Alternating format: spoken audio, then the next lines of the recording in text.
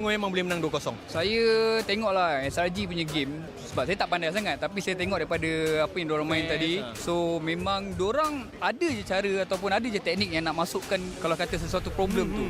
So untuk tengok first game tu cakap ni menang mudah ni 2-0. Tak boleh nafikan SRG antara tim yang sangat kuat lah di Malaysia sekarang. Ya, kita pun memang dah boleh nampak sebab mereka pun dah menang untuk kejuaraan dunia pada tempoh hari. Alright, tadi Hairul Azim pun ini kali pertama datang dekat venue MPL. Saya first time sebab saya tak pernah sangka macam tengok perlawanan bola sepak di final tau. Ini bukan final kan? Ini bukan final. Bukan final tapi dah macam final tadi. Dia ada tukang sorak daripada tim SRG. So best lah, best. Best lah, memang ini vibe. Benda ni dah berlaku dah few season dan kita boleh nampak lepas kemenangan Selangor Legend dekat tempoh hari tambah lagi vibe tersebut. Right, sebelum saya nak lepaskan Hairul, mungkin ada kata-kata terakhir ataupun kata-kata semangat kepada pasukan Selangor Legend sebab kita ada beberapa minggu sebelum kita pergi ke peringkat play-off. Betul. Okey, untuk tim SRG kat dalam tu semua kebanyakannya yang saya kenal dan diorang kenal saya. So saya nak wish korang good luck.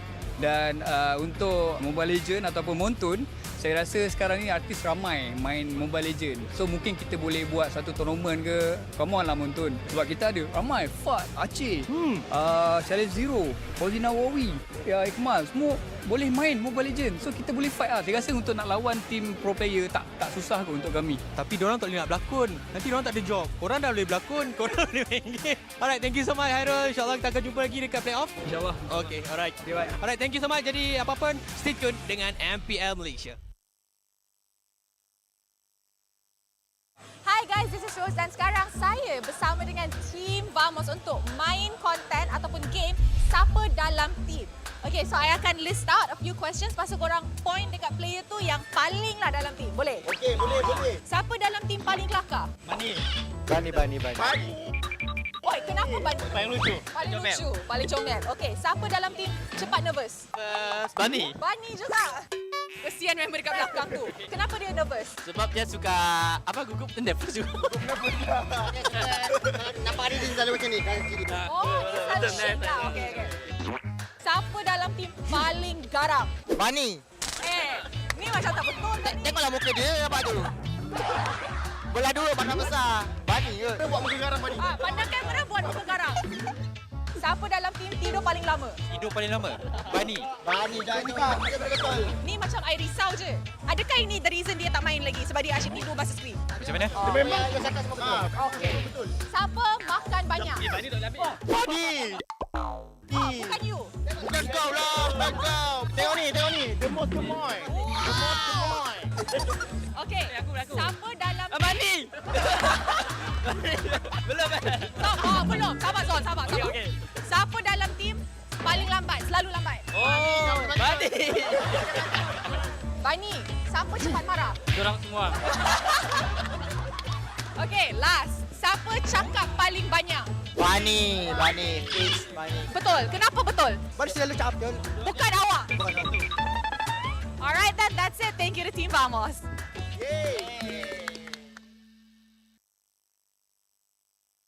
Hey guys, this is Rose dan sekarang ni saya bersama dengan SRG untuk main game Siapa Dalam Team. So, on my hand, kita ada a series of questions and bila I tanya tu, korang point and then cakaplah kenapa orang tu paling dalam team. So, siapa dalam team paling kelakar? Yums. Why Yums? So loud. So loud. Wow. Bising. Wow. So cutesy. So demure. It's overload. Who likes to do weird things in the team? Weird. Innocent. What do you do? Nothing, I just play. Dia buat apa? Sorry, personal. Who's in the team that's most fierce? Garang. Yo, stop. Oh. Coach. Okay. Coach paling garang. Who sleeps the longest? Yum. A lot, Sleeps the yum. longest. This one I can agree. Gorgeous. Who eats the most? What do you like to eat? Rice, cereal. Wow. One pack, one Lady. day. One pack, one day.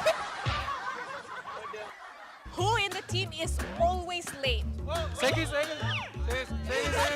Why?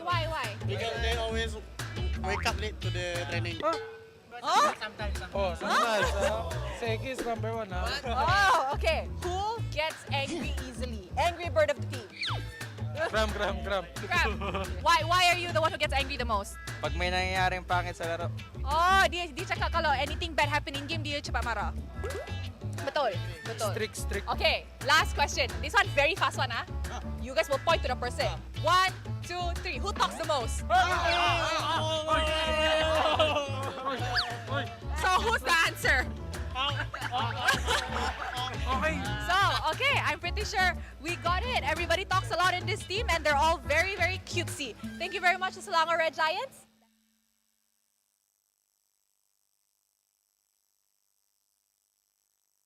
Hey guys, this is Rose dan sekarang saya bersama dengan Team Hak untuk main game Siapa Dalam Team. So sekarang ni I ada a series of questions and I'll ask you guys and I want you guys to point at the person who's most likely to. Okay. Number 1, funniest.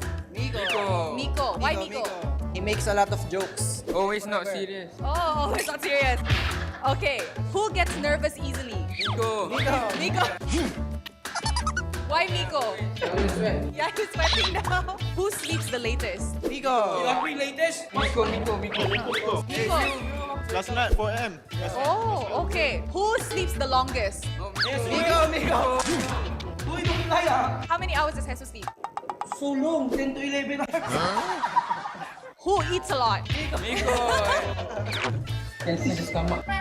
All Maggi goreng, nasi goreng ayam, all inside. Who is always late? Gigi. Midnight. I'm jogging, he always the one that No, he's always late. Who gets angry the most? Oh, Panda gets angry the most? Yeah, but it's okay because he's eagerness to win. Who daydreams the most? Coach daydreams the most. Everybody agree? Yeah. Okay, then thank you very much to Team Hak.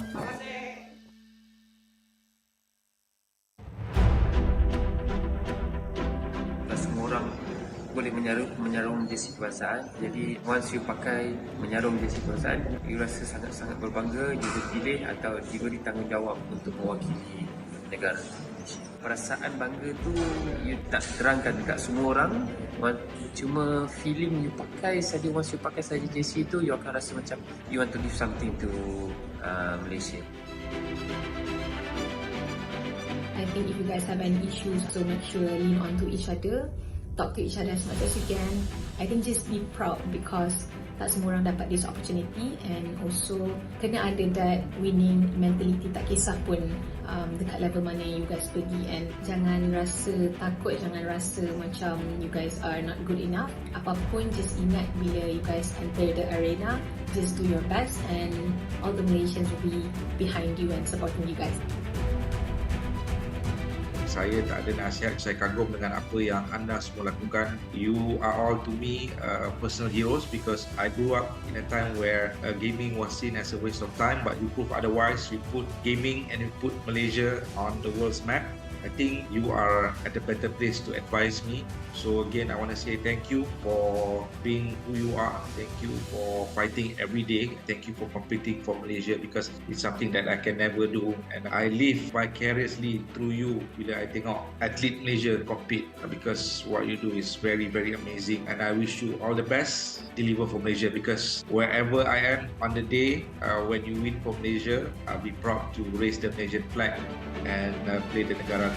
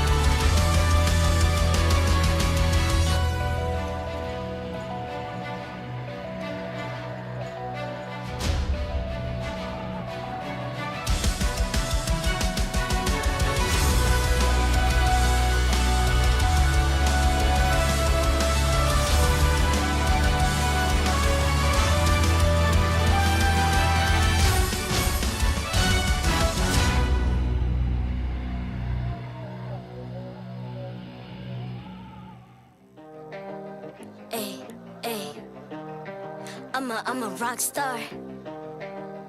Yeah, rock star. Hey, hey, hey. I'm a rock star, baby. I'm a rock star. I'm a rock star. I'm a rock star.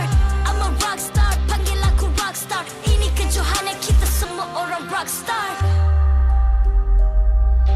Kita rock star, kita buat saja gaya kita. Makin panas apinya sudah membara. Macam mana pun kau menempuh segala. Demi negara kau buat semua bangga. Step into my world, you know I'm always in my zone. You know I got my team, no I'm never alone. Bring out my best, buat yang terbaik. Jadi juara perlahan kita naik. Aku nak push, naik-naik jadi lebih bagus. Jadi hero, ku ada skill. Berapa banyak musuh aku dah kill. Ramai cuba mencapai, cause they envy me. Tiap game aku pasti jadi MVP. I'm a rock star, baby, I'm a rock star. I'm a rock star, I'm a rock star. I'm a rock star, panggil aku rock star. Ini kejohanan kita semua orang rock star. I'm a rock star, baby, I'm a rock star. I'm a rock star, I'm a rock star. I'm a rock star, panggil aku rock star. Ini kejohanan kita semua orang rock star. Tengok nanti siapa yang juara. Ni peluang kita bawa pulang piala. This is my game, this is my time. Menang semua, everything will be mine. Kalau jatuh kau pasti kembali. Bangun balik ku tegak berdiri. Kuatkanlah tenaga, ganjaran diperoleh. Ni kejohanan kita, Malaysia memang boleh. Rise up to the top, kita buat bersama. Semangat kita kuat di bawah satu bendera. Ay. I'ma go hard for the win. Win. On the battlefield till the end. I'm trying to beat the greatest anyone has ever seen. Stand by, I'm coming in for I'm the a rock win. star. I'm a rock star, baby, I'm a rock star. I'm a rock star, I'm a rock star. I'm a rock star, panggil aku rock star. Ini kejohanan kita semua orang rock star. I'm a rock star, baby, I'm a rock star. I'm a rock star, I'm a rock star. I'm a rock star, panggil aku rock star. Ini kejohanan kita semua orang rock star.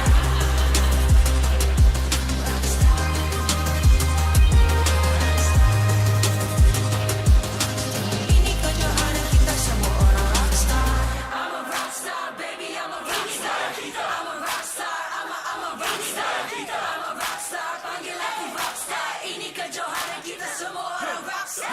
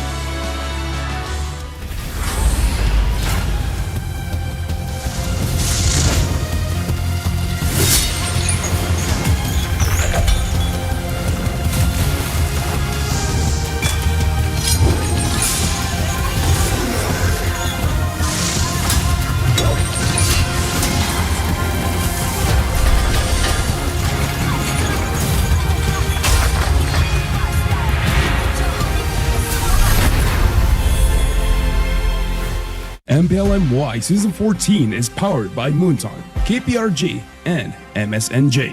Official 5G mobile internet hotlink. Best 5G for lightning fast MLBB gaming. Official gaming phone ROG Phone 8, king of performance for mobile gaming. Official lifestyle fashion partner, up your game with JD Sports. And thank you to all our partners in esports and strategic partners. Selamat datang ke MPL Malaysia musim ke-14 bersiaran langsung dari Stadium MBSJ Serdang Jaya. Nama saya Rose, host anda sepanjang musim ini. And hari ini kita sudah sampai ke minggu ke-6 and hari ini adalah hari terakhir untuk regular season musim ini. Kita dah tengok, kita dah saksikan banyak perlawanan, banyak drama. wins and losses were celebrated together. And setelah 6 minggu ni, kita pun dah tahu pasukan mana yang layak ke playoffs. And for your information, Selangor Red Giants and Team Vamos sudah dapat upper bracket slot untuk playoffs musim ini. Semalam kita cakap selamat tinggal kepada pasukan RSGMY yang tersingkir lepas kekalahan semalam. And kita dah tahu juga siapa yang layak ke playoff. Jadi, pasukan mana akan menang dan dapat trofi musim ini, dan pasukan mana akan mewakili Malaysia di M6 di tanah air sendiri. So guys, ini adalah satu hari yang akan jadi penting untuk Team Ray dan juga Team Hawk because dorang nak kekalkan slot mereka untuk musim depan. And of course, for everybody's information, semua orang dah tanya dah, Rose, bila dorang nak release lagu baru? So, korang jangan lepaskan peluang untuk datang ke MPL Malaysia musim ke-14 X Southern Festival yang akan diadakan di Edu City Indoor Arena, Johor Bahru daripada 31 Oktober hingga 3 November. Kita ada banyak aktiviti yang menarik, termasuk persembahan pertama lagu MPL Malaysia yang baru oleh X1 dan Amir Mazdi. Kita juga ada banyak booth di sana, termasuk Hotlink, JD Sports, ROG dan TNT Co, as well as your favorite teams. Nikmati pelbagai hidangan di festival makanan yang pastinya meriah dengan kolaborasi bersama Foodalicious Festival. Kita pun ada watch party dekat luar di area bergambar. And of course guys, jangan lupa untuk hadir dan alami pengalaman baru ini. MPL MY musim ke-14 X Southern Festival dibawakan kepada anda oleh Moonton dan KPRJ. So guys, I hope to see you all in JB. I pun dari Johor, so I hope ramai orang Johor datang ke MPL untuk saksikan playoffs first time yang buat di luar negeri. And of course, hari ini hari terakhir kita ada 2 match sahaja, so mari kita tengok jadual untuk perlawanan hari ini. Untuk match pertama, kita ada Team Ray menentang Team Vamos. For Vamos, ini adalah satu perlawanan yang nothing to lose. Dorang sudah claim ataupun secure upper bracket, tapi Team Ray needs to get a point or two in order to secure that dorang takkan lawan Young and Dangerous daripada MAL. And of course, untuk match terakhir, Team Hawk menentang Selangor Red Giants. Just like Team Ray, Selangor Red Giants has nothing to lose, but Team Hawk needs to get a point or two in order to secure their slot. Semua perlawanan hari ini sangat-sangat menarik. So korang mesti dah tak sabar nak start match pertama, betul tak? Betul. Tapi sebelum tu, untuk penonton yang tengah tengok dekat rumah, jangan lupa to join the fight now by scanning the QR code di bawah ataupun isikan kod di bawah dekat MLBB anda untuk dapat peluang menang Skin Legend. Watch MPL Malaysia and be the pro. With that, I shall stop talking because semua dah tak sabar and I pun dah tak sabar to kickstart hari terakhir minggu ke-6. With that, let's show it to the casters.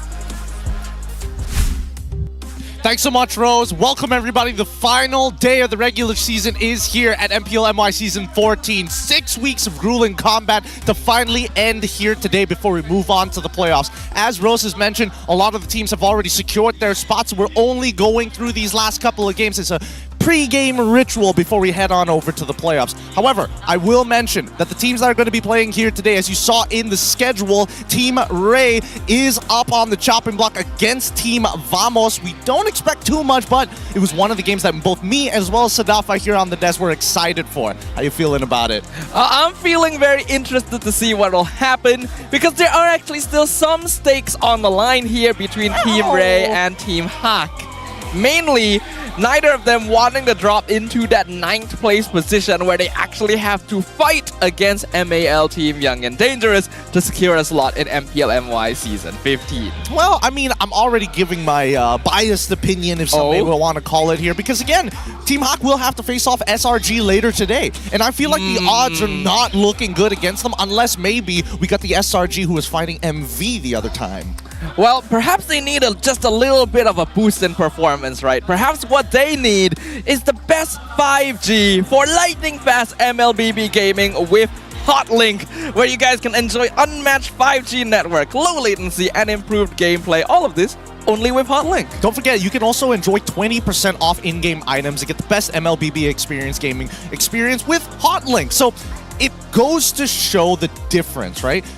MV, the fact that when we went into the ping check with Hotlink, we saw MV players, didn't see SRG players. Could that be the difference? Hard to say, but right now, let's have a quick look at the standings in case you guys are just tuning in today. And we can immediately see where all the positions are from first all the way to 10th. SRG right at the top with Team Vamos. Nothing to worry about. They basically secured the upper brackets. Below them, JP Niners in 3rd, Todak in 4th, Monster Vicious in 5th, Red Esports at 6th.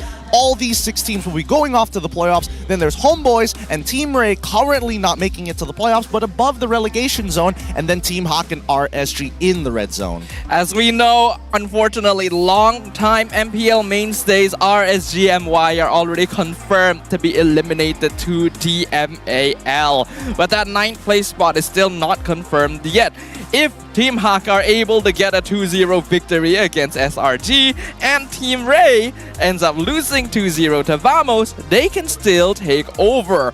But those are some odds. Not very good odds. I don't particularly like the odds going on for any of these teams so far. But let's look at the lineup here. Starting off with Team Vamos, Warlord, Sapat. Ooh, Sapat's going to be playing today again. Chibi, Zorn, and as well as Nets. Now, throughout the season, we've been seeing Smooth playing at least 90% of the games for Vamos. Sapat recently being switched on in. Do you think this is a good choice for Vamos, or they just know for a fact like, hey, Sapat hasn't played a lot of games.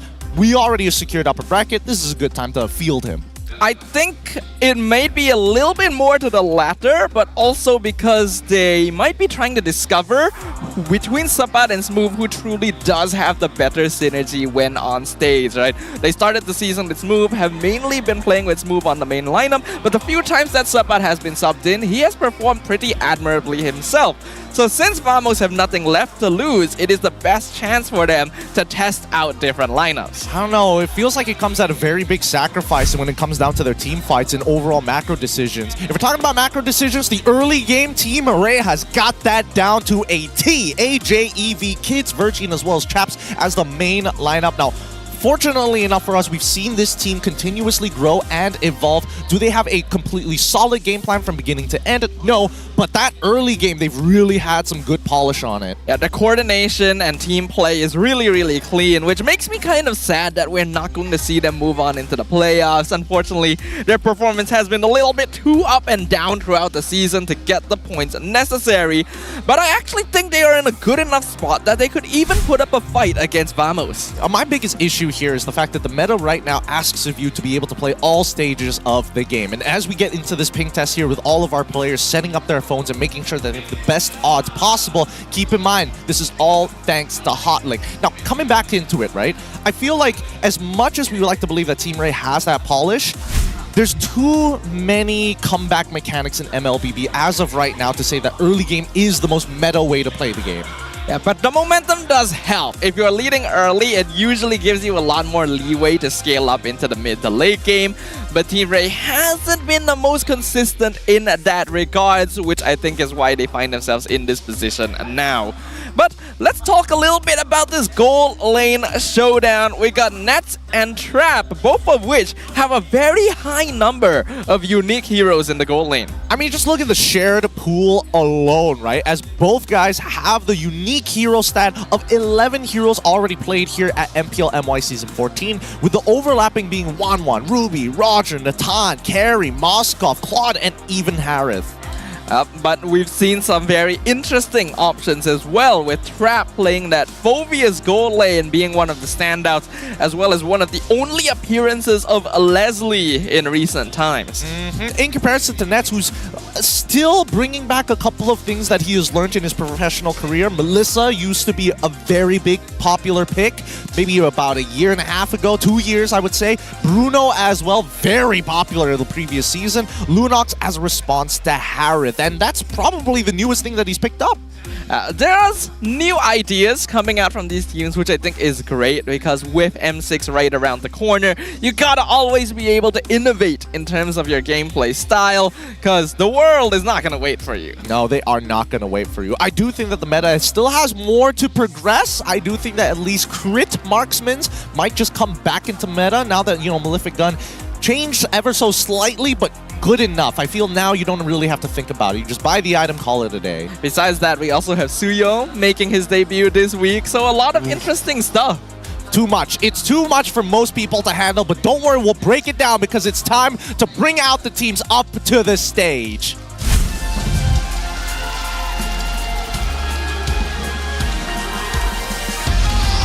Team Vamos. Sitting comfortably at second place with an impressive 6-2 record, their snowball capability and aggressive rotations have made them a formidable opponent.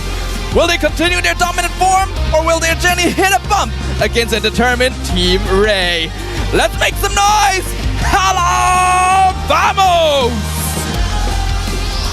Team Ray. Fighting hard in the middle of the pack, they have shown flashes of brilliance throughout the season. Their potential is undeniable, but now they face one of the strongest teams in the league. Can they rise to the challenge and deliver a performance shaking the standings? Give it up for Team Ray! Of course, we cannot forget the coaches and analysts of both teams, along with our head of League Ops, Franklin, to ensure fair play and professional integrity in the matches. Let's keep it going with fist bumps between the teams, a true sign of professionalism. This is how we roll. This is Malaysian sportsmanship. This is a battle to shake the standings at the end of the regular season. Good luck to both of our competitors here on the stage today. Hopefully we're going to see at least a 2-0 either way because both teams play off of momentum hella well. But the main big difference that I'm seeing between Vamos and Team Ray in the early game is Chibi. His secure rate on neutral objectives are absolutely ridiculous. He has always been one of the best retry timings here in MPL MY, though in my personal opinion, his consistency this season in particular has dropped just a little bit. Not too sure if it's Chibi himself and losing a bit of that timing sense, or if it's the rest of the junglers getting more surprising and more efficient. I think that, especially for Team Vamos, when it really, whoa, what's a piece of content from the caster group? Oh! Thank you. I appreciate it. Which camera am I looking at? Okay, that's the camera. Happy birthday, sir. Just a quick dab there. I can barely hear the BM broadcast. Yeah. I know they're talking about us right now. But things are great. I appreciate it. Thank you, MPL. Thank you to our BM broadcast and everybody working in post-production and post-production, current production. My bad. But yeah, generally it is my birthday today. I thought I was going to be talking about the games, but hey, how does it feel to be older? Not great. I'll tell you that. Bones are not what they used to be. I'll say that for sure. They are sounds that I don't know where it's coming from. I'll figure that out later as we get back into this. All right. As we're getting back into this, we got fist bumps from the members of Team Vamos right now. Their performance this season has been a little bit up and down, all things considered, despite being one of the contenders for that M6 slot. Hey, my script doesn't even say that this was coming up. I'm sorry, I got distracted. My script doesn't even mention it. They did this without my consent. I had no idea. Does it say it on your script? No. What? No, so who knew about this? Whatever. Most big heroes right now, I think Carrie's in a very unique spot. Definitely, she's one of those reliable heroes that you can always fall back to in the later stages of the game because it doesn't matter what you build against her, she's going to cut right through.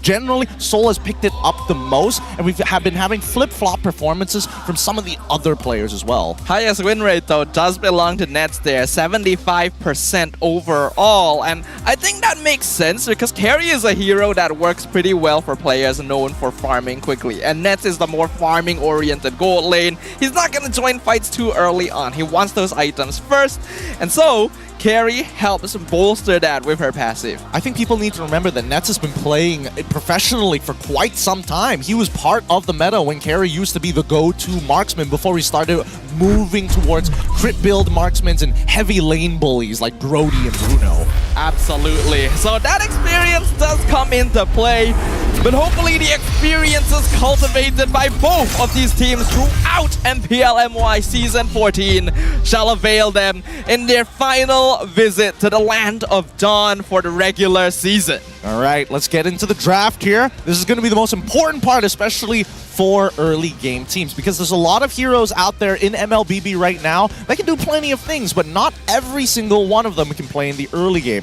Vamos on the blue side, Coach Pop's already decided to get rid of that Fanny. I think that's totally fair. Second ban being the Gatot. For ours, he's already gotten rid of the chip, get that out of his mind, but the real question is whether or not Suyo or even Jawhead, maybe I would even argue a Ruby, should be prioritized. Yeah, we are seeing the prevalence of crowd control nowadays because more teams are getting quite active and wanting to take team fights. So having heroes like the Ruby, like the Ide, things like Cho and Aurora that are able to control team fights more easily, even Eve making a resurgence, have been seen quite notably. A lot has been seen.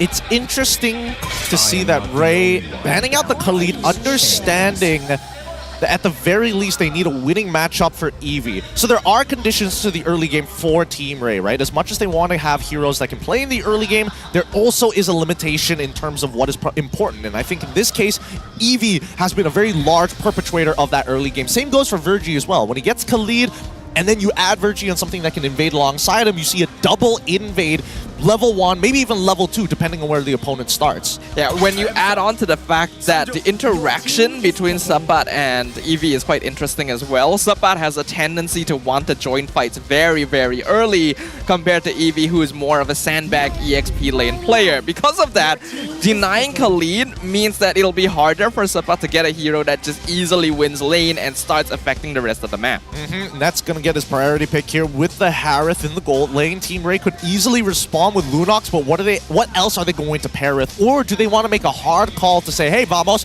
we're not going to let you dash. We're going to lock in Minsatar too. Thing is, Hari being first pick was shown twice yesterday to not very good effect. If you have the right heroes, it can be quite easy to counteract him. And wow, Hylos Angela from Team Ray. I mean, it still fits the build. It fits their MO. Both early game heroes. Not too sure which is going to go where. This is a very powerful double flex pick coming in from Ray because it not only affects EXP as well as the support role, but also influences the mid role. So Vamos has a trifecta to deal with. Yeah, it leaves things really, really open. So I like this from Team Ray. I have personally felt like their drafting has been pretty solid. Vamos or Team Ray? Team Ray's one, at least they have a very clear identity, right? Because now, look at the response from Vamos. We're not going to give you Ange Ling. We're going to take at least Ling for ourselves. But Ling isn't known to be like devastating in the early game. So still, we are seeing that Ray is positioning themselves in the draft where I still want to play early game, but if I could divert your attention to other phases of the game, that works well for us. Yeah, this could be a bait, in fact, from Team Ray. The fact that they didn't go for the Angela Ling combo straight away meant that they were okay with baiting Vamos into stealing it away and maybe diverting some of that early game pressure away from them.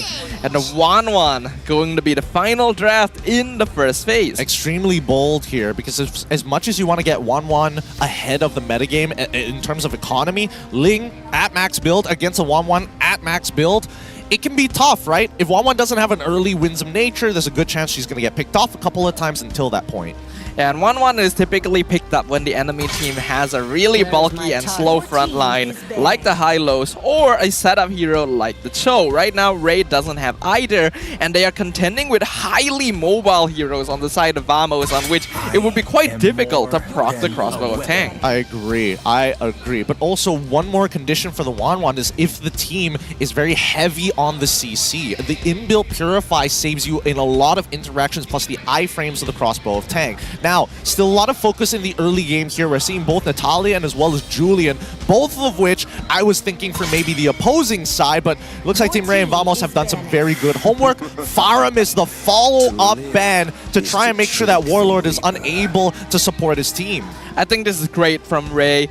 Having a fair miss would give Vamos multiple chances to re-engage in a team fight. And right now, with a hard guard and Hylos around, Ray wants to strike hard and fast. I was wondering if Suyo would get let through until the end, but Vamos will remove it from the pool. So both level 3 spiking junglers will be taken away.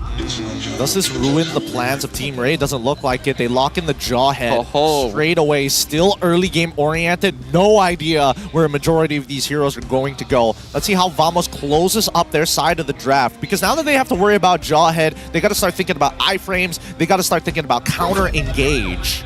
Well, let's see what the plan is going to be. We see the CC and the Zoosin coming in from Vamos, so this is going to be an Arlet roam.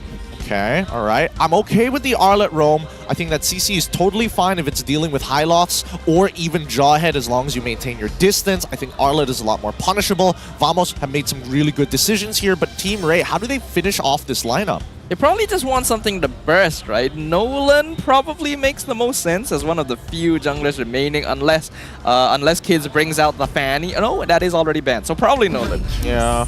Grants you immortality. Oh, Alice instead. Alice jungle. Where? Alice Angela is a very dangerous combo, but Team Ray don't really have burst damage. It's a lot of damage over time.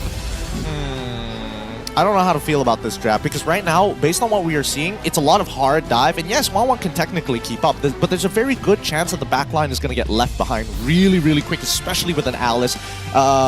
Especially when you're throwing that flowing blood out. That's the big issue, because it has such a wide range. You can get very deep into enemy lines, and I feel like there's not going to be enough backup. Right now, my eyes are on Virgie. He's got to target the correct heroes. If he's looking for an opportunity to force the ult out of Chibi, that might be a good idea, but I think Warlord is a bigger priority. Yeah, if Warlord can pull people out of Team Ray's ranks, that could be a good way for them to initiate. But it will turn out exactly how these teams go. That is the question right now.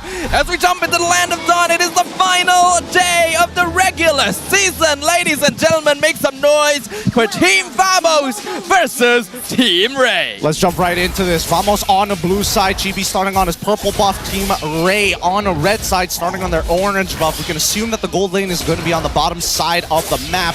Both sides always want to play for their win conditions. Now early, EXP might have a slight advantage here for the side of Team Vamos, and Team Ray could look to skew or play towards the bottom side. Now, here, Nets, he needs the lane really well against Trap. Against the Wan, it's hard to poke her out and force her into these all-ins, but if you make one wrong step, you could be losing 20, maybe even 50% of your HP. In the mid lane, though, Vamos having a little bit more priority thanks to Warlord on the Zoosin, but now Zorn in a lot of trouble. The pull from Warlord. Oh! Yep. The smart missiles still connect even through the flicker to claim first blood. Yep, he's so dead there. There's just nothing you can really do, and that's the big problem right now. Jushin, early game, not exactly the greatest, can definitely support everybody else in front, but generally isn't able to find big burst damage until we get 2, maybe even 3 items down the road. And we know as well, Virgie, very consistent on this Jawhead, one of his more effective heroes so far this season. Vamos have to be very cautious about him in the early game because they don't actually have that much lane pressure themselves. Talking about lane pressure, the fact that Trap is playing an Inspire-based marksman gives him quite a significant advantage in the early game, right? Because at least for Trap, if he's looking for a trade against Nets, just dodge the middle of the Synchro Fissure, go for the all-in with the Inspire, and there's a very high likelihood you will out-damage Nets in the earlier stages. But that's the only condition. You must have Inspire available. I think a lot of pub players know that Inspire can really shift the odds in that gold lane. You think that you have the strong... Oh, hold on. Zorn in trouble again. Another last hit from AJ. And the roamer from Vamos has died for the second time. Turtle now being contested. Sapat not going to be able to stay on top of Kidsz. But Virgie is not level 4 yet. They're going to have to dance around for a little bit. But ideally for Team Ray, they don't want to sit on this turtle first. They want to wait just a little bit longer to keep up with Chibi, who's currently power farming on the opposite side of the map. I'm not sure whether or not he has his purple buff still. I would assume that he doesn't, and he's going to have to wait a little bit to pick it up.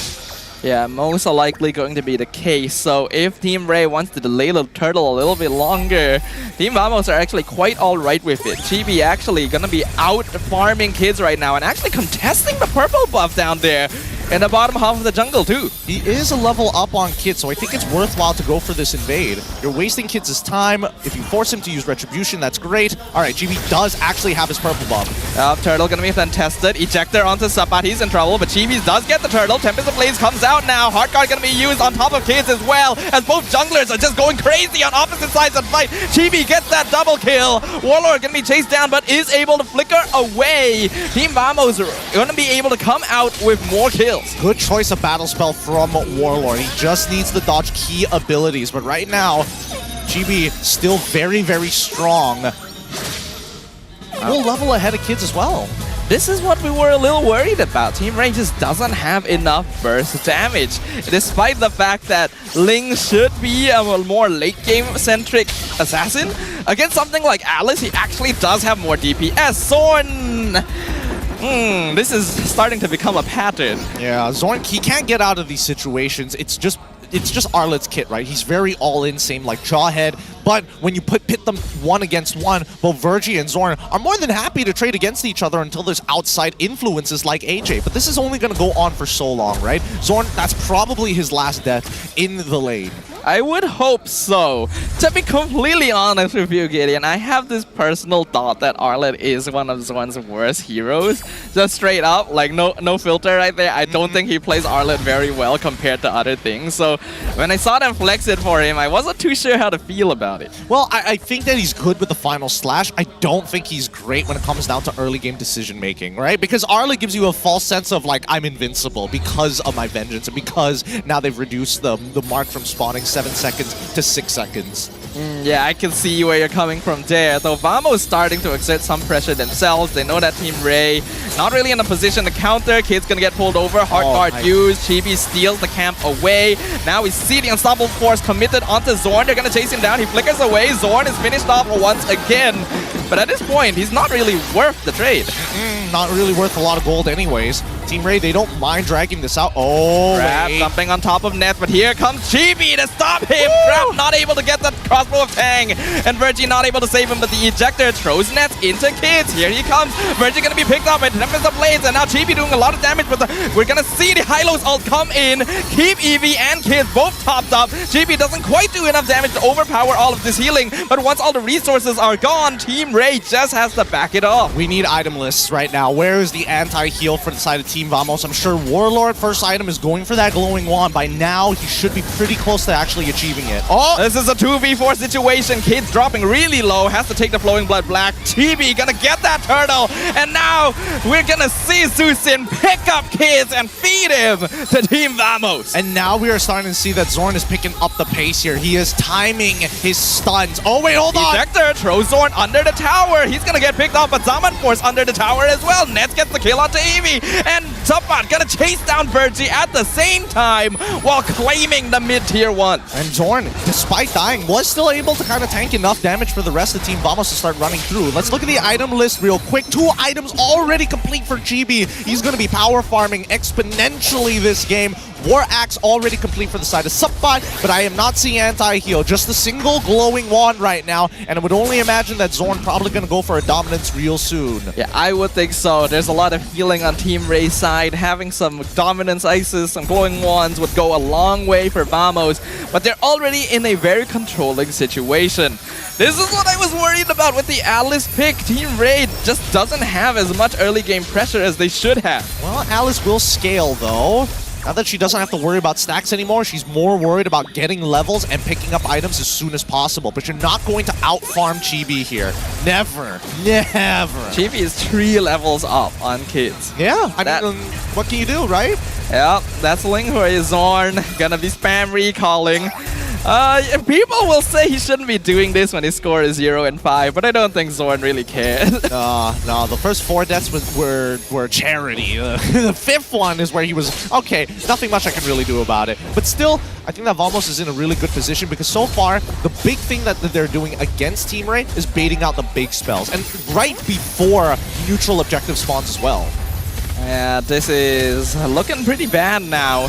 Team Vamos with a 5k net worth lead. Just about 8 minutes in. The flicker, ejector, throws Sapat back. He's going to be able to jump over Virgie once again as Team Ray tries to chase him down. But Warlord slowing them. Crossbow of Tank comes out, but Trap just doesn't have enough items yet. And now Sapat's able to re-engage on the Glorious Pathway itself, and Eevee is just gone.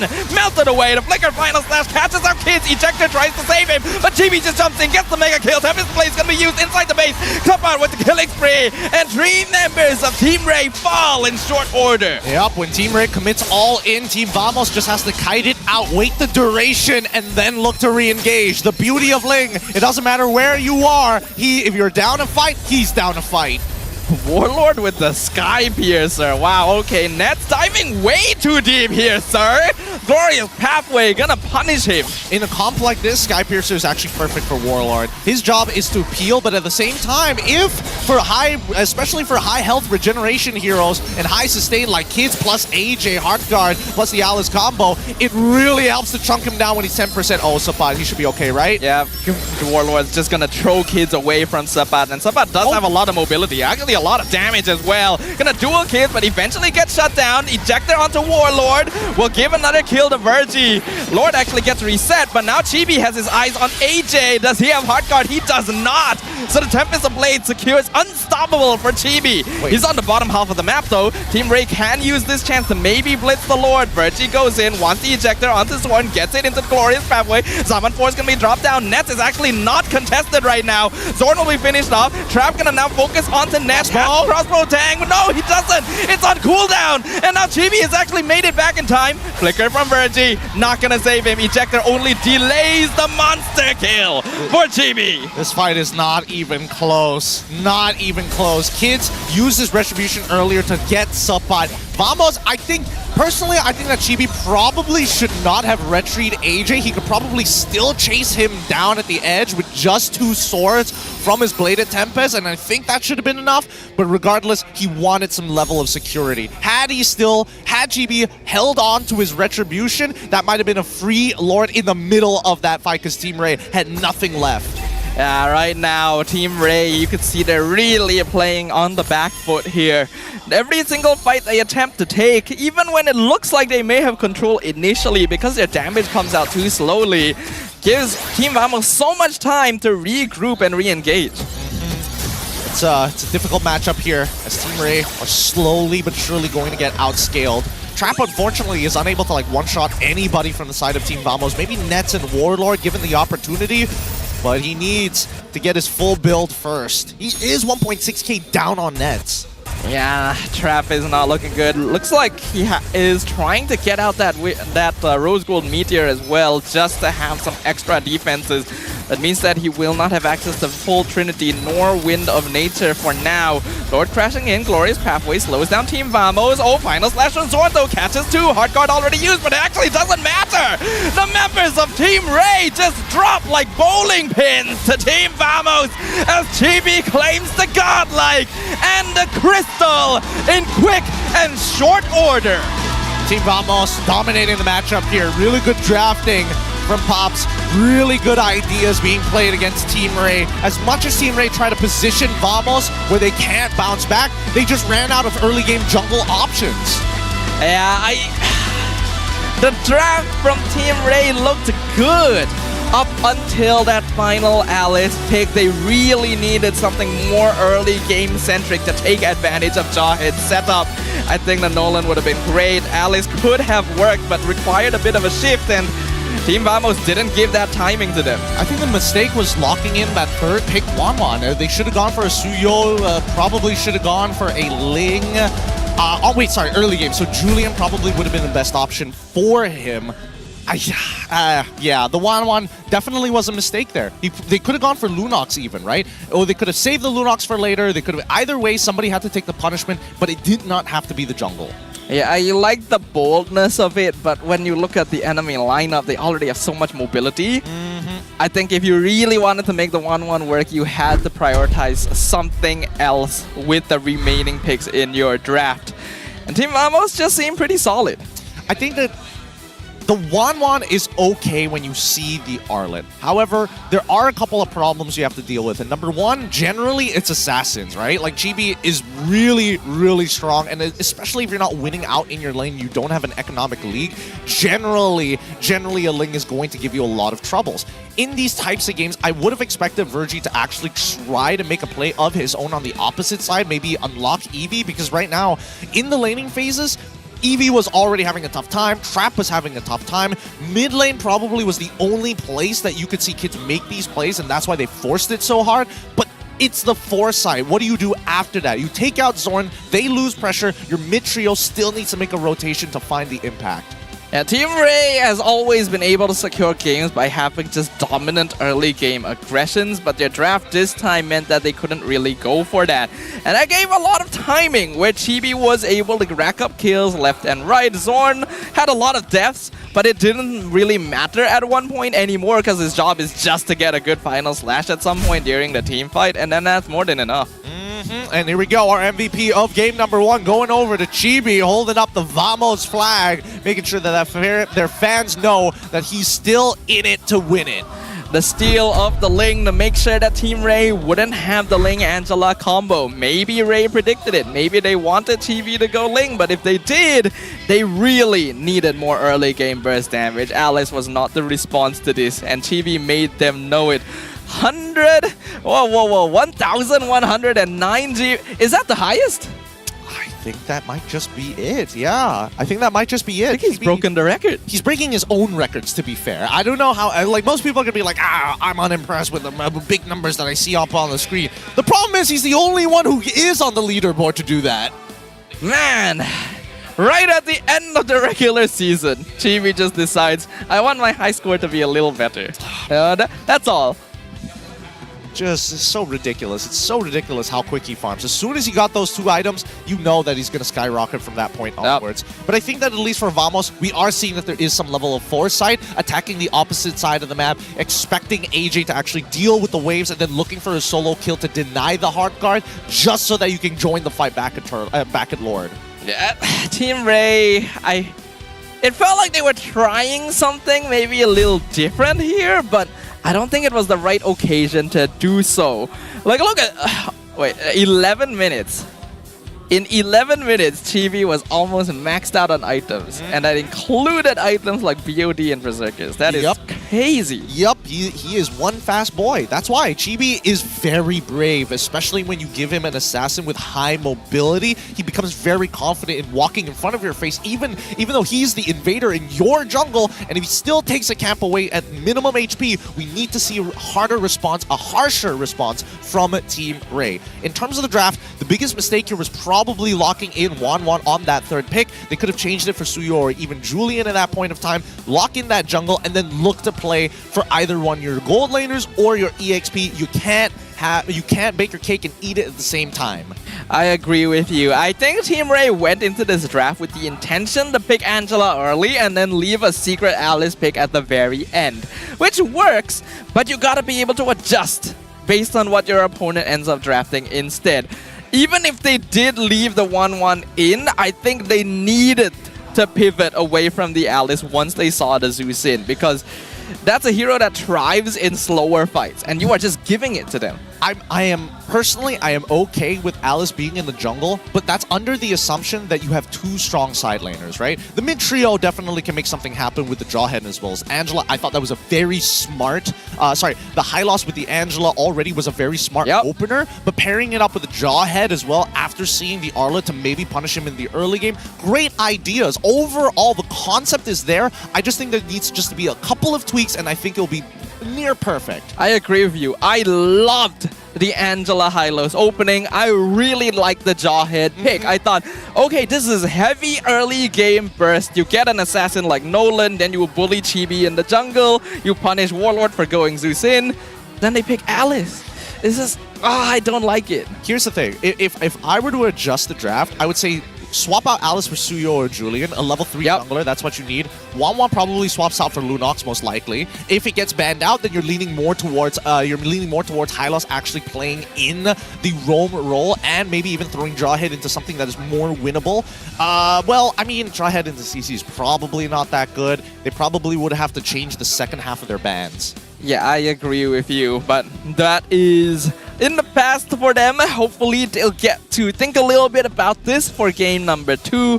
But now we can see that Vamos did almost double the total damage of Team Array, and it was pretty spread out as well. I mean, no surprises there. I mean, Vamos played a really strong game. Their laners did their work, and then afterwards, Chibi just had all the space in the world. If you look at the damage taken, Zorn obviously top of the charts here, but if you look over at Evian as well as Kidsz, I'm surprised that Eevee somehow took more damage than Kidsz. I think Eevee was just left to be a punching bag. Unfortunately, Hylos is not as tanky as he used to be, and is going to be in a really, really rough spot if your opponent is this far ahead, so he's just eating damage. Kidsz, you would think that he would have absorbed more damage with Hard Guard around, but I do think that Vamos was just doing too much DPS too quickly. Yeah. I wish Ray would play towards the EXP side of the map and left Trap kind of by himself, because most teams are disincentivized to dive a 1-1 at level 4 in comparison to Hylos. As tanky as he is, Hylos doesn't have iframes, Hylos doesn't have incredible mobility, and even if he blows the Glorious Pathway, you get a free ult out of him. The thing is, Team Ray has a tendency to let Eevee do his own thing. He is a sandbagging style of side lane, so you typically don't expect the need to help him too much. He just needs to hold his opponent there. And in this particular case, I think Sapat just ends up being a bad opponent for him, because Sapat's main goal every single game is, how can I leave my lane as soon as possible? Yep, let's look at our key players. Rich Guy going over to Chibi, no surprises. The carry going over to Sapat for all his harassment and the amount of damage he was getting onto that backline too. Sandbag going to Eevee without doubt. Best wingman goes to Zorn. I still can't get over the draft. It's not just the Zeus in, it's the CC too. These are two heroes that you don't want to prolong a fight against. Go in, pick someone off, get out. You cannot afford to allow them to build up their attacks on you. And then you pick Alice. I just cannot understand it. I mean, just out-sustain the burst damage, right? You know, out-sustain the longevity of it. They're hoping that the sustain would be enough, but the sustain only comes on third item, and especially, I would only assume, right? I would only assume that the item build was going to look something along the lines of Clock of Destinies. I saw the Dominance Ice being purchased midway, but don't go for the Starlium Scythe just yet. Go straight into the Oracle, and then maybe look for all magic items after. Perhaps. We can see here now the KDA map for Chibi. And you can tell just how quickly this game spiraled out of control, because typically a lot of our kills would be happening near the river, but all of them are happening in Team Ray's half of the map. Chibi was just invading and not being punished because they just don't have many ways of controlling him. The best would be Jawhead, but he has to be the primary form of initiation. The problem with Team Ray's composition is that they can only force resources out of one person at a time. They can't get everybody to make a big reaction. It's not like they have huge AoE to begin with, but they do have some good single target. And I think that Chibi might not necessarily be like the greatest target per se, because he can just pop the ult whenever he wants to and wastes your your unstoppable force. Yeah.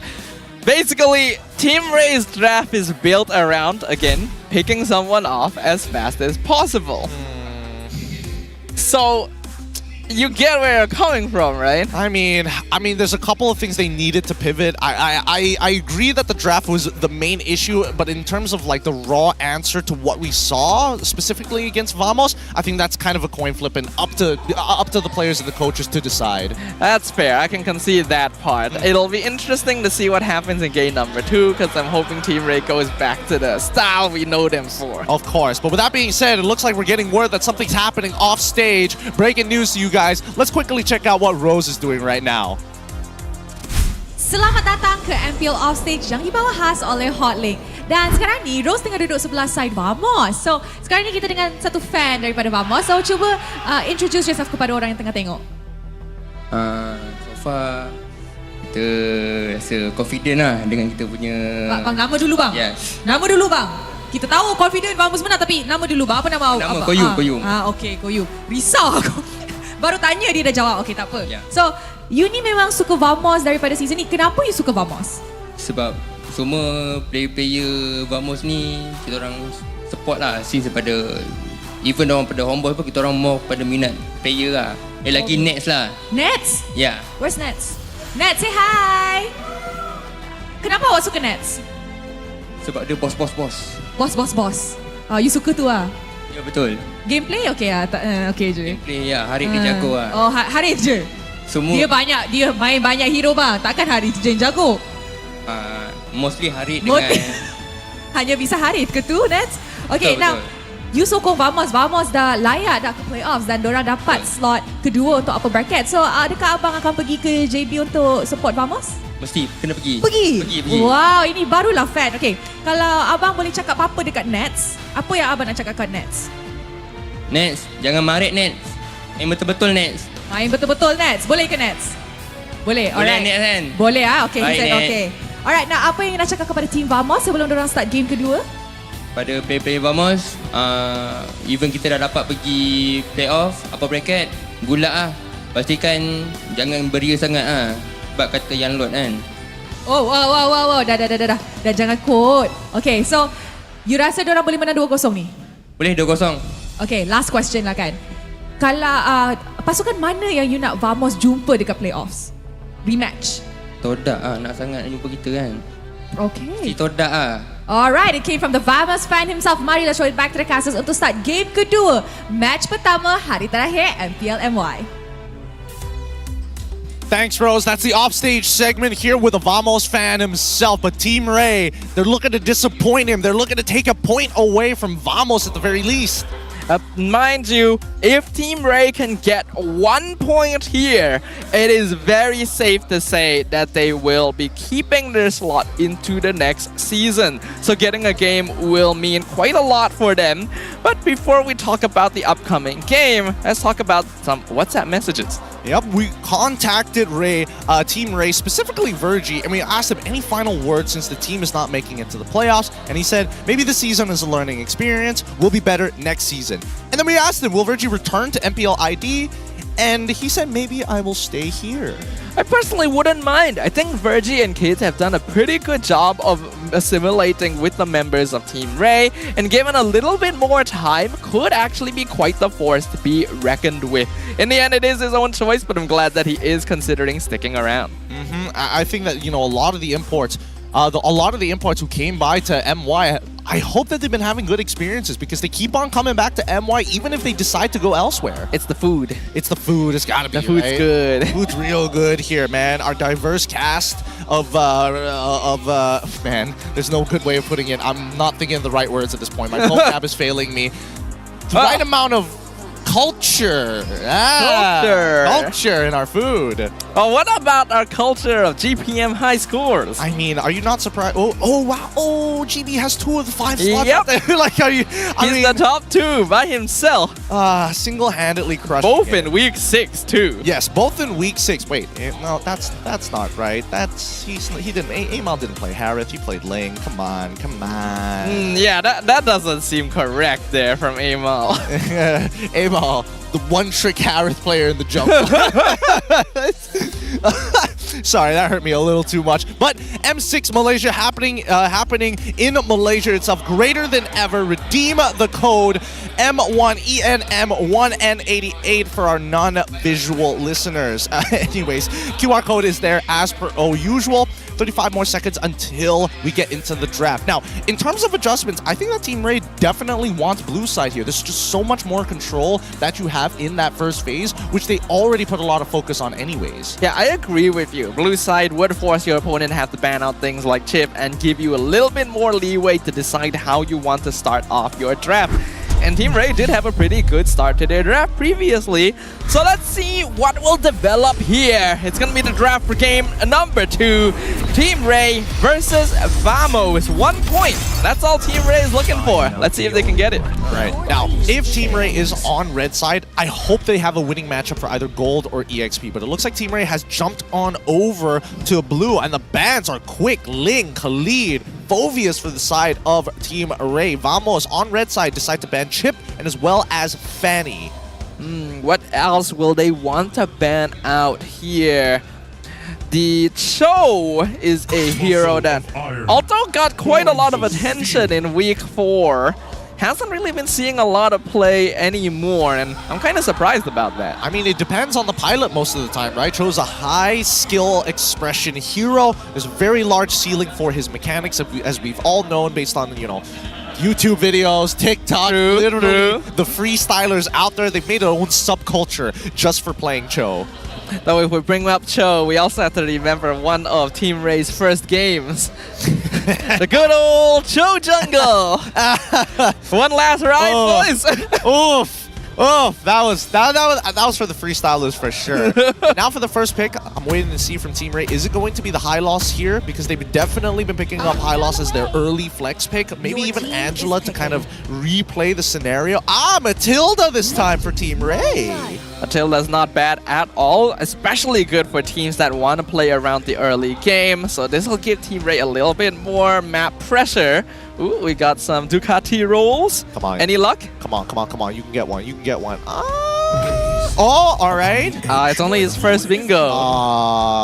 And he's got like a majority of the in-game items as well. They all get converted to fragments. He already has the free skins. All right, all right. Fair enough, fair enough. Vamos this time, now without no access to Ling, gonna lock in the Nolan as their second pick alongside Harith. Nolan will give Vamos the ability to fight back against Ray in the early game as well. And Harith already worked pretty well, one of Nets' more comfortable heroes. But Ray gonna be doubling down a little bit, fixing some of the issues we pointed out, going for the Suyo and the Lunox. I don't know, this is a completely separate ball game, right? Because it's not the exact same draft. I like the Lunox response to the Harith. The Matilda first pick, it's strong. Matilda is good, don't get me wrong. And honestly, against the Nolan, not too bad, especially if your team is ahead. However, where is the damage going to come from to allow Suyo to pop off in the early sector? Yeah, you need a little bit more damage, especially from your mid laner, to really make Suyo pop. So we will see what they go for, but with Lunox in the gold lane, they already have a lot of magic damage. Oh man, Vamos going to get Zorn on his signature Cho here. Yeah, this is going to be a tough one. This is going to be quite the tough bout here. The early start for Ray, Matilda, not known to be like the early game go-to, is more so to bail you out of some tough scenarios in the early to mid stages of the game. Yeah, it gives you a lot more flexibility to start fights more aggressively because you have ways of getting in and out more easily. Looks like Team Ray still gonna ban the Natalia even with the Cho being shown just in case they do flex it into EXP. Yeah, I like it. I like it a lot. Sabat has shown that he can play Cho. Maybe not at the level that Zorn plays it, but at the very least gets the combos down. Mincetar, very good ban for Vamos. Mincetar would counter everything Vamos has right now, so getting rid of him just makes absolute sense. Team Ray going to have one final ban. What do they want to focus on? Ooh, what are they missing? They've got a gold laner. They don't have a mid laner as of right now. They can still get rid of Jushin. Yeah, Jushin gets banned out here. Do you go first pick Aurora for the CC? Are you more scared about getting engaged upon? I think Aurora would do well no matter what. I mean, there's also the potential pick off with Cho, so there's also a Vex angle. Yeah, I think Vex is actually not too bad here. If you're able to terrify Suyo on his engage, it really messes up the momentum for the enemy jungle. But it depends on what they want. Besides that, they're still going to be looking for that potential roam or EXP based on where this Cho is going.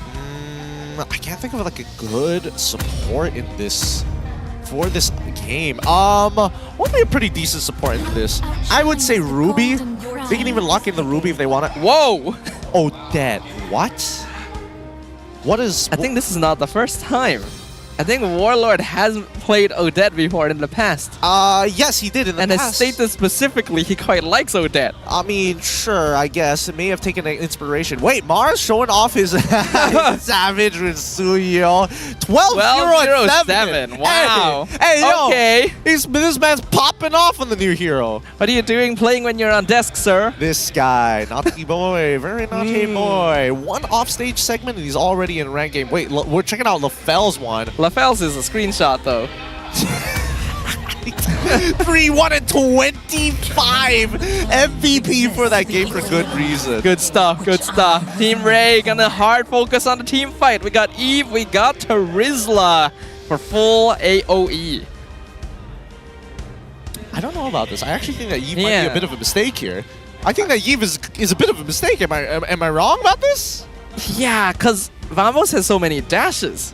Eve isn't really gonna provide as much control as you'd like here. More so, Eve's gonna pop ult. Odette's gonna be like, all right, I'll pop ult. Yeah. Like what? What's the? Huh? Huh? Also, I'm surprised that Edith is just being like ignored entirely. One of the most easy access knockups. Oh no! Jeez. No, you can't. You cannot! Oh, look at their faces. They know what they've done. Yeah, they're messing around. They know what they've done. They're messing around against Team Ray. Can Team Ray punish this? Let me think for a moment. Lunox is going to be their main win condition, but it requires a little bit of time to actually scale in the game. If they go into these big team fights, whoever drops their ult first most likely is going to lose. And I think that right now the RWM is too big of a cornerstone, so we need to find a lane that actually can actually influence the rest of that map. Let's see their composition one more time. Matilda's a bit hard to do, but with the help of Kidsz, maybe they can play off of Eevee's priority. That is a possibility, but we really want to see what kind of impact this will create. The Johnson-Odette combo makes its debut on the MPL stage. Will Team Ray upset the balance and disrupt the momentum of Team Vamos? Or will their opponents drive them crazy? We'll find out in the Land of Dawn. All right, let's jump right into this. Both compositions want to team fight, but this early game is going to predetermine what the next 4 minutes is going to look like. These 2 minutes here between these two teams are going to predetermine everything. Yeah. I think I saw a lot of Purifies too on Team Ray. I gotta check it once we go back. Yep, yeah. Purifies. But they did. Oh, Virgie does force out an early retribution from Chibi on his orange buff. This could be a potential invade angle, but it seems like Warlord and Zorn maintain priority and rotate first from the mid lane. Looks like Trap knows the timing might lead to some ganking, already hiding on the opposite side of the lane. AJ will scout out Zorn as well, so they know that the Johnson is down here. Okay, they're going to keep on rotating. Little Wanderer falls into the hands of Chibi at this point of time, but there's no real angle for Team Ray to force out an early gank. I mean, they're trying to chunk out Zorn for as long as possible, and I think Virgie is completely fine to do so. But at this point, it's not about monitoring the positions of your opponents, it's how can you influence the lane? Yeah, especially when Zorn is going to start driving around the map very, very soon. These early stages before he hits level 4, where you can maybe start exerting some pressure to maybe... What's the word? Discourage. Yes, discourage. Oh, hold on. Here we go. That's what we're talking about. The first blood onto Warlord in the mid lane. Good setup coming in from Kidsz using that Blade Surge, and he was holding it for a while, waiting for that mistake to happen. Very deceptive amount of distance that Blade Surge, when held, can do. The more lane priority Team Ray is able to get, the more difficult it'll be for Team Vamos to easily control the map with this Johnson. Are they going to try and make something happen in mid? No, Team Ray is already seeing them. Yeah, Kidsz is currently down a level as Chibi has been power farming this entire map.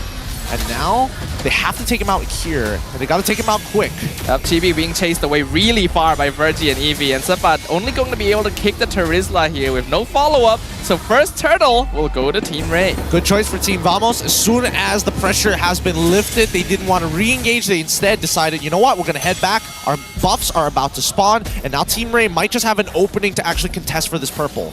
We all know that Team Vamos are messing around here. This is not meant to be a highly serious draft. They just think that they can win even with Johnson-Odette. That sort of thinking, though, could get them punished, and we will see if Team Ray is able to do so. As right now, they do have a slight goal lead. But, well, here it comes. Right. Rapid touchdown. What is he looking for? Actually, if I remember correctly, they changed it from rapid touchdown. Nope, I'm still calling it rapid touchdown. I refuse to say some of these new names now. I'm sick of it. I'm sick of it. They're changing it for fun. I do kind of agree with you. Rapid touchdown was such a good name. Right? I think it's called full throttle now. It's full throttle. Yes. Yeah. Oh, kids. Oh, no, not kids. Oh.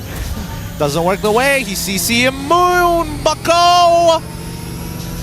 Man, I'm sure he's having a good time. Did anyone get the license plate of that guy speeding? He's got to pay tax first. Gotta pay tax. Hold on. This setup from Sapad, he could look for something here. He's got Flicker to make it happen, but I think he's a little too low. But you can just see that Team Ray, they've cleared out their jungle, and they do not want to fall into this rapid touchdown. So one of the things about a Johnson-Odette combo, or even Johnson-Kadita, is that if they spend a lot of time driving around the map, it means that they're not really getting gold and EXP. The more you do this, the less map pressure and the less EXP advantage you end up having. Oh, they're gonna connect with Virgie, but he just purifies out. Warlord actually almost dies to AJ, so Vamos actually wasted a lot of time there. Yeah, I don't know. I think they could have just straight up killed Warlord. They can force out his ult, force him to like use his flicker as well. If he uses it aggressively, you almost guarantee the trade. If he uses it defensively, that's perfect. Sabat in some trouble, already dropped to 20%, able to dash out, but that means he's not around for the next turtle, and Team Ray should be able to get it for free again. Yep. They're prioritizing these neutral objectives, but I think that Team Ray honestly should be prioritizing taking away this purple buff from Chibi, right? They want to fight around these neutral objectives ideally, and they don't want to be fighting in enemy territory, but at the same time, if Chibi doesn't have the energy to get across the map, it really alleviates the pressure of Team Ray's side lane. Has his Zorn just crashed like point blank there in his own jungle? Yes. Yes, he did. Well, he did. Don't worry, he's got Petrify. I am feeling petrified right now. I don't really know what to say. Chibi, though, will spot out Eevee. 2 levels up on the Terizla right now. Does have a lot of damage. Sabat comes in, hits the Way of the Dragon. We're going to see another ultimate. Penalty Zone comes out. Flicker from Eevee. Still surviving for a good while. But Chibi finally finishes him off. Yep, he doesn't have the spell vamp just yet, but here we go. Right back into the full throttle. He's going fast. He's looking for targets. You gotta go fast. He wants AJ. He wants AJ or Trap. Either or would be perfect. Let's see if we can find anyone.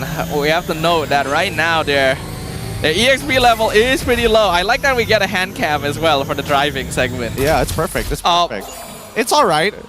Thumbs up from Zorn. No problem. No, I mean, in terms of timing of when he crashed, it's an active decision. He could have kept on going for forever, but now that there's 40 seconds on to the next neutral objective spawn, I think Zorn understands his cooldowns. Just gotta wait it out. He's probably gonna get it in the next 28 seconds or so, if I counted correctly. I believe so. Chibi just completed a Sky Piercer.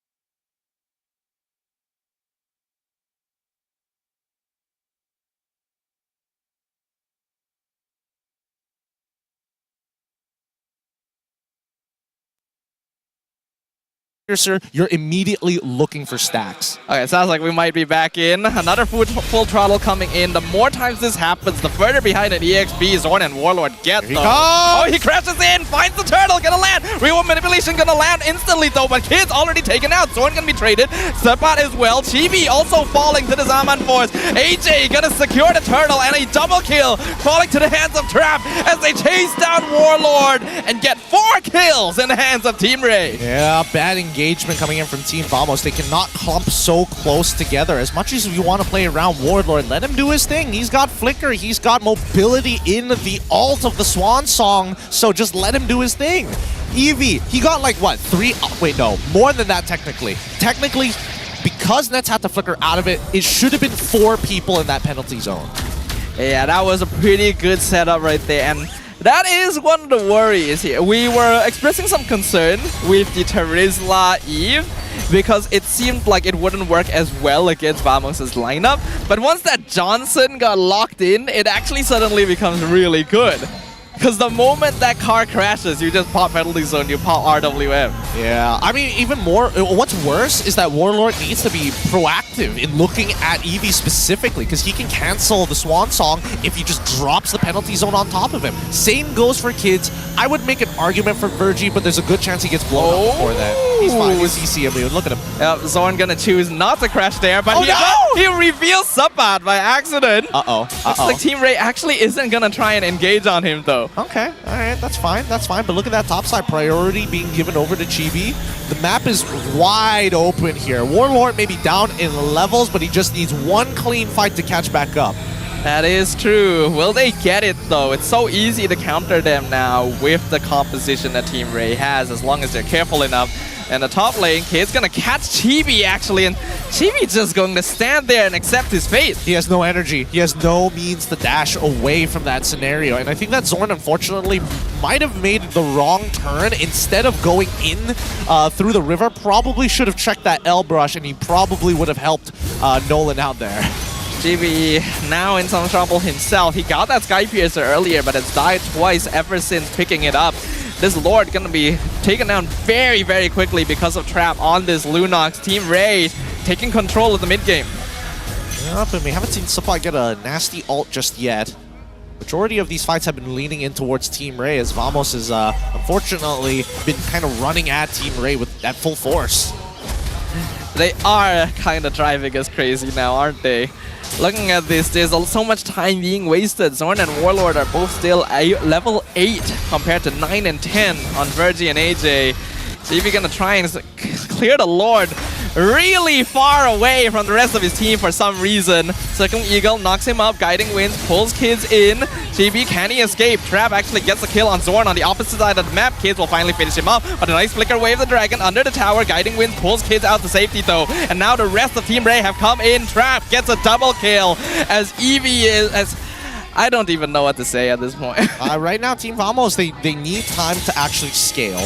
And I think that unfortunately with this Johnson-Odette combo, their secondary win condition and playing around the Swan Song is not viable. It's not viable right now. They need like a full 6 minutes until Warlord is going to be able to stand up to par to AJ at this point. At this point, I really don't know if Team Vamos are going to be able to make the comeback unless you get a massive crash. We can see that Zorn is in the back line. Maybe can catch them off from behind, but the RWM comes out. Sapad's already gone. Unstoppable for Trap. Chibi just melts. Here comes the full throttle, but he doesn't have anyone with him. Warlord has already been dropped low. He still gets the kill on AJ somehow, but he loses his life. Blade Surge connects with Nets. He has to flicker to safety. Mid inhibitor is gone. Nets and Warlord, the only survivors against 4 members of Team Ray with a 6k net worth lead. They take the top inhibitor. Still got 1 minion wave to work with. Zaman Force under the base. Warlord's just gone. It's like he never existed. And neither did the Crystal as Team Ray takes game 2. They find the point that they were looking for to keep them safe, to keep the org in the league. But now equalization achieved. Vamos, they're not going to be messing around for game number 3. The question is, will they though? Because I don't know, man. It's up to their mood. Because they literally lose nothing for doing it. That's true. It is true. I mean, at least they can start talking about, they can work on their execution, they can start working on their comms, getting creative with the ways that they play, because it was too linear, it was too straightforward, and they had the tools to play the rest of the map, but it felt like they weren't in it. I will say, with this, Team Ray have actually claimed that 1 point. This does mean that they're pretty safely making it to the next season. And I guess that's a good thing. I guess that's a good thing. Hopefully that this lineup is going to stay the same, but right now I need Vamos to really kick it up a notch because it feels like their heart's not even in the game, right? Personally, absolute waste of time. Like, what were they doing? Well, you know, they're just being chilling in the weirdest spots. You can very much tell that their heart is not in the game. They are not actually taking it seriously.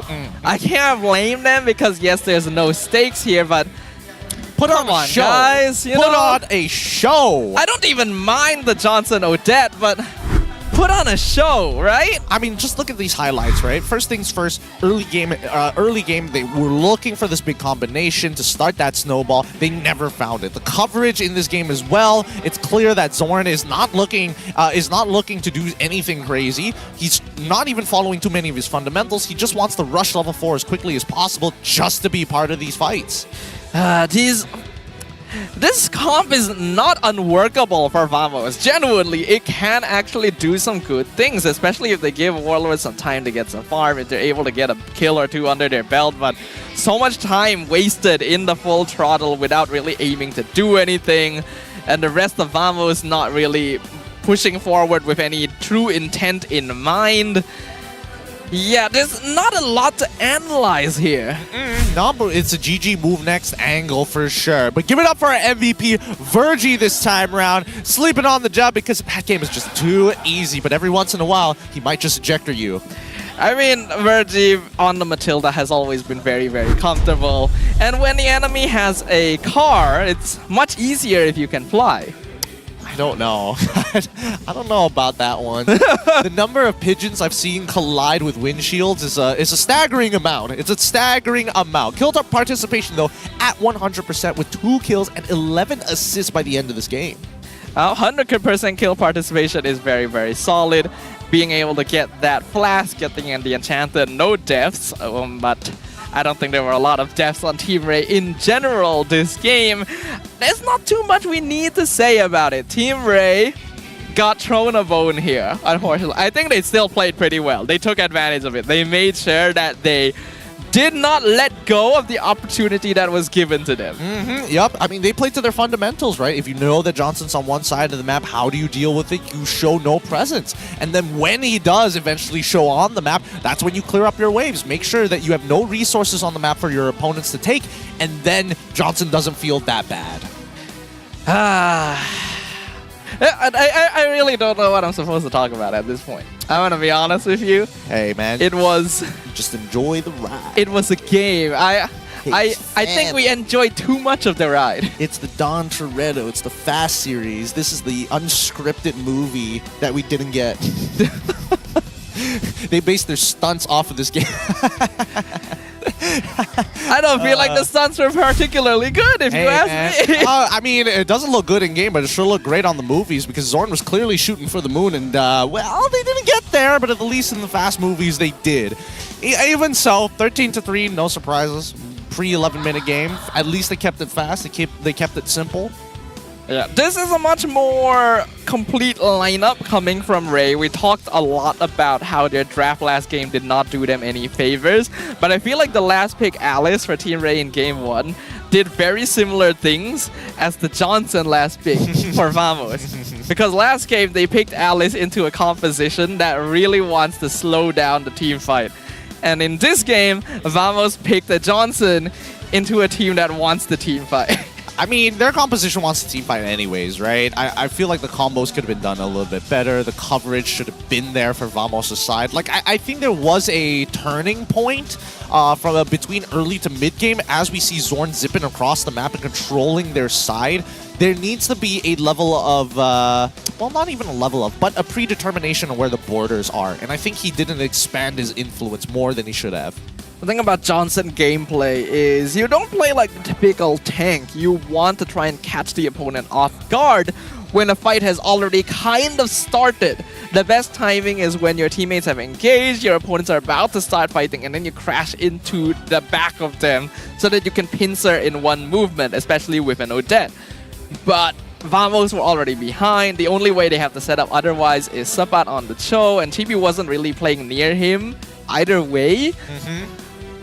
Yeah, there was no plan here. Vamos was just playing around. Yeah, I mean, if there were to be a legitimate plan, a lot of it just has to be around a pick-off, right? Like, Sapat was already walking out of Eevee's lane very early on. They should have used the Way of the Dragon to be able to look for these picks, specifically against AJ. Yes, he's got Purify. Yes, he has an RWM, but he's not going to survive in a full combination of a Way of the Dragon plus a Swan Song on top of it. So, like, I think that Vamos definitely, if they wanted to have a plan, they could have, but they just didn't want to. Yeah, they could have had a plan. And they are a team that has the coordination to be able to pull off that plan too. if you combo the full throttle with the Way of the Dragon, with the Swan Song, with Chibi coming in and getting an explosion, this composition works. That's what grates my gears a little bit. Wait, grates your gears? Yes. Yes, because it's not like it doesn't work. Right? Yeah, it's a bit of a troll composition, but it can work. Yeah. But they didn't want to try and make it work. Look. They threw them a bone. You know, it's a GG go next angle. Now it's the true test where there's real stakes involved. This is an adult game that Vamos is playing. They're like, we won't give you 3 points, but you could get 2. You could. They could. You gotta share some of your candy with the younger kids, you know? You gotta share your candy. Oh, look, I get Halloween is happening at the end of the month, but even so, it's a little early to be celebrating it now.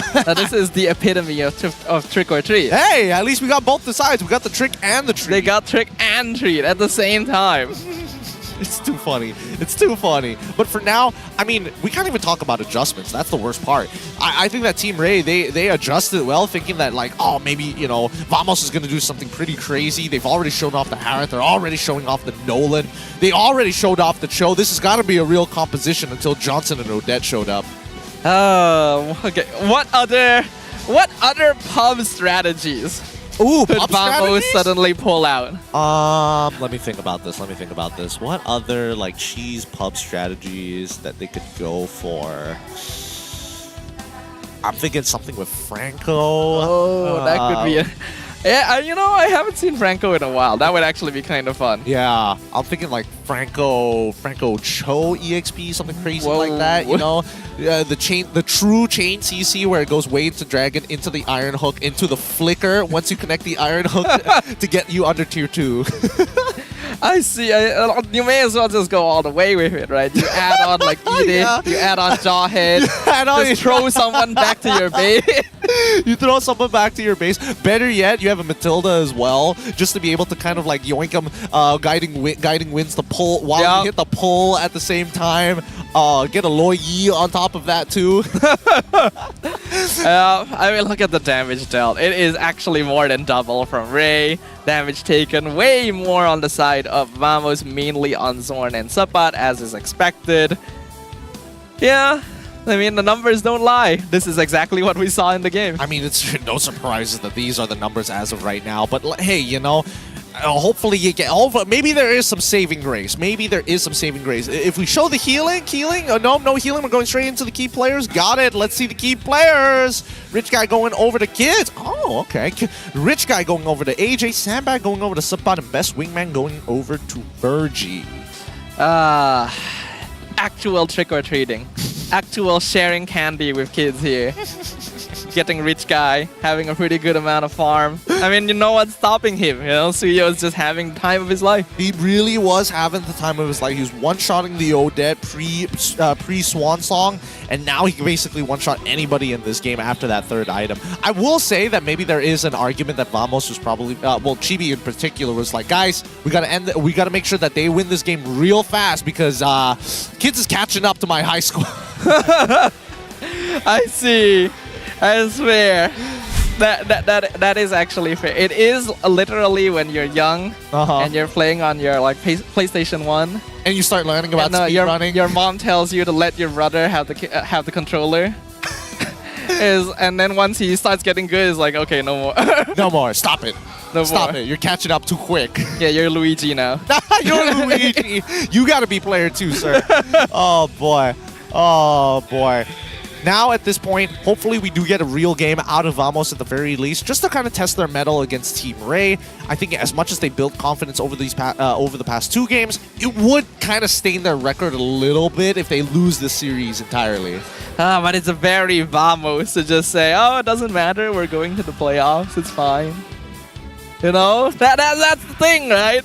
There is a reason why this team feels like it paints itself in a bit of a villainous light. They know how to have fun. They know how to enjoy themselves. I'm gonna give them that at the very least.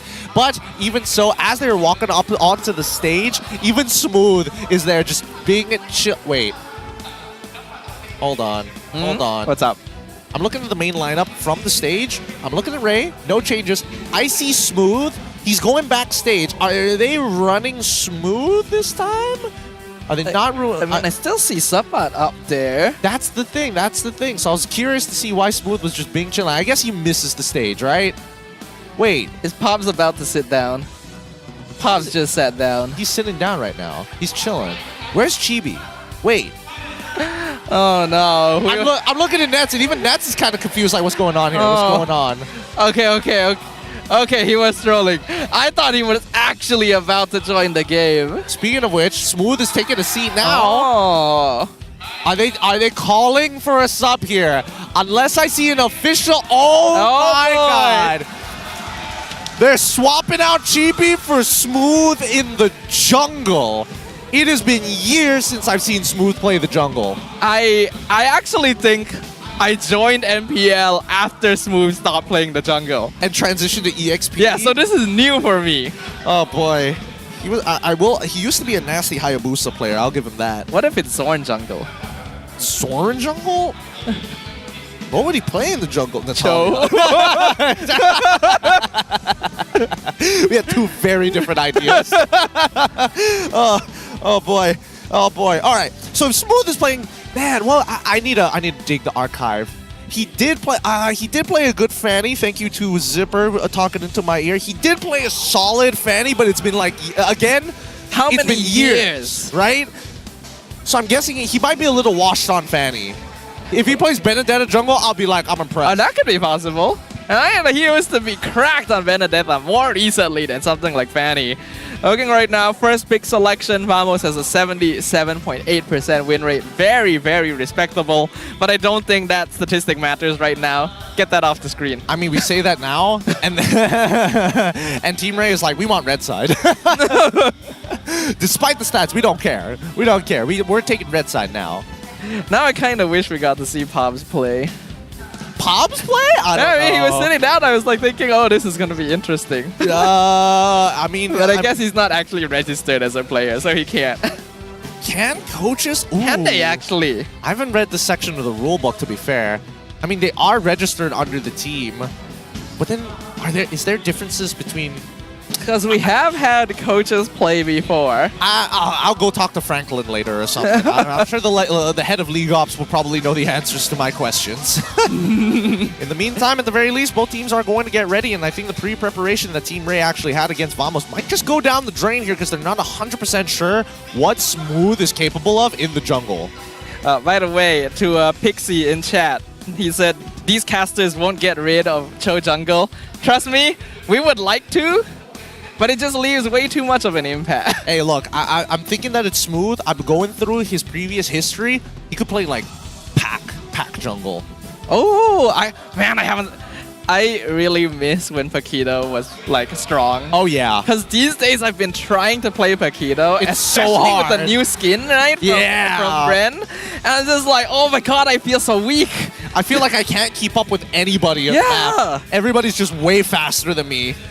Those were the days. Well, let's see. LaFell teach how to walk like Hellkit. The budget cost phase. The budgets. All right, time for the drafting phase. Let's jump right on into it.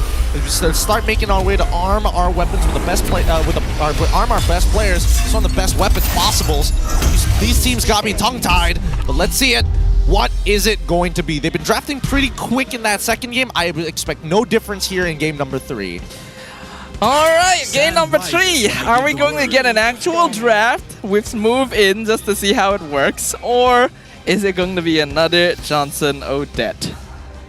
Might just be it. Hard to say. Hard to say. Vamos is still sticking to the exact same bans they did in game number 1. Run deep. Team Ray, pretty much slight change. They still ban out the Ling. I think that is fair enough. Oh no, it is. It is. He still got it. It's the move, Fanny. He still got it. All right, I'm right behind this. You can see Paz patting him on the back. He's doing it.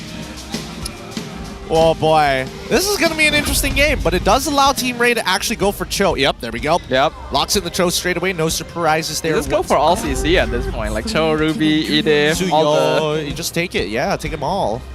Lunox going to be pretty fine here. Gold lane that can actually survive Fanny once you have access to Brilliance. Okay, alright. So Vamos, do they still play Harith into this, or are they going to switch on over to Natan, Beatrix? Claude?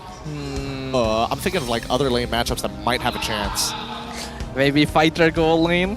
A bit risky because Fanny's not the best at scaling in the jungle. True. Suyo EXP. Suyo Gold. Suyo has been tested, I think, by a lot of the community. I think a lot of us can agree jungle is probably where he should be. Come on, give us lock-ins here. Vamos show Harith. Whoa! Benedetta. Sapat does play Benedetta. Dirty boy. No. Oh, that's good. Wow. That's great. Look at Smooth's face. This is the most excitement I've seen him have in years. Smooth has been stuck playing a little bit of more boring positions for a while. Oh boy, very bold, very bold. And don't whisper, Zipper, don't whisper in my ear telling me that this is going to be Fanny Gold, because I guarantee you it's not going to be Fanny Gold. I think they said Fanny Rome. Oh, Fanny Rome? Oh, Sword no. Fanny. How would you do that? You would take dire hit. I mean, Yumes has done it before. First, to be fair, Todak was in a different caliber that season. That was a different era of MLBB. That was the Wild West. That was the Wild West. Now it's, I think it's we definitely joined the Eastern meta a lot better. All right, let's see. Okay. I mean, sure, but you already got Benedetta. Mincetar's already a problem. I guess you want to eliminate the sides of the boxes. Jushin, the follow-up ban coming out from Team Ray. All right. What are the chances that Vamos is going like a full dash lineup, right? Just hyper mobility, no tank. You say that, but then Mincetar would just hard counter everything. Yeah, anyway. but if you have 5 people, he can only catch so many of you. That's a good point. That's a pretty good point. I don't see it happening, but let's see. Ray, they lock in the Hayabusa for themselves. I like the iframes. Has a very good odds against Fanny, assuming that they go even in the early game. So far, Ray's composition looking pretty good. There's a good amount of targets that they can catch and get kills off with the Ogi Shadow Kill. And Way of the Dragon and King's Calling will provide a lot of crowd control. So Vamos, how are they going to complete this draft? Do they have any stronger engage options? Something that can pair up with the Benedetta, something that can actually punish the box? Say, Natalia wasn't banned this time. Oh, that's a good point. Akai? Okay. All right. Actually regular picks in the final few here. Yeah, I mean, Akai makes sense. The heavy spin is going to help people get out of the King's Calling from Mincetar, is able to disposition people, making Cho's life difficult. Hayabusa, if he gets pinned down against the wall, it's basically over for him. They can guarantee a couple of ults and still walk away alive. It's actually a pretty good finish from Vamos, because Akai deals with Mincetar, like you mentioned, and Faramis helps counter Hayabusa, because Ogi Shadow Kill, you just pop the Nether Realm, and you survive most of it. Melissa going to be the final pick, which means this is a Lunox mid lane. Interesting. I don't think the composition... I mean, I feel like at the very least, Vamos, they don't have to play the traditional front-to-back. They can just dive the back line. They can look to cut the enemy in half as many times as possible. But for Team Ray, they need to have very cohesive fights. They need a traditional front-to-back. They need people to fall into the Venus flytrap, which we call... Wait, it's Zorn! It's Zorn jungle! It's Zorn jungle. Smooth. So Sapat is playing Akai Rome. All right, let's get this over with, boys. Hey, I'm so glad we get to see Smooth Benedetta again, but this is not the way I was expecting it to go. You know what? It's time to throw all logic, all analysis out the window. Let's have fun here, ladies and gentlemen. Game 3 between Team Vamos and Team Ray. If I don't see first item BOD, I'm disappointed. I'm disappointed in the game. I'm disappointed in the series if it's not a BOD first item here. But now, we see Team Vamos on blue side, going to be starting on that purple bumper, Zorn, of course. And Team Ray on the red side, on the same side of the map, but on their orange. Virgie already here, trying to mess with Zorn. This is one of his signature picks, the Cho, so he's getting harassed by his own pick. Going to actually get the purple buff and just fly out. He's actually still got it. Okay, all right. I would have imagined that Smooth could have rotated down and helped out to get that first blood, but they didn't want to waste any time here. It's about hitting level 4. Mid lane, a big skirmish around the Litho. Sapat in a lot of trouble here as Kidsz will chase him down. He will flicker away. Here comes Zorn. He gets the kill. First blood to Zorn on the Fanny. And he's going to get the double too on AJ. I don't know about you, but did that not feel like the slowest double kill of all? A little bit, but Smooth comes in. Petrify Kid. Triple kill for Zorn. Okay. Are they dropping frames? Like, why does it feel like it's in slow motion? It's just they're just funneling into him like they've never played against Fanny before. It's just the Zorn effect. He has an aura. The BGE is huge on Zorn, right? Oh boy. Oh, no wonder! Man, when Master Assassin didn't even go for... Oh my goodness. Penetration, Master Assassin, Lethal Ignition goes in. Kid's still able to get his purple, and now Zorn in trouble. Can he fly out? Nope. AJ gets the shutdown. And now Sabat in some trouble himself. Virgie and AJ chasing him down. Sabat gonna get pulled in with the Spear of Glory. And that's a double kill for the Lunox. All right, push out that mid lane. Don't fight for that turtle. Go straight into that purple buff. Yeah, Virgie. Yeah, harass him. By the way, I really love what Smooth has been doing so far. His ability to roam on Benedetta is just on a different level altogether, and I miss it so much. God, he's so good on Benedetta. I can't wait for him to make a play, but so far, I don't imagine a lot of plays being... Nets 1v1ing Trap! A timely arrival by AJ to keep Trap alive on a tiny bit of HP. Yeah, that Inspire literally saved him. It literally saved him. Oh, another Here goes Zorn again. He's trying to bait out the King's Calling. Jumps on Eevee, baits it out, still gets the kill anyway. Turtle should be secured now, but we can see Kidsz jumping back in. Ogi Shadow Kill on top of Smooth. He uses the iframes to escape. Doesn't even need the Nether Realm. Maybe a bit wasted by Warlord, but doesn't matter. Zorn goes in again, now targeting AJ. Brilliance being used by the Lunox, going for Kidsz. Zorn flying around quite a bit. Gets knocked up with the Jeet Kune Do. Virgie chasing him down. Kidsz gets Turtle, but Zorn is able to fly out. Kidsz, can he connect? No! He's so sad. Kidsz is wishing he had a Sky Piercer now. He's just wishing. If I had Sky Piercer, it's over. Never mind. There we go. Virgie finally chases down Zorn. Good flicker coming in for Virgie as well. Both of which, I mean, generally... Wait, is he still taking damage here? Oh, yeah. Oh, yeah. He's just scouting to see what's available. Up top lane, Smooth getting pulled back with Spear of Glory, actually lands the Minzatar passive, so Ogi Shadow Kill will connect and pick off the Benedetta. Unlucky for Smooth, he didn't get that Petrify in time. Had he just landed that Petrify, he might have been able to escape with his ult once more. As now, at the very least, Purple Buff being watched by both sides. Meanwhile, Sabat getting chased by Virgie, Way of the Dragon onto the Kai, uses that heavy spin. So we're not going to engage either. So Kidsz gets his purple. Hunter Strike complete for him. Didn't opt to go for an early Sky Piercer, knowing how dangerous Team Vamos could potentially be, but I think he needs it no matter what. It's a necessary item this time because you're already playing against the Warlord with the, with the Netherrealm, and just with the temp HP, if you can force it out of him, if they're low and the channel time is still there, at least you have an opportunity for an execution. Potentially Zorn able to dash out in time here to avoid the Way of the Dragon. If he gets caught by that, it is basically guaranteed death. Gotta keep chilling though. Wait, are they gonna re-gank top again? Yeah, they are! They could. Smooth is quite barking. Calling jumps in. Smooth gets pulled back in, and here comes Kidsz. He cannot dash away. Smooth just full countered. Not able to escape. Poor guy. Poor guy. We might even see a response from Vamos on the opposite side of the map, but it looks like against Trap and as well as Virgie, nah, ain't worth it. Let's go straight to Turtle. Turtle should be quite easy to secure now that the EXP laner on Vamos just respawned. Brilliance forced out from AJ, but he is fine. Though Zorn jumping back in. He's still able to live though, thanks to a bit of healing from his first skill.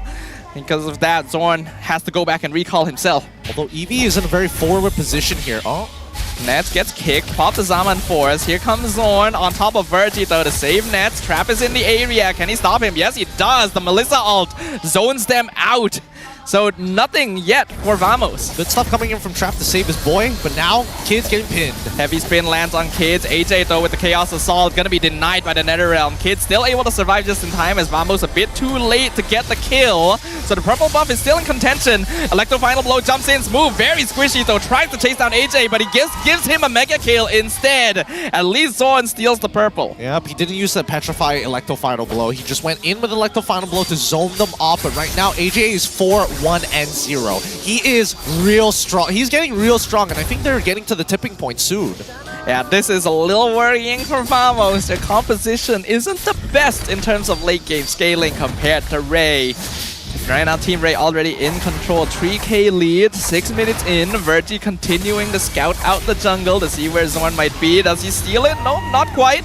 But Kidz does get the turtle.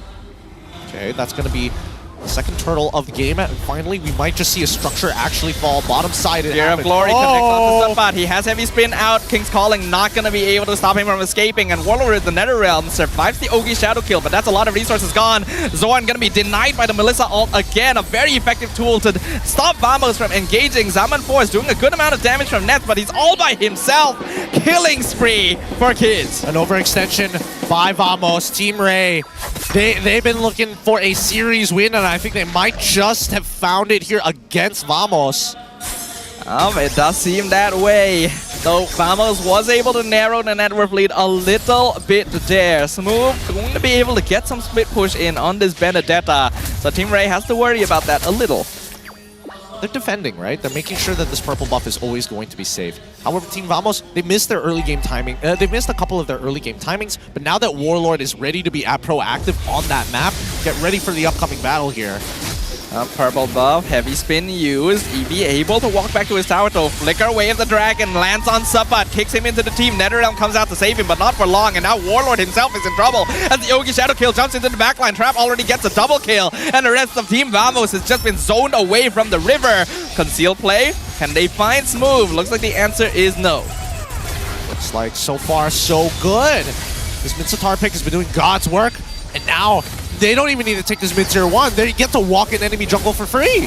At this point, Team Ray have a lot of control. Team Vamos, you can definitely tell their draft here was a little bit messing around, because if you wanted Fanny Benedetta, you definitely should have revealed it a little later on to avoid this exact situation. Both sides now just making sure that they can keep their battle lines safe, clear, and most importantly, to bait out ults from either side. They have the exact same plan, right? They're trying to bait reactions. Electro Final Blow onto Eevee as Zorn jumps in. King's Calling. He's still alive, actually! And Zorn ends up dying to the tower. Virgie with the Wave of the Dragon misses the tower angle. But the job is done because all this while Kidz was getting the Lord. Yeah, I'm surprised that Nets dropped the Zaman Force inside the King's Calling. I don't know what the plan was there. Yeah, I'm not sure he thought that through in the heat of the moment. But is anything really being taught true by Vamos right now? That's fair. Maybe he wanted just the Zaman Force, like, initial, the initial slow if you happen to be on his little pattern thing. But even Ray now getting involved with the synchronized taunt. Giving Vamos a bit of their own medicine here. Actually spelling out the V. Oh, here comes the engage. Zorn comes in, splits them in half. Brilliant's going to be used. Heavy spin, pins Virgie, but doesn't really achieve too much more. Tower still falls. Well, they've just been tickling each other this entire time. There's a good opportunity that Kidz might just spot out Zorn. He sees it. Kidz going to be able to come back in time, but Zorn's still going to be able to walk out. Kidz chasing. Can he get the Ogi Shadow kill? Answer is no there. Electro Final Blow clears up the Lord up top. Team Vamos still keep their tier 2 alive. Going to be dancing still. Both sides, second wave of Lord Empowered minions. Let's see what the distribution is for the side of Team Vamos. Zorn trying to steal the orange buff. He does get it, but Ogi Shadow kill actually jumps to the rest of the wave. So Zorn is fine here. It hopped on, it latched on to Smooth for just a little bit, but once he got involved in that wave, it was tough. Zorn doing a lot of damage to Eevee right now. Eevee doesn't want to use his King's Calling on a single target. Team Ray still in control of their half of the map, has stolen another purple buff. Wave the Dragon kicks Sapat, though he gets knocked away. So Virgie trapped under the tower, falls. NetherRealm going to be used quite early on. King's Calling as well. Not too sure about this engage from Team Ray. I think they themselves know it. They're going to start disengaging. Trap doing some damage. Electro Final Blow completely misses, but still does a lot of damage. Wind of Nature, though, allows Trap to get the killing spree, while Zorn finishes off Eevee in the back line. They're going to continue, start taking the space here. Team Ray, maybe 5k ahead, but like dropping these kills over to Team Vamos. It just goes to show that the scaling is starting to catch up from Vamos' side. Smooth, unfortunately, he is not having the best game here. He's 0-4-1, but can you really blame him against Team Ray, who is not only hyper mobile, but have plenty of ways to not only peel, but completely shut him down? They could have absolutely kept his Benedetta for a little bit later. I don't feel like Ray would have banned it. So, yeah, it's unfortunate, right? The Mincetar is just such a good answer. I mean, it's not only that, right? He also has to worry about... Wait. Conceal, they're looking for Smooth. Electro Final Blow already used. Eye for an eye, not gonna save him. This is 4P. Actually, Smooth getting really far. Ogi Shadow Kill gets the Mega Kill. There was a good chance he was still going to die anyways. Oh, hold on. Zorn, not sure you want to be here, sir. Subbot actually really deep as well. Uses Conceal, uses Heavy Spin. Actually, a really nice pin right here. King's Calling going to be used. AJ and Kidsz already shut down with the NetherRealm. Team Ray fighting into a funnel. This is exactly where Team Amos wants them. And Zorn gets the shutdown, chasing down Trap. He'll be able to chase down Virgie at the same time. Double kill for the Fanny. While Eevee also overstays his welcome killing spree for Warlord. Oh, there we go. Vamos, they find the turnaround here. From what used to be a 4K lead, they start taking influence back away from Team Ray, cracking open all tier 1s, and now the power items are coming through. Rose Gold for Smooth, Holy Crystal for Nets. Really well played right there, and all of that came off of Smooth being able to force so many resources out, and Team Ray to chase them so far that they were able to force them into the funnel they wanted. Losing mid tier 2 as well. Ray got to stay on top of minion wave management right now. Got to make sure that the house is clean. Got to maintain that housekeeping. But even so, these team fights have been like really awkward, right? It's all based on whether or not Eevee can land a really good King's Calling, and for Team Vamos is whether or not Sapat is able to bait reactions from Team Ray without having to use his Heavy Spin. Sapat got a really clean catch though with the Heavy Spin inside that tiny alleyway, getting a 2-man catch. Team Vamos has regained a bit of the gold lead, but 12 minutes in, that gold lead doesn't matter all too much. You are right, Gideon. The angle of approach going to matter here.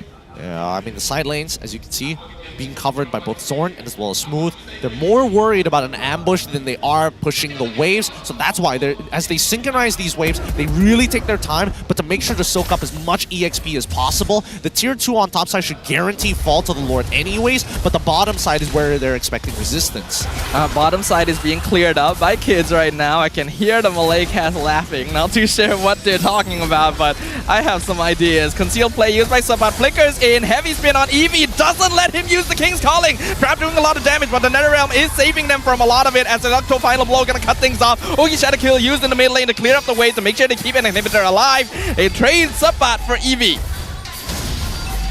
Do they survive this? Yes, they do. Team Vamos not going to make a secondary attempt, especially with a man down. Even so, it's difficult to high ground against Team Ray. AJ has scaled exponentially well. His items are ultra expensive, but now that he's 4-2 and 4, he just needs to wait for Team Vamos to dive him, because that brilliance has gotten him out of more situations than I can count. Yeah, they gotta be a bit wary here, because Team Vamos is adopting a little bit of a nothing-to-lose attitude. They are willing to take fights where you would never expect them to do so. And some of it is working, because you're not predicting that sort of aggression. I'm pretty sure Smooth built full damage this time around. I'm not sure whether he decided to opt for a War Axe or not, but regardless, he hurts. Especially when you see Lethal Ignition, you know that Benedetta wants to fight. Team Ray has to be a little bit more careful. I think they do still have more damage on paper, but they gotta make sure to use their resources correctly. If they're able to take out the key players of Vamos, they can definitely win team fights. Sentry being popped, gonna force members of Vamos away from bottom side of the jungle. Virgin in some trouble. He's jumped too far forward. He's taking too much damage. Diamond Force, he's just gone. King's Calling wasted. Team Vamos get a free kill and force wasting of resources. I don't. Oh, Kid's trying to actually get a kill with the Ogi Shadow kill himself, but not able to do so. You can see the patience from Warlords, right? He didn't have an instinctual reaction to press the Call Altar, now known as the Netherrealm. At this point, I think it just might be a backdoor angle for Team Vamos. Heavy spin on, he found Eevee again right into the Zaman Force. Immortality popped. Eevee does not have his king calling, but here comes Trap. He uses the ult, trying to duel Nets, but Nets has too much damage, doesn't even need the Netherrealm. Double kill, and not to mention mega kill for Zorn, because he picked someone else off on the other side of the map. Nicely played by Nets, right? He understood the go away from me works like CC. Oh, Way of the Dragon, actually a great angle, pushes Sabat into the tower, but he survives it with the shield from his dash. They get the bottom inhibitor. Kidz uses the Ogi Shadow kill to clear the wave, does quite a lot of damage here to Nets. They finish off the Akai at the same time. Here comes Zorn, jumps over the wall with his ultimate, gets the kill, unstoppable streak. Virgie's pulled back by Paramis, and Zorn survives with the shield from Rose Gold. I cannot believe what I am watching. Oh, I can't believe it either. That was a really good push coming in from Team Vamos, but they're going to take precaution here. And it's understandable why they're taking precaution. Eevee is back online, he's ready to fight, he's ready to high ground if Vamos would only clap the other hand. Oh. Move jumps in, petrifies AJ! Brilliance forced out just in time.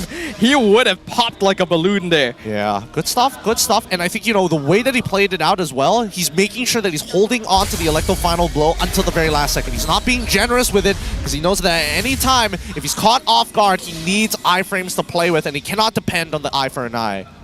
Smooth has mastery on this Benedetta. I really do miss him playing on it. Score is not good because Benedetta nowadays has a lot of difficulty, but you can still see that mastery. Virgie gonna be scouted out by Sapat. They see Nets on the Lord, but look at Zorn, he's in the base! He's chasing down Kidz! Ogi's Shadow Kill baited out, and Zorn just flies away. Virgie now a little deep, gets pulled back in. Sapan not able to get the angle though for the heavy spin, but here comes Smooth. He's been waiting in there a long time. King calling, catches 4, but the heavy spin just destroys the entire fight. Eevee has been separated from the rest of his team. Sapan's still alive, but Eevee is not. Pretty good stuff. Pretty good stuff from Vamos. Push them back. They don't have structures. You now can chase them to the ends of the earth. With this Lord though, I think that Team Ray, Virgie, he's really got to buck up. They got to discuss who is worth kicking at this point. Oh, it's hard. Zorn would be one of the more obvious targets, but Smooth and Nets are actually dealing a good amount of damage.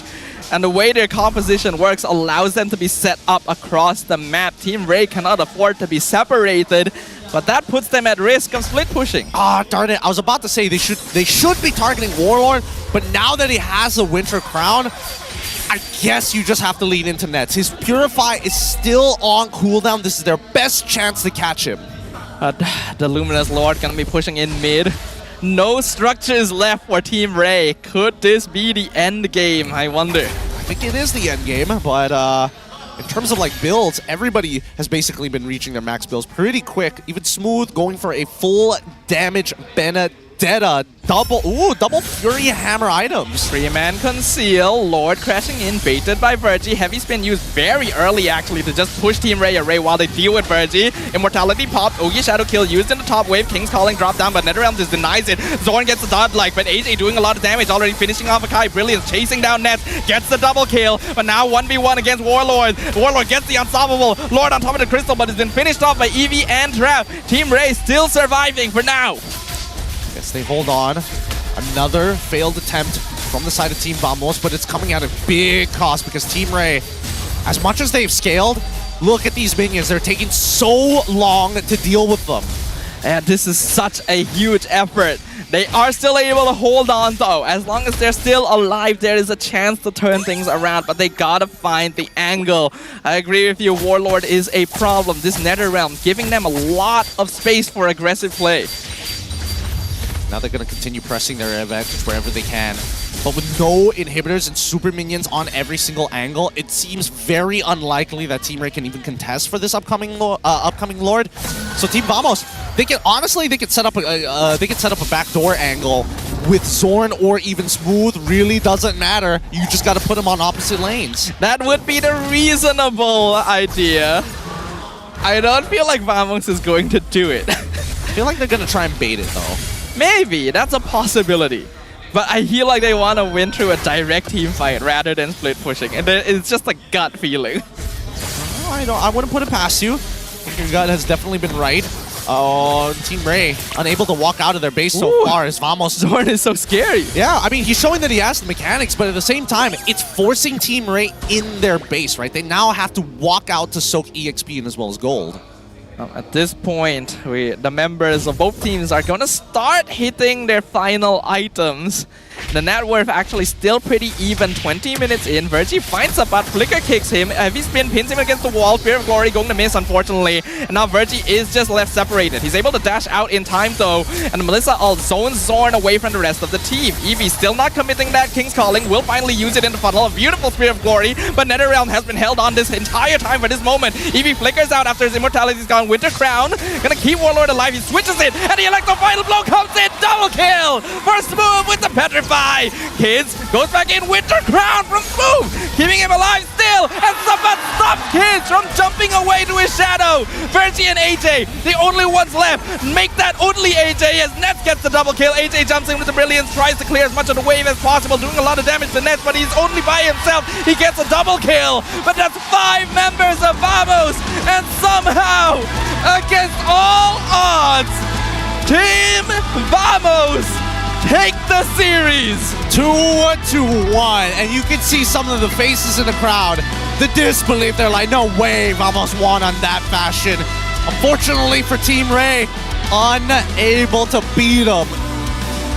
I think Vamos themselves are shocked that they won that one. The Zorn Fanny Jungle, Smooth Benedetta. I have so many questions to ask, but I will let Rose handle it from here. Hari terakhir sebelum kita masuk ke playoffs. And with that, we are saying goodbye to another team. Tapi kita akan jumpa mereka pada musim depan. So can we please have Ray over, please? Sabar Nets, sabar Nets. Ray, okay, AJ?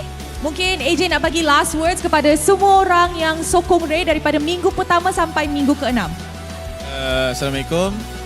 Alhamdulillah kita dah habis untuk season 14. Ni first season kita orang bersama.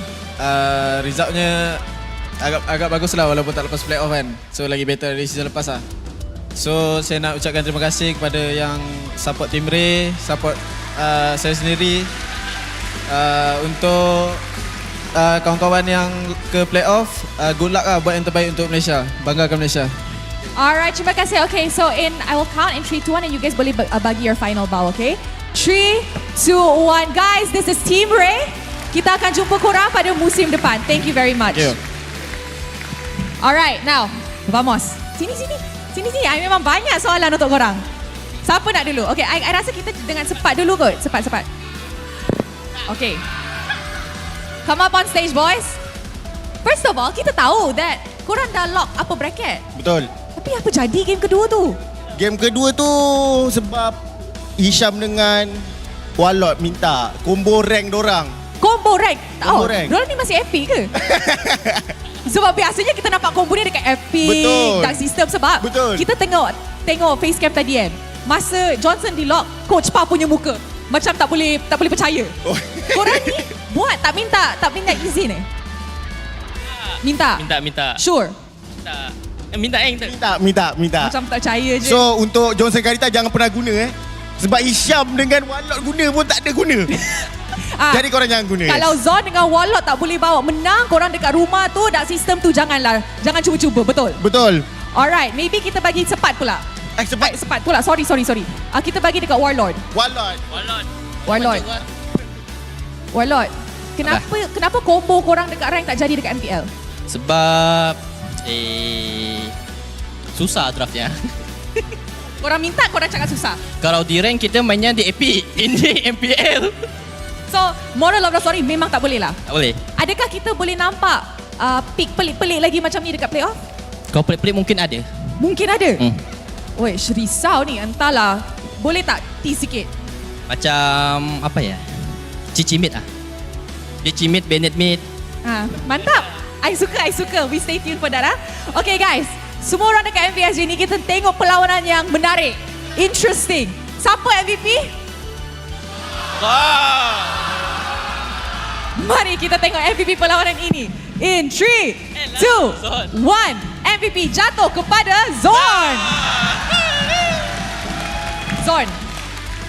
Daripada I host MPL season 11, I tak pernah nampak Chibi main Fanny macam tu. I rasa you dah boleh gantilah. Sebab itulah saya selalu pesan kat Chibi, kalau nak menuntut ilmu boleh, tapi Chibi tak tanya tu. Okay, Zon, last time kita nampak Zon main Fanny musim 7. Tu pun Fanny Roam. Kenapa tiba-tiba tadi macam nak main jungle je? Itu kena tanya idea diorang lah. Saya rasa kawan-kawan saya yang support. Siapa yang bagi idea? Siapa PUBG. Habis dah. Coach, kenapa bagi Zon? Okay, saya nak buat satu disclaimer lah kat sini. Okay.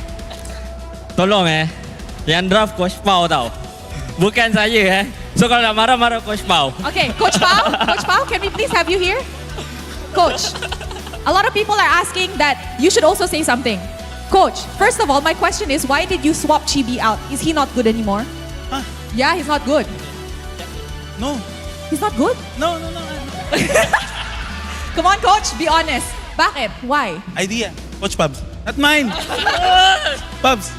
Okay, Coach, do you think Zorn can play jungle next time? Let's say lah, because you guys don't have any sub for jungle. You guys only have sub for XP. So what if one day Chibi is sick? Will you let Zorn play jungle? What if grand finals he's sick? Will Zorn play? Maybe. Jago. Jago.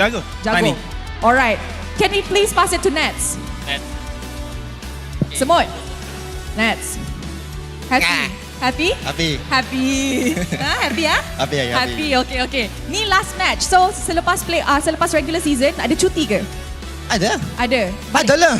Kau nak marah, tengah tanya je. Memang ada. Okay, tengah tanya, sabar. Cuti tu you balik kampung ke?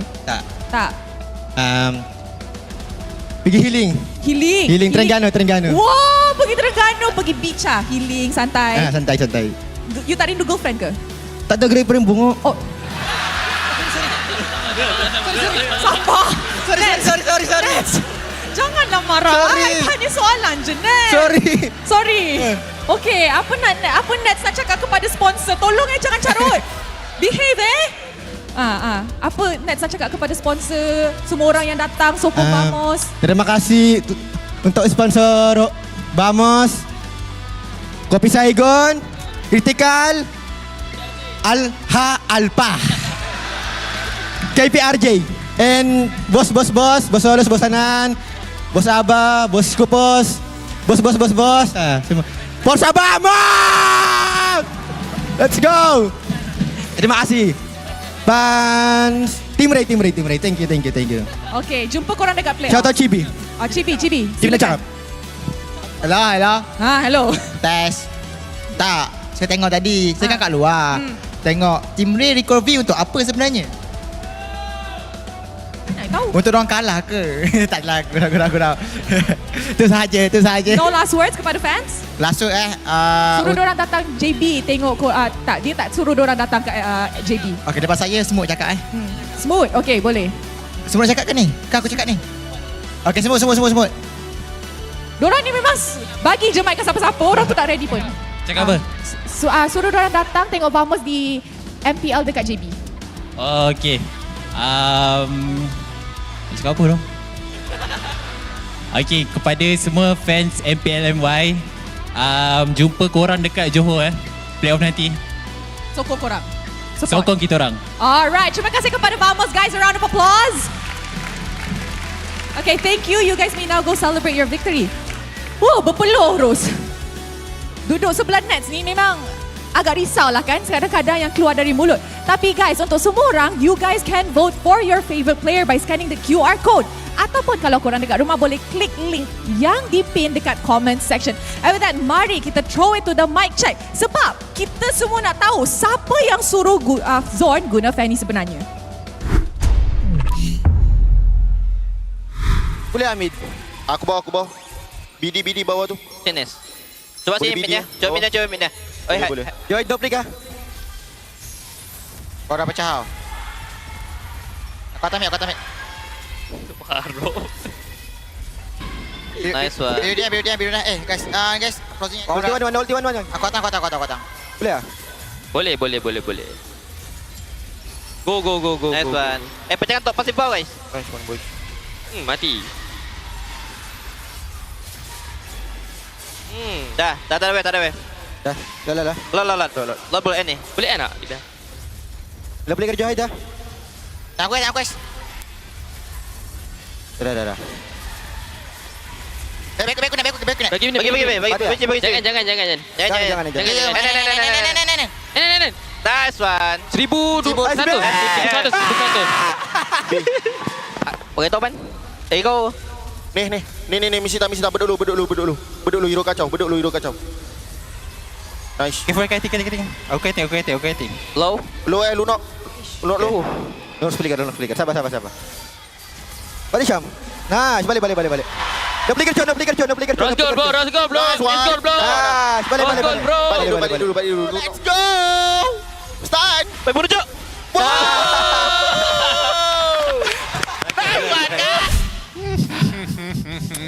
Another day in the office here in MPLMY. Another day, another series already concluded. Congratulations once again to Team Vamos. 2-1 victory against Team Ray. They gave Team Ray their 1 points that they've been looking for, but man, at what cost?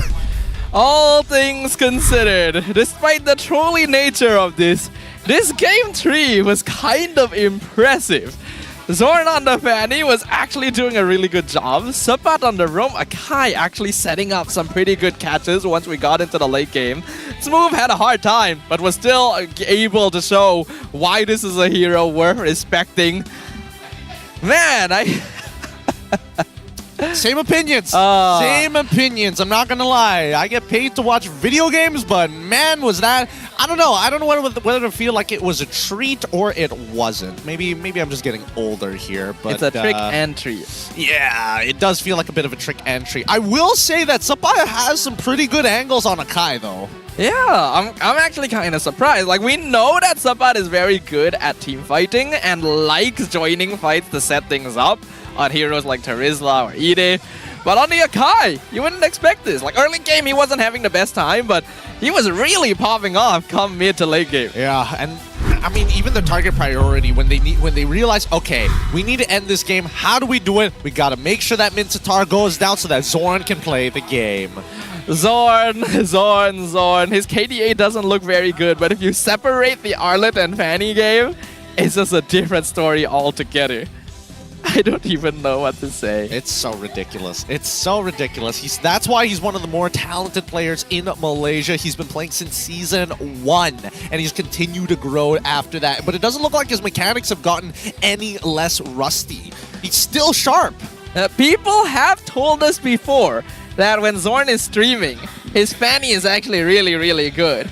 We never thought we would ever get to see it on the MPL stage. That's true. That's facts. We got it. We got what we were asking for. We got what we were looking for. But I don't know. When he plays the Fanny, it doesn't feel like it's flashy, but at the same time, it almost feels like he's moving in slow motion on those steel cables. It's like how you know in Game 2 when he was on Johnson, you're saying it was like Fast and Furious. Yeah. And they have all the slow-mo scenes. Oh, so it was carried forward. Yes. We have to wait for the sequel. Yes. 21 minutes and 24 seconds. The Fast and the Fanniest. God, the Fast and the Fanniest. Oh, the Fanniest and the Furious. 28 to 20 kills. I mean, Team Ray had... they really have the opportunity, but you can tell that they're very weak towards the late game where there's no clear direction of how to approach a fight. Yeah, Ray has always had issues in the mid to late game transition, very dependent on fighting together, and that loses out on a bit of macro. In the early game, they were doing a very good job. Reggie was getting catches, Eevee was setting up the King's Calling and denying Smooth. AJ racking up kills left and right to the point where he can grab a Sky Piercer, but it did start falling apart later on when Vamos had scaling, when Sapat was catching, when Warlord was saving, when everyone else was just doing their thing. Yeah, I don't know. It's a little disappointing, I will admit, because I thought that AJ, by the time he hit 5-1, it's like, man, he's pretty unstoppable. There's like not a lot of ways to actually manage him unless he gets jumped on by Smooth and Zorn immediately after. Because everybody else, like, you would imagine that AJ could definitely dodge Sapat for sure. He had Flicker, he had opportunities. Warlord, Shadow Stampede isn't going to be yoinking him halfway across the screen, and at least for Nets, it's very clear when his damage is going to come out. Yeah, Nets is comfortable on the Harif. I don't think we need to mention too much. He's actually playing a regular hero for him. Warlord on the Faramis as well. The rest are where the interesting stuff comes in. But you can see from the progression of the game how Ray went from being very efficient to having some overconfidence and then to panic and desperation. Because after that catch in the Vamos jungle by Sapat, every one of their fights after that was very scattered, was very forced. They were just desperately trying to do something, and that played exactly into Vamos' hands. Yeah, it also didn't help that the early game, a majority of those buffs were getting stolen away by Kidsz, which is why he took so long to scale into this game, right? Had he, kept up the pace with Zorn, yes, maybe not in the kill sector, but in terms of just jungle path clearing, he probably could have gotten an early Sky Piercer and might have been able to change the momentum of the mid game. But imagine how this has to feel. As a jungler, you just got out-jungled by a roam main. I mean, it's Zorn. It is Zorn. It is Zorn. different. I'd be more disappointed if they lost the Smooth. Then it'd be like, all right, I mean, Smooth can be worth respecting, but I do wish we got to see Smooth jungle again. But Zorn on the Fanny, that's just something else. Yeah. I'm really glad we got to witness this at least. It's great. It's great. He's got the mechanics for sure, which is why he was like the rising star for the longest of times in the early days of the MPL MY, and why so many people still remember his name till today. Look at how Nets is completely skewing the Vamos side of the board. By the way, Zorn actually did more damage than anyone on Ray, but his bar is so small because of Nets. Yeah, Nets is just blowing him out of the water when it comes down to the numbers here. It's 339,000 to 253,000. Keep in mind, out of the 339, 120k, which is roughly which is actually, it's more than a third. Yeah, it's more than a third. More than a third of his total team damage. Team Ray was just so busy dealing with everyone else, right? You have Smooth Benedetta, you have Zorn Fanny to deal with. You're not thinking about Nets Harif at that point, that's normal stuff. Oh my god, what? Sapat, 190,000 total damage taken. Still higher than both Virgie and as well as Eevee. I would imagine that Virgie especially, probably took a little bit more damage there.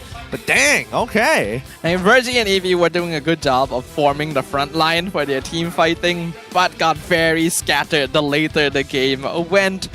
So, yeah, Sapat was definitely doing a better job. Perhaps this is a hidden calling for him. Maybe it was. Yeah. He was doing some decent damage as well with his body slams. But here we go.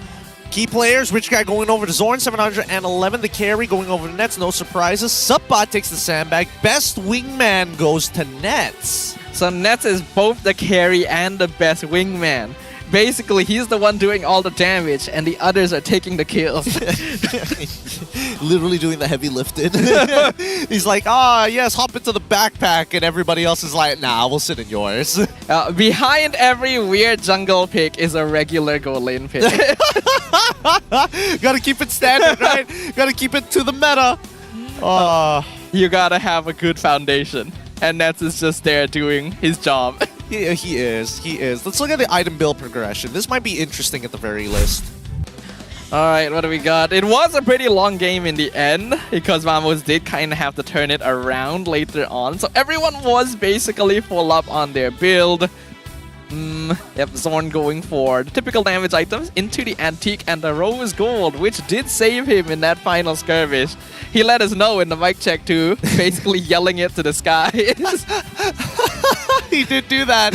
He did do that. I will say though, AJ's optimization of his items, of getting Sky Piercer's second item, I don't know about that one. I don't know I'm actually okay with it, because he had quite a lot of kills at that point. I mean, yes, he has quite a lot of kills, but that's not his job. He's going to get doved upon more often than not. Like, that should have been... Okay.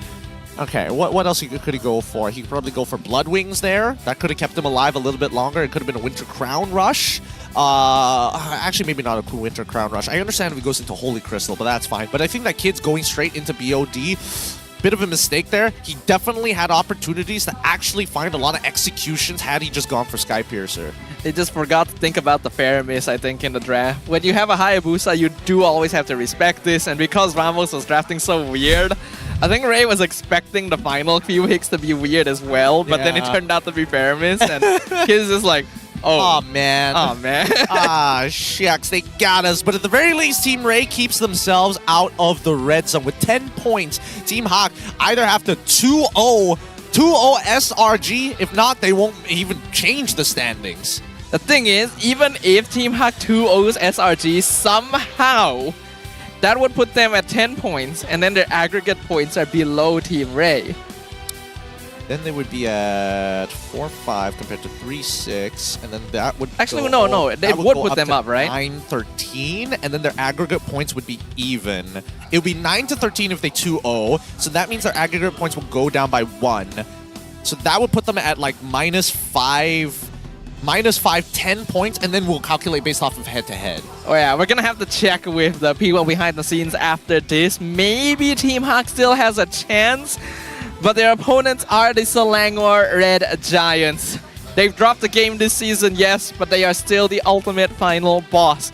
Question now, are they gonna do the same thing Vamos did? I don't think so. I know that SRG, Coach Arcadia would not let it slide. Probably not, right? He's got the whip ready. He's just like, don't you dare. His name may be Arcadia, but he doesn't play around. Yeah, he doesn't mess around at all. But man, at least that series is over. Honestly, thank God. I don't know how much more I could take from that. I think Game 3 was more entertaining than I expected. It was. Game 2 was... That was the one. Not worth watching. Yeah, that one really is a kick to the gut. Oh, I can feel the broken ribs from that one as well. Oof. But at the very least, we still have this next game with SRG. Guaranteed quality here, but I want to see whether or not Team Hawk has improved enough to give him a challenge. With that being said, this is the MPL MY Season 14. We'll be back right after this messages for more Mobile Legends action.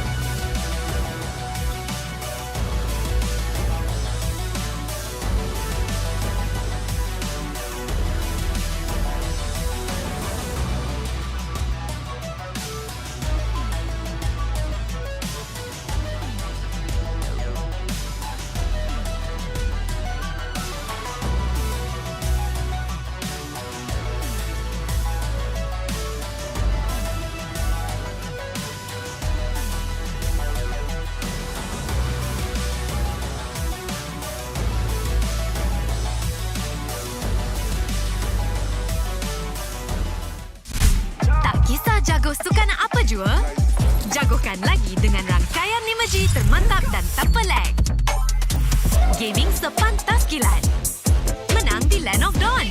Tukar ke Holling Prepaid 5G sekarang.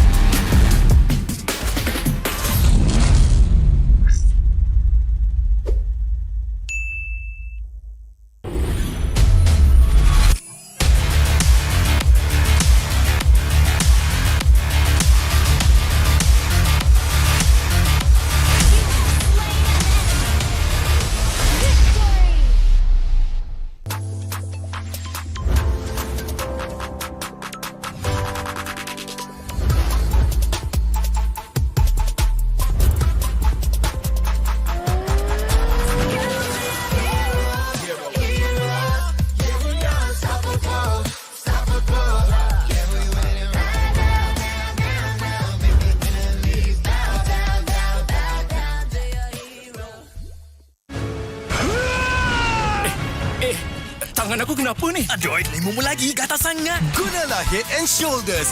100% keyakinan, kelomomo dan kegatalan. White out. Unstoppable.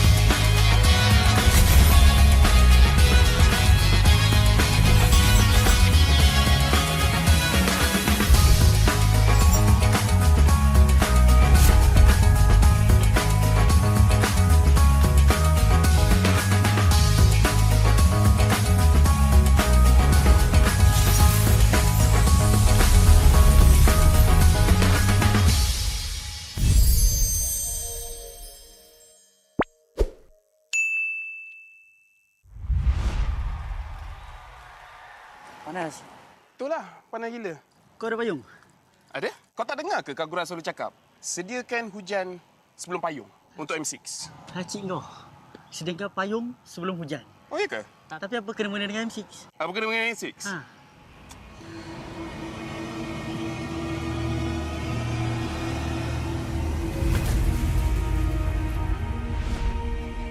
Apa itu hujan emas? Hujan emas adalah satu matlamat, satu impian terunggul untuk setiap pasukan. Setiap musim, apakah kenangan yang istimewa? Ia adalah ketika juara menjulang piala di bawah hujan emas. Ia juga menjulang dan membanggakan nama Malaysia di persada dunia. Seperti cuaca, musim baru datang dan pergi. Ia persis dengan MPL MY. Setiap pasukan dan pemain yang pernah menjejak kaki di MPL MY, mereka tidak pernah berputus asa. Setiap musim ada permulaannya. Juga permulaan baru untuk matlamat dan impian bagi pemain kita. Musim cuaca datang dan pergi, tapi ia tidak akan mengubah sejarah pemain kita.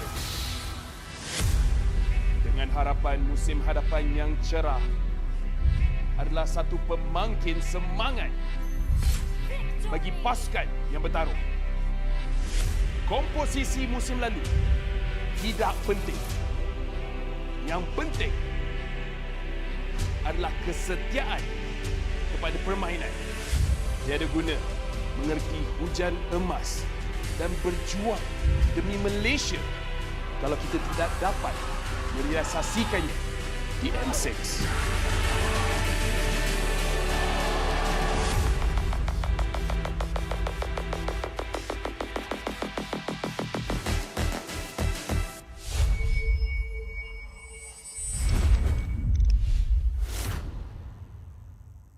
Okay, Assalamualaikum. Anda masih lagi bersama saya Sid dan juga pelakon-pelakon untuk movie MLBB di mana kita ada Zik, kita ada Ikmambi dan juga encik saudara Fauzi Nawawi. Memang dah terkenal, dah lama dah berlakon dekat industri Malaysia ni. First of all, apa khabar? Baik. Sihat, Ini saya percaya ini merupakan kali pertama anda semua berada dekat pentas MLBB ataupun Liga MLBB. Apa perasaan? Kita mulakan dengan Zik dulu.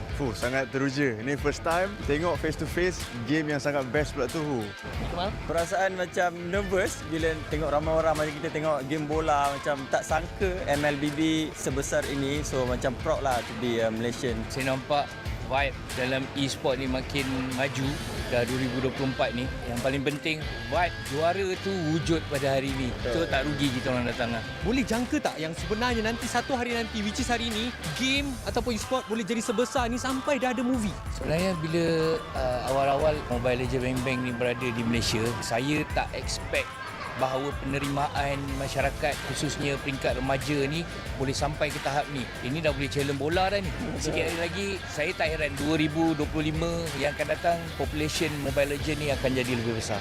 Kita tahu anda bertiga sekarang ini terlibat dengan penggambaran untuk movie terbaru khas untuk MLBB. Boleh tak cerita sedikit sebanyak pengalaman untuk shoot movie tersebut? Pengalaman dia best, sangat unik sebab saya rasa for Malaysia ini movie MLBB yang pertama kan. So untuk kita orang pun dapat duduk di stage macam player, it's an amazing experience lah for us. Pengalaman sangat best lah sebab berlakon dengan kawan-kawan dalam industri, and then ini macam impian saya lah menjadi seorang pro player walaupun pelakon je. So macam excited lah nak tunggu filem ni keluar. Ya, itu semestinya apa yang kita ingin harapkan. Alright, kita masih lagi bercakap tentang movie. Boleh tak cerita sedikit sebanyak watak ataupun karakter yang anda bertiga dan mungkin Puan Lisdawati juga bagi tahu apa yang terlibat ataupun watak dalam filem tersebut. Okay, so kita orang sama team. Kita orang daripada pro player daripada Singapore. Yes sir. So saya tak nak cakap banyak tentang watak saya bawa watak jahat.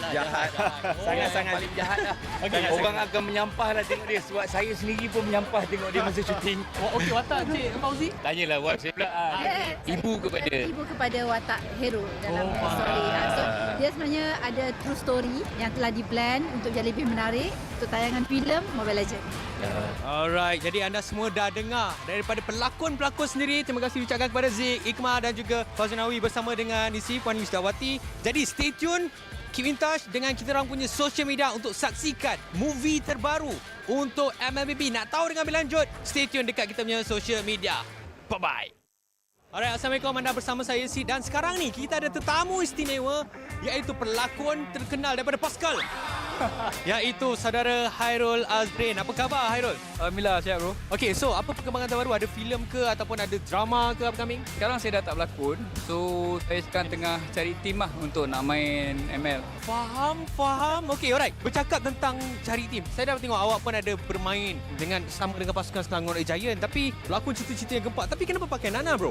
Ni banyak baca komen Tak lah, sebab saya tahu pakai tank, saya tahu pakai mage je. Yang lain saya tak tahu. Faham. So kalau tanya saya, Nana paling senang nak ni lah. Sebab sebelum ni saya biasa pakai Cyclops, lepas tu Zaz. Tapi sekarang Nana macam dia kena dengan jiwa lah. Sebab Sky sebagai itu saya, kalau nak jadi jungler terbaik, kena training pada Nana. Itu dia punya skill dia. Permulaan Nana barulah boleh jadi macam Sky. Yeah. Okey, tadi dah kita tengok pasukan Selangor Giant dapatkan kemenangan 2-0. Bagi pendapat Hairul sendiri, adakah itu satu perlawanan yang sengit ataupun Hairul memang dah jangka Selangor memang boleh menang 2-0? Saya tengoklah SRG punya game sebab saya tak pandai sangat, tapi saya tengok daripada apa yang diorang main tadi. So memang diorang ada je cara ataupun ada je teknik yang nak masukkan kalau kata sesuatu problem tu.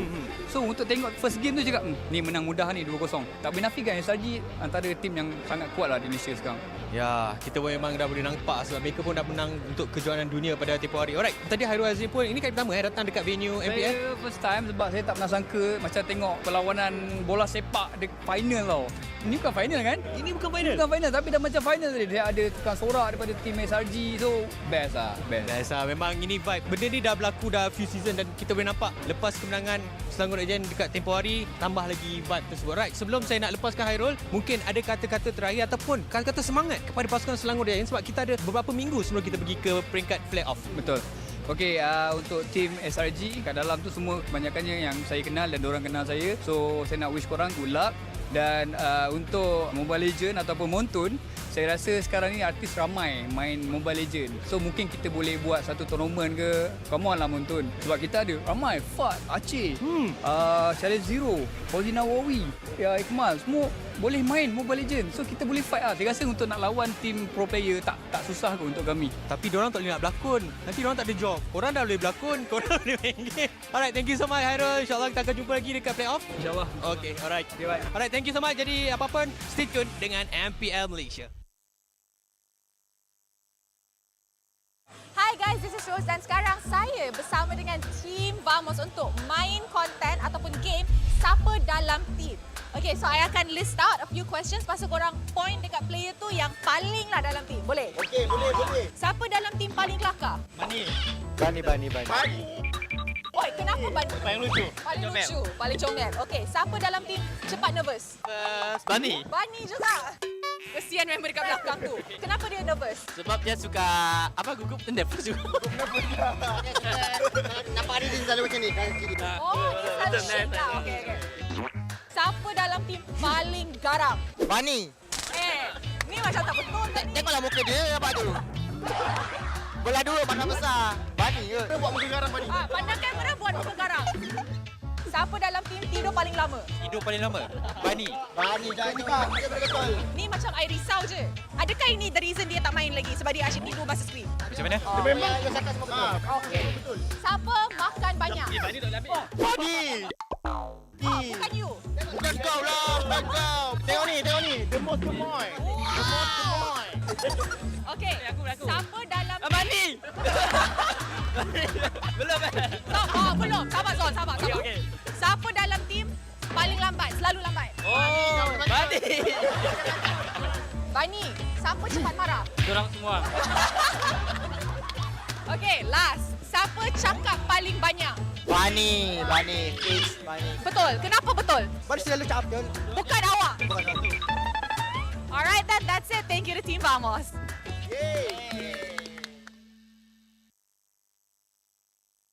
Hey guys, this is Rose dan sekarang ni saya bersama dengan SRG untuk main game Siapa Dalam Team. So, on my hand, kita ada a series of questions and bila I tanya tu, korang point and then cakaplah kenapa orang tu paling dalam team. So, siapa dalam team paling kelakar? Yums. Why Yums? So loud. So loud. Wow. Bising. Wow. So cutesy. So demure. It's overload. Who likes to do weird things in the team? Weird. Innocent. What do you do? Nothing, we just play. Dia buat apa? Sorry, personal. Who's in the team that's most fierce? Garang. Stop. Coach, okay. Coach paling garang. Who sleeps the longest? Yum. Alat The yum. longest. This one I can agree. Gorgeous. Who eats the most? Yum. What do you like to eat? Rice, cereal. Wow. One pack, one lady. day. One pack, one day. Who in the team is always late? Sekis. Why? Because they always wake up late to the training. Sometimes. Sekis number one. Oh, okay. Who gets angry easily? Angry bird of the team. Gram. Crab. Why are you the one who gets angry the most? Pag may nangyayaring pangit sa laro. Oh, dia cakap kalau anything bad happen in game, dia cepat marah. Betul. Strict. Okay, last question. This one very fast one, ah. You guys will point to the person. 1, 2, 3. Who talks the most? So who's the answer? So, okay, I'm pretty sure we got it. Everybody talks a lot in this team and they're all very, very cutesy. Thank you very much to Selangor Red Giants.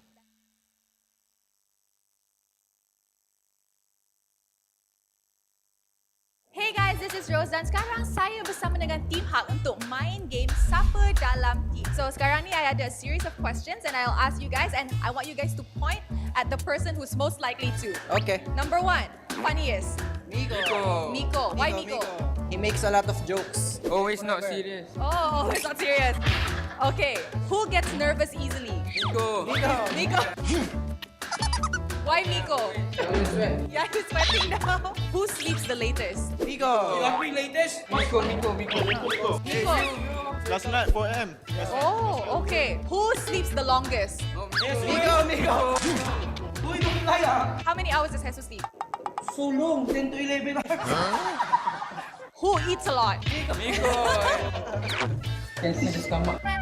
All Maggi goreng, nasi goreng ayam, all inside. Who is always late? Gigi. Miko. Midnight. I'm joking, he always the one that late. Oh, he's always late. Who gets angry the most?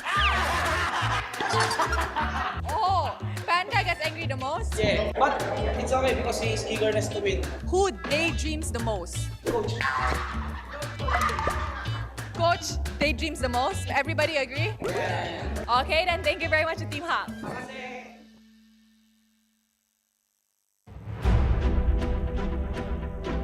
Semua orang boleh menyarung jersey kebangsaan. Jadi once you pakai menyarung jersey kebangsaan, you rasa sangat-sangat berbangga, you dipilih atau diberi tanggungjawab untuk mewakili negara.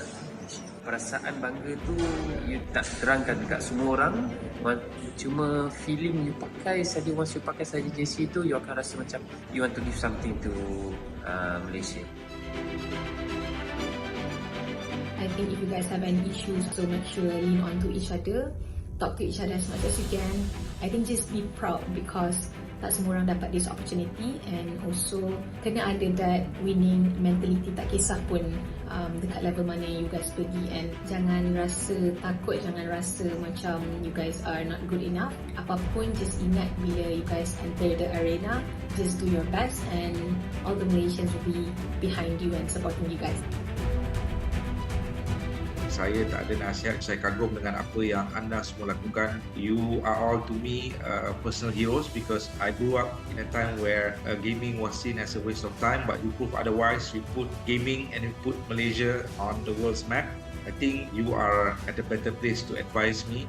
So again, I want to say thank you for being who you are. Thank you for fighting every day. Thank you for competing for Malaysia because it's something that I can never do. And I live vicariously through you bila I tengok atlet Malaysia compete because what you do is very, very amazing. And I wish you all the best. Deliver for Malaysia because wherever I am on the day when you win for Malaysia, I'll be proud to raise the Malaysian flag and play the negara. Tak kisah jago sukan apa jua, jagokan lagi dengan rangkaian 5G termantap dan tanpa lag. Gaming sepantas kilat. Menang di Land of Dawn. Tukar ke Holling Prepaid 5G sekarang.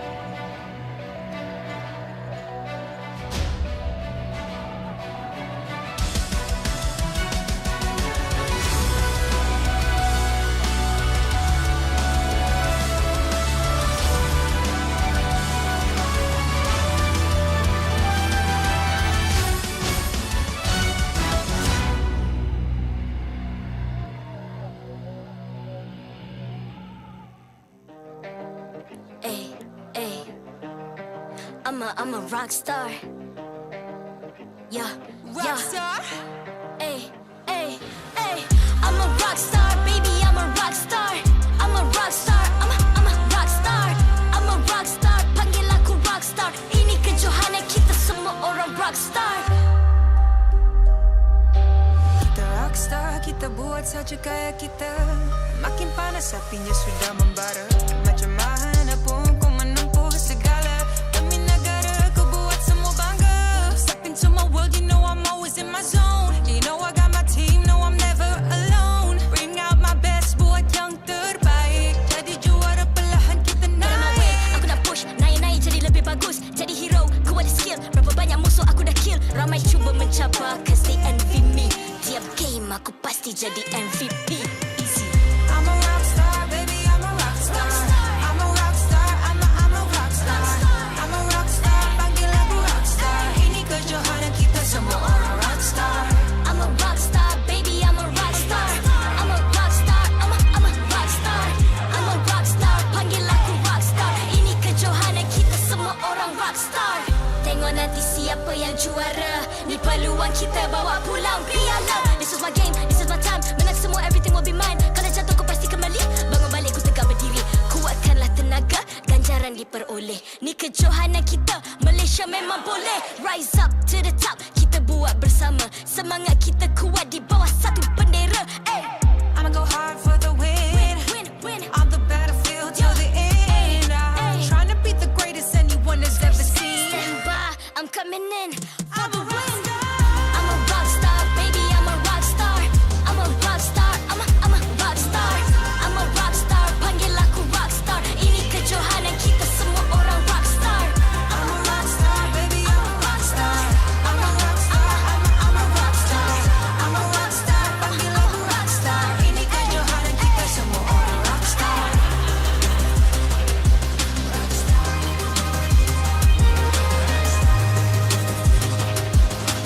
Ini kejohanan kita semua orang rock star. I'm a rock star, baby, I'm a rock star. I'm a rock star, I'm a rock star. I'm a rock star, panggil aku rock star. Ini kejohanan kita semua orang rock star.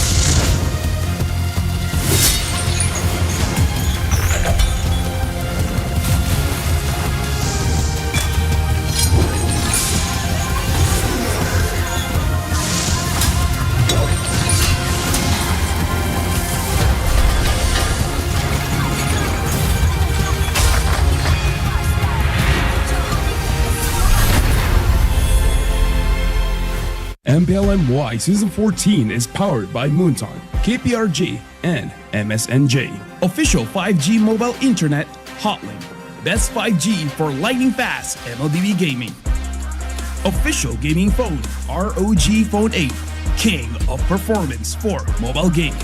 Official lifestyle fashion partner, up your game with JD Sports. And thank you to all our partners in esports and strategic partners. Selamat kembali ke MPL Malaysia musim ke-14 bersiaran langsung dari Stadium MBSJ Serdang Jaya.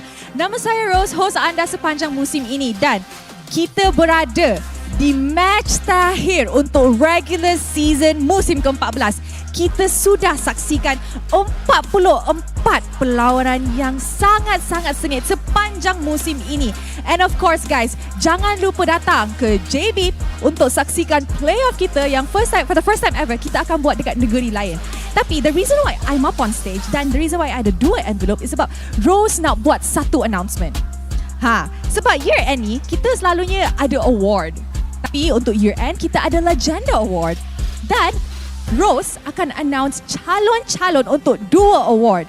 Now, untuk first award kita ada Legenda Award. Now, I nak bagi tahu korang kriteria yang perlu ada untuk tercalon dalam Legenda Award ni. So, orang tu kena ada terlibat dengan mana-mana MLBB official tournament sekurang-kurangnya selama 8 musim. Dan tak kisahlah kalau dorang main dekat Malaysia pun ataupun di peringkat antarabangsa.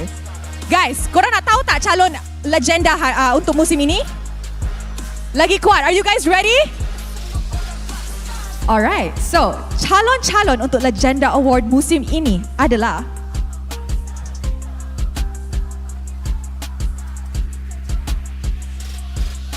Zorn, Rippo, Chiku guys, Lafel dan juga Gideon Q.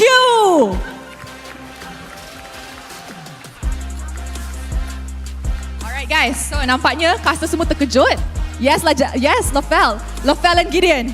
Korang adalah satu calon untuk Legenda Award.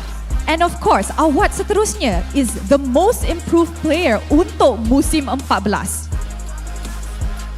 Now, ini adalah award most improved player. So, dorang kena main 2 season berturut-turut. Itu adalah dia punya qualifications untuk dapat tercalon. So, siapakah calon untuk most improved player award? Mari kita tengok.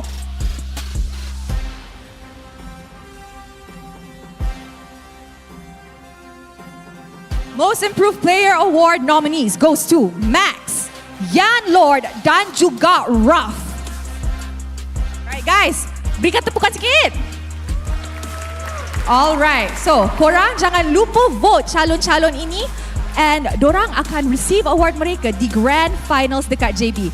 Alright, I'm pretty sure ramai orang dah tak sabar nak tengok perlawanan Team Hawk menentang Selangor Red Giants. Tapi sebelum tu, untuk penonton dekat rumah, you guys can join the fight now by scanning the QR code down below ataupun isikan kod ni dekat MLBB anda untuk dapat peluang menang skin legend.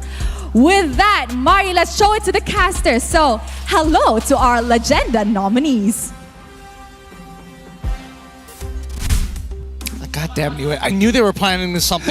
No, there's no reason for the cameraman to be at this side of the venue for any reason whatsoever. Congratulations. Hey, I you might be a legend, sir. I don't know. It was kind of weird. It was kind of weird being placed amongst people who have actually put their lives on the line. And then there's me and LaFell who's just like, I mean, we put our lives on the line on the desk too, right? Hey, look, I don't know. I appreciate Monton and I appreciate the MPL for nominating both me and LaFell as well as our lovely players for the Legenda Award. Feels kind of weird, I'm not going to lie. But welcome everybody to the MPL MY Season 14. If you're just tuning in, we're on our very final week here. Week 6, day number 3, the last day as well of the regular season. With that being said, keeping in mind, guys, that the official phone sponsor, ROG Phone 8, is what's keeping these players alive here at the MPL MY Season 14. It's helped the pros to be consistently at the top of their game. Why? Because the phone retains the crown as the king of performance. It now comes in a sleek new design and improved cameras as the ROG Phone 8 goes beyond gaming. Beyond gaming is the truth right here, but let's look beyond the Land of Dawn itself at the current standings of the season, because we are about to jump into our final match, and it is going to be between SRG and Team Hawk. This is not going to be an easy task for Team Hawk. They might actually have an opportunity to maybe tie things up against Team Array if they can only 2-0 SRG. Not even a single game, they have to 2-0. Of the 2-0 is the only possibility they have, but compared to Team Vamos, for example, SRG is a team that's a lot less willing to mess around. Even though their position has been secured for a very, very long time, they've still been bringing their A game to the MPL stage. So it's going to be a very tough obstacle. Yeah, SRG don't mess around a lot, and not to mention that their players, even at their worst, are mechanically better than a lot of pros out there. So no matter what they do, hopefully they are prepared for this hurdle. And we did want to see Team Hawk continuously improve, but this is the penultimate challenge for them. Indeed, but I think we have a video here for you guys. So hello guys, we're from SRG. So today we're going to play Fast Hero Challenge. So each of them cannot repeat the same hero. Loser get punished. Okay, 1, 2, 3, go. 1-1. Haya. Link. Alert. Penny. Nolan. Sana. Aurora. 1, 2. Kofi. Belen. Matilda. Angela. Digi. Estes. Paramis. Kaja. Nolan. Oh, you did repeat. Oh, yeah, you did say no. Oh, you dah repeat. Oh, you replay. Nolan. Nolan. Okay, I give you another challenge. Kai. Lancelot. Baksha. Hanzo. Mia. Johnson. 1. Baksha. Kau dah cakap tadi.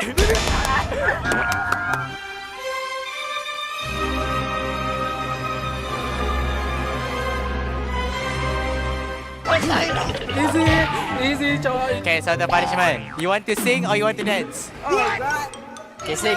Okay, sing. Lagu apa? Apa-apa je. Asal kau menyanyi. Oh, you choose Justin Bieber. Yeah. Your favorite. Come on over in my direction. Yeah. Such a blessing, yeah. Turn it to situation to the heaven, yeah. Who you are. Okay dah. Oh, nice. Yes.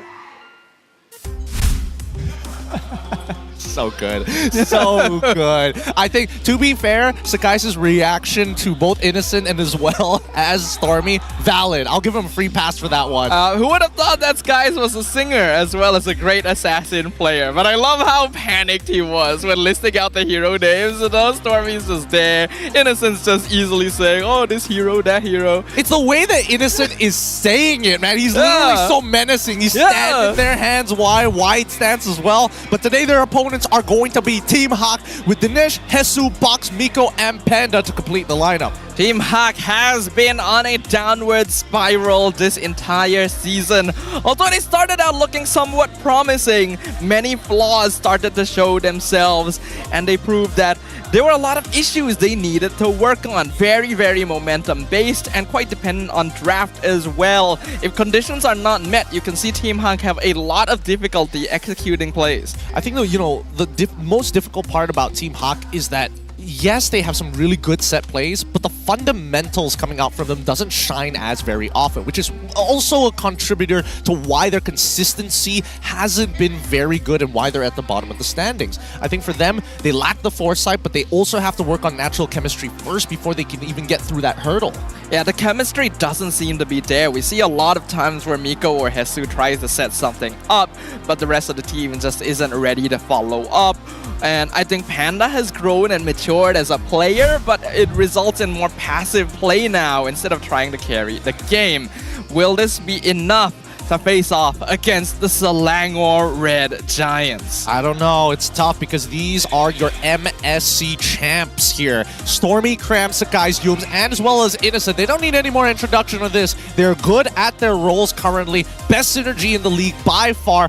I wouldn't say the widest of hero pools because then again, they haven't been pushed into that direction just yet. It almost makes you feel like SRG may already be holding back a bit with their drafting. I think they're specifically not showing off what they're truly capable of because they have their sights set on M6. Will that be a good thing though? Because it's already shown they are not actually unbeatable.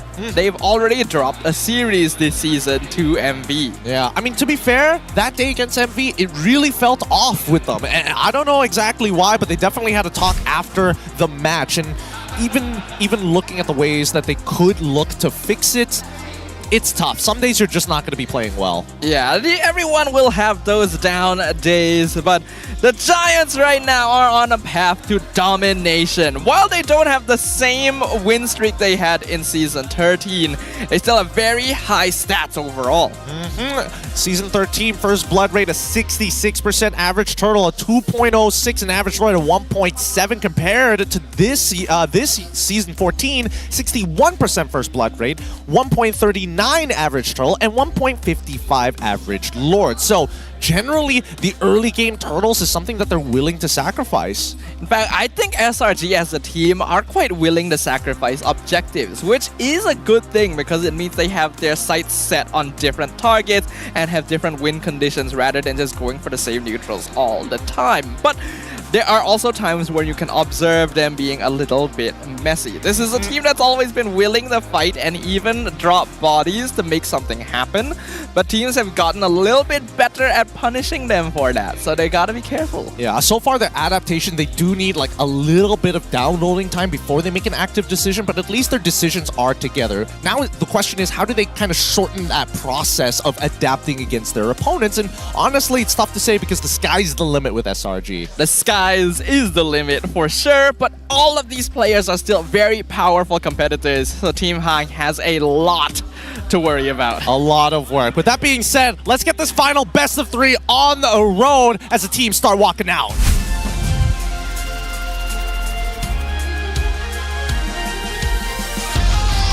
Team Hawk. In a bid to improve their position in the standings, they're battling and hoping to retain their slot in the MPL no matter what comes their way. Even if they have to fight against the dominating Giants, they'll face it with nothing to lose. Yibambe, Team Hawk! Selangor Red Giants. They've proven once again why they're one of the most feared teams in the league. Their unbeaten streak was recently broken, but they remain a dominant force that any team must respect. Will they continue to maintain their stronghold? Let's welcome the fierce and domineering Selangor Red Giants! Now we have the coaches and analysts working behind the scenes alongside our head of league ops, Franklin, to ensure fair play and professional integrity in the matches. Let's keep it going with fist bumps between the teams, a true sign of professionalism. This is how we roll. This is Malaysian sportsmanship. This is the ultimate chapter of MPL Malaysia Season 14's regular season. Match terakhir untuk regular season musim ke-14. Nampaknya ramai orang yang hadir ke Stadium MBSJ to watch the final battle. So, Rose nak buat vibe check. Ni side Team Hawk. Diorang datang untuk sokong Team Hawk. So guys, when I ask if you guys are ready, can you guys scream? Naik energy, boleh? Alright, Team Hawk, are you guys ready? Macam kurang je. Sekali lagi boleh? Last guys, ni last tau. Last, sebelum kita pergi JB. Last, sekali lagi. Okay, boleh? Team Hawk, are you guys ready? Nice, I like that. Alright, ni side Selangor Red Giants on my right. Selangor Red Giants, are you guys ready? I love the energy. And of course guys, marilah coy back to our casters to start match kedua hari terakhir. Sorry. Well, we can't end the season without a little mishap, right? Gotta keep match the vibe that the players are giving us on stage. You know, they're having a good time. We're having a good time too. Now, for Team Hawk, maybe a little bit more serious, a lot more somber for certain, but hopefully they've come prepared against SRG. The one consolation is that there is no way for Team Hawk to drop to 10th position. Even if they remain in 9th place, they'll still have a chance to play for their spot in the next season of MPL. So that is always a scary prospect, and if you can escape that, it would be ideal. would be ideal for them. I think that they have a chance, but I hope that at the minimum, they're trying to at least aim for one game against SRG where they can at least take a point from them. I think that SRG, as of right now, if we're talking about like the rough drafts, the big concern that I have is hero pool, only because we've seen that a lot of flex picks being thrown out here in the MPL MY and even across other regions, most of which we haven't seen from SRG yet. Yeah, they very adamantly put Ling on Skies almost every single game, even when other better assassins are available. And that's not a very SRG, that's not a Coach Arcadia thing to do. So it does make me think they've been hiding strategies the whole time. And if that is the case, we're probably going to see similar gameplay for this series too. I'd be very curious to see what the tier list for SRG, what it looks like, right? In terms of priorities of heroes that are available currently in the meta, and what are some of their potential matchups for it, right? We've seen Cram specifically play the Phobius before. We know that he's pretty devastating. He can play Terizla, no questions asked. Export, yeah, sure. Khalid, every once so often he gets access to it, but even so, I would like to see him play the traditional high losses, for an example, just to get a rough idea of where he stands. Yeah, because in the past, when Cram first debuted with SRG, that was his playstyle. He was more of a sandbag frontline, just tank damage for the team, even going for as to play heroes like Tamas, purely to stand in front and soak damage. Ooh. But we actually get a bit of a comparison here of gold laners across regions. I like this. I like this a lot. Gold laners across all regions, starting off with Innocent, 790 GPM, 3000 DPM, 3032, and an average KD of 8.9 compared to Skylar for MPL ID. Higher average GPM, higher average DPM, but lower average KDA. And of course, Kelra from MPL PH, 753 GPM, lowest on the board, lowest when it comes to overall damage, but in the middle when it comes down to KDA, and it makes a lot of sense because MPL PH, they play a slow game. They play very disciplined over there, and I think Skylar's stats make sense as well. ID is a bit more on the aggressive side, but we actually have a bit of a birthday video for Gifted Gaming as well. Happy birthday, Jason. All the best. Wish you good health and everything in your life, and thank you for always helping us succeed with our team. And all of your hard work, thank you for it. So enjoy your birthday. Oh, that's nice. That's nice. And this is to their analyst in the back who's been helping them behind the scenes. You might actually catch him at M6 Malaysia, greater than ever. Just a reminder that M6 is back in our home tower. You know, just quick brags. Yeah. I'm very excited. Yeah, don't forget, redeem the code and also use the QR code. Just take a screenshot of it, send it to your friends, save them some time, save them the effort. But what about you, Stafa? What do you think about this upcoming matchup? Do you think that Team Hawk has a direct answer to SRG, or at the very least, what are some of the speculations for it? It's gonna be harsh to hear, but I don't think Team Hawk has answers to SRG compared to a lot of other teams who have some like area of the game where they have expertise. Team Hawk has felt like a bit of a mess to the point where they're even falling a little behind RSG in performance. Behind RSG. That's a tough one. That's a tough one. RSG right now currently at the bottom of the barrel here. Generally, with the mistakes that we've seen from RSG's side, I would still put Hawk above them. Not by like like giant margins, but enough to show that they're at least not in the same level. Now, Team Hawk on blue side, banning out the Fanny, Choven, as well as the Phobius. SRG decide to get rid of Suyo as well as Chip on red side. One of the few teams to actually ban him out for now. Looks like they realized it was kind of difficult to deal with in their previous series loss. Let's see what the final ban is going to be. We're interested to see what that's going to look like too. I lost and Cho. Do they ban out Khalid here? Do they want to get rid of it? Are there any other flexes? Maybe got caught. Oh yeah, that makes more sense. Matilda. Miko, pretty proficient with it overall. Definitely helps drag out these games and giving the team a little more sustain. Here comes that first pick we were worried about. Khalid locked in for Hawk. With Khalid locked in and Phobius already banned out, going to be difficult for Cram to get a winning side laner here. Though, a little fun fact, SRG has lost 3 games this season, notably more than last season, and in all of them, Skies was playing the Ling. Yep, he's been exclusively only playing Ling this entire time. A lot of teams just let it through for a majority of the draft, but even so, I would like to see Skies on something else. Yeah, I agree with you. I get it if they are hiding strategies, but surely you can afford to give him one or two other assassins, right? Okay, there we go. Yep, Hayabusa. I like it. I like the Hayabusa. The Edith, I guess it's all right here as a flex pick. I was thinking along the lines of maybe even Ruby, but I think it doesn't cover as much of the potential comps that Hawk could play. Oh, anything good? Oh, not able to roll anything. All right. As much as I would love to see Ruby into Nolan, I think the Edith is probably their best bet, especially when you have to deal with Jushin on top of it.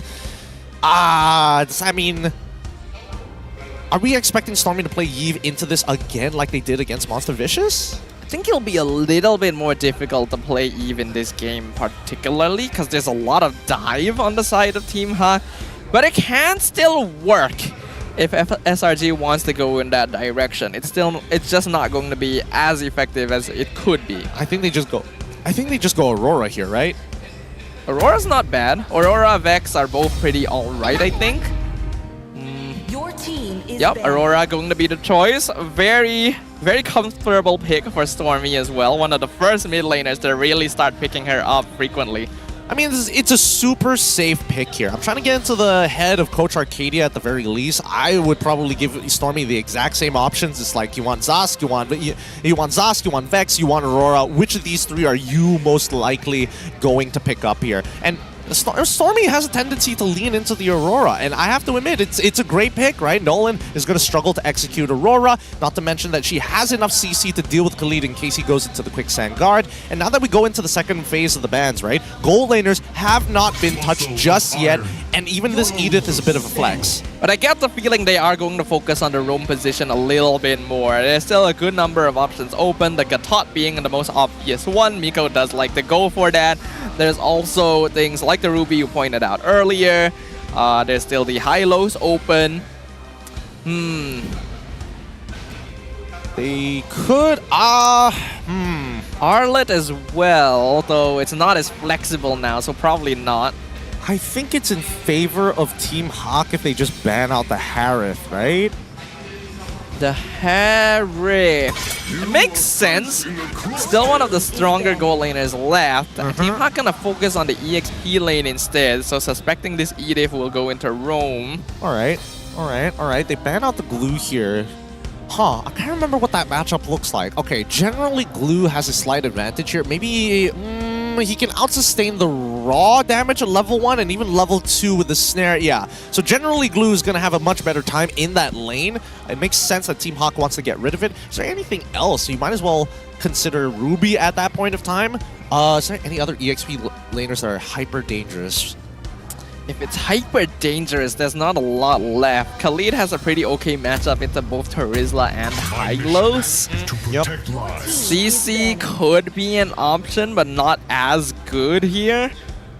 I don't think there's enough reason for CC just yet. Yeah. Unless you're picking CC intending to lock down Jushin and pair her, tie her up with somebody else so they both can kind of leave the area so that maybe Aurora gets a good AoE stun. Tough to say, but also very risky.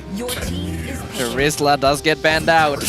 Okay. With Hylos and Terizla both gone, EXP lane options are very few and far between, which is gonna give Hesu a much better time since he has that Khalid. Yeah, it's dwindling pretty fast here. What could they go for? Man, I'd be very impressed if Cram could play Benedetta into this. I think that's too hard. They could probably just flex Edith into EXP at this point and grab a different roam. Just show the gold laner or show the double flex? I think so, yeah. Okay, so they first hold on to the flex, they show the gold. Standard with Moskov has inbuilt CC, so at least Khalid can't just jump in for free and hold his own. Same goes for Jushin as well if he does get disposition, but right now, Team Hawk, how do they finish off this comp? It is surprising that they would go Moskov actually, because Harif is still open, Nathan is still open. We know that Innocent's pretty good with the Moskov, but he hasn't been having very high priority among the rest of the MPL teams. Also true. I mean, it used to just be like Roger Harith, first pick for rotation for him every single time in Season 13. I think Moskov is fine even if Team Hawk decide to pick up the Harith anyways. I think that Innocent has played enough games to deal with it. Oh, Hilda and Bruno. Interesting. I can get behind this. Team Hawk is a little bit scattered as a team, but their strongest phase is probably in the early game. So they are hard focusing that phase. Khalid, Nolan, Hilda, Bruno all can exert a good amount of priority in their lanes respectively. So SRG need to be prepared for this. I don't know. Hopefully, I would imagine, I don't know how Miko is going to play this, right? Because keep in mind that SRG, depending on their start, could easily attack Bruno in his lane unless Hilda is covering that side of the map 24/7. I think that SRG's comp is extremely flexible, but the biggest issue is that there's so much CC. If they out-rotate you and get their two-man squad into the side lanes first, I don't think Hawk have the tools necessary to push them back, or at the very least hold their own against dives. Resource utilization is going to be very, very important, and Arlet will be the final pick, going over to Cram, one of the few EXP lanes left, still pretty solid for them. But what are your thoughts on the drafts here, Gideon? A lot of CC for the side of SRG, any kind of advantage, or most importantly, priority in the lanes is going to lead to some form of a consequence on the opposite side. Panda's in an extremely volatile lane with Innocent, so I'd assume it's going to be gold. But Miko, I think his job is the hardest, right? He needs to figure out where Sakai's is, but also keep track of Yums as well as Cram. Yeah, especially with the nerfs to the jungle to make you take more damage early on. Heroes like Hilda have had it rough, but if anything can happen, it is the time to do it right now. The very last match of the regular season greets us as we welcome both Team Hawk and the Selangor Red Giants to the Land of Dawn. Good luck to both sides here. Important match for Hawk. Let's see how good of a start it's going to go for them, as they are on the blue side, starting on their purple buff. Sakai's on the same side of the map, going to be taking his orange. So he's not going to go for the traditional purple buff opener.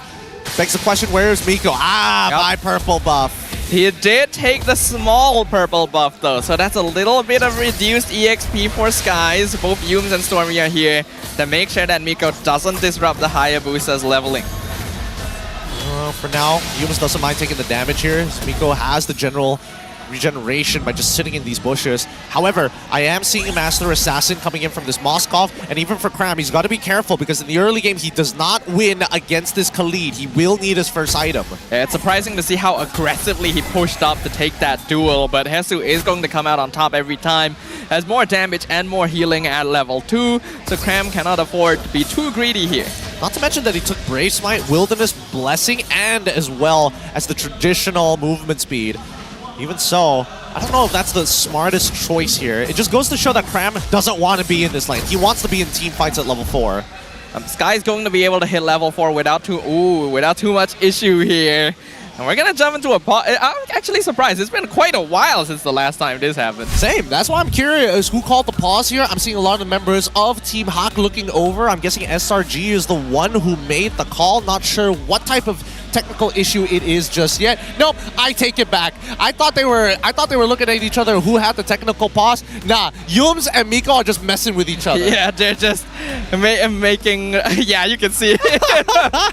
And now you can also see the player cams down there are just slightly delayed. Yeah, looks like Innocent's phone is having issues. It could be audio. We'll find out in just a little bit. Franklin will let us know what type of problem it is. Hopefully it gets resolved soon, though it looked like it was only a type 1 issue, so I don't think we have to worry too much. Just a couple of minutes to solve it should be fine. You know, Miko has been going around MPL since season 12, and he's made a point he's made a point to look for the biggest boys to call them Big Boy Esports. Really? Yeah, I'm not even kidding about that. It's hilarious. That's why you hear him sometimes poking fun at Yums on stage during their interviews about Big Boy Esports. I wasn't aware of this, but isn't Miko himself kind of a big boy? That's the point. He's part of the squad. Ah, okay. He's the founder. So he's recruiting. He's recruiting. I'm telling you, Miko is such a personality. He's great. He's so jolly. He's great to be around. That's fair. I still remember when he was here with Team SMG back then as well. Was just a ball of energy. Rip SMG. So many orgs in and out so far. But at the very least, you know, we did get to see some of these previous orgs develop some very crucial players. From Hawk, I mean, we had Min and Mang coming in from Orange. The same can be said about Stormy as well, which is where he got his first break. I still remember, but well, here's what everyone's been waiting for. Been a while since we've gotten to see this, so take it in, everyone. Last match as well. I guess if it's gonna happen, now is the time. Yep. Don't forget, while Innocent is playing the game, the Marshals are double checking to make sure that the issue is completely done for. That's why we have Franklin making sure that competitive integrity is always at an all-time high here at the MPL MY. Yep. So hopefully everything is back in order. For now, we can see Innocent going to be freezing up his lane here to make sure that Panda doesn't get too much advantage, because we know early game Bruno can be pretty scary. Round two. But wait, hold on. Is it still Innocent? I'm looking at the player cams and they're pointing at each other. It could be Innocent. He's not wearing his headset right now, so I'd assume that the problem still persists. That is unfortunate. Looks like, yeah, it does seem like it's still an issue with Innocent. If it's not able to resolve. Okay, wait, we can't see what type issue it is. It's still type 1. It's type 1. Okay. So type we're 1, still fine. Yeah, type 1, not that bad. At the very least, it's probably an audio issue. It's tough to say right now. I like how our Marshals just face-palmed. It's like something's going on over there, but we will let them handle it. That's why their job is up there and our job is up here. Can you imagine if the issue was one of staff members in the backstage accidentally tripped over his wire or something, and it's just like, oh, god damn it. My bad, guys. My bad. My bad. I'm sorry for making you wait for 2 minutes for this. Okay, this is why the Marshals are here, to make sure that competitive integrity is maintained, like you mentioned, Gideon. We cut back to both of them, both Miko and as well as Yums. Oh, he knows when he's on camera. This dude, I can't sometimes.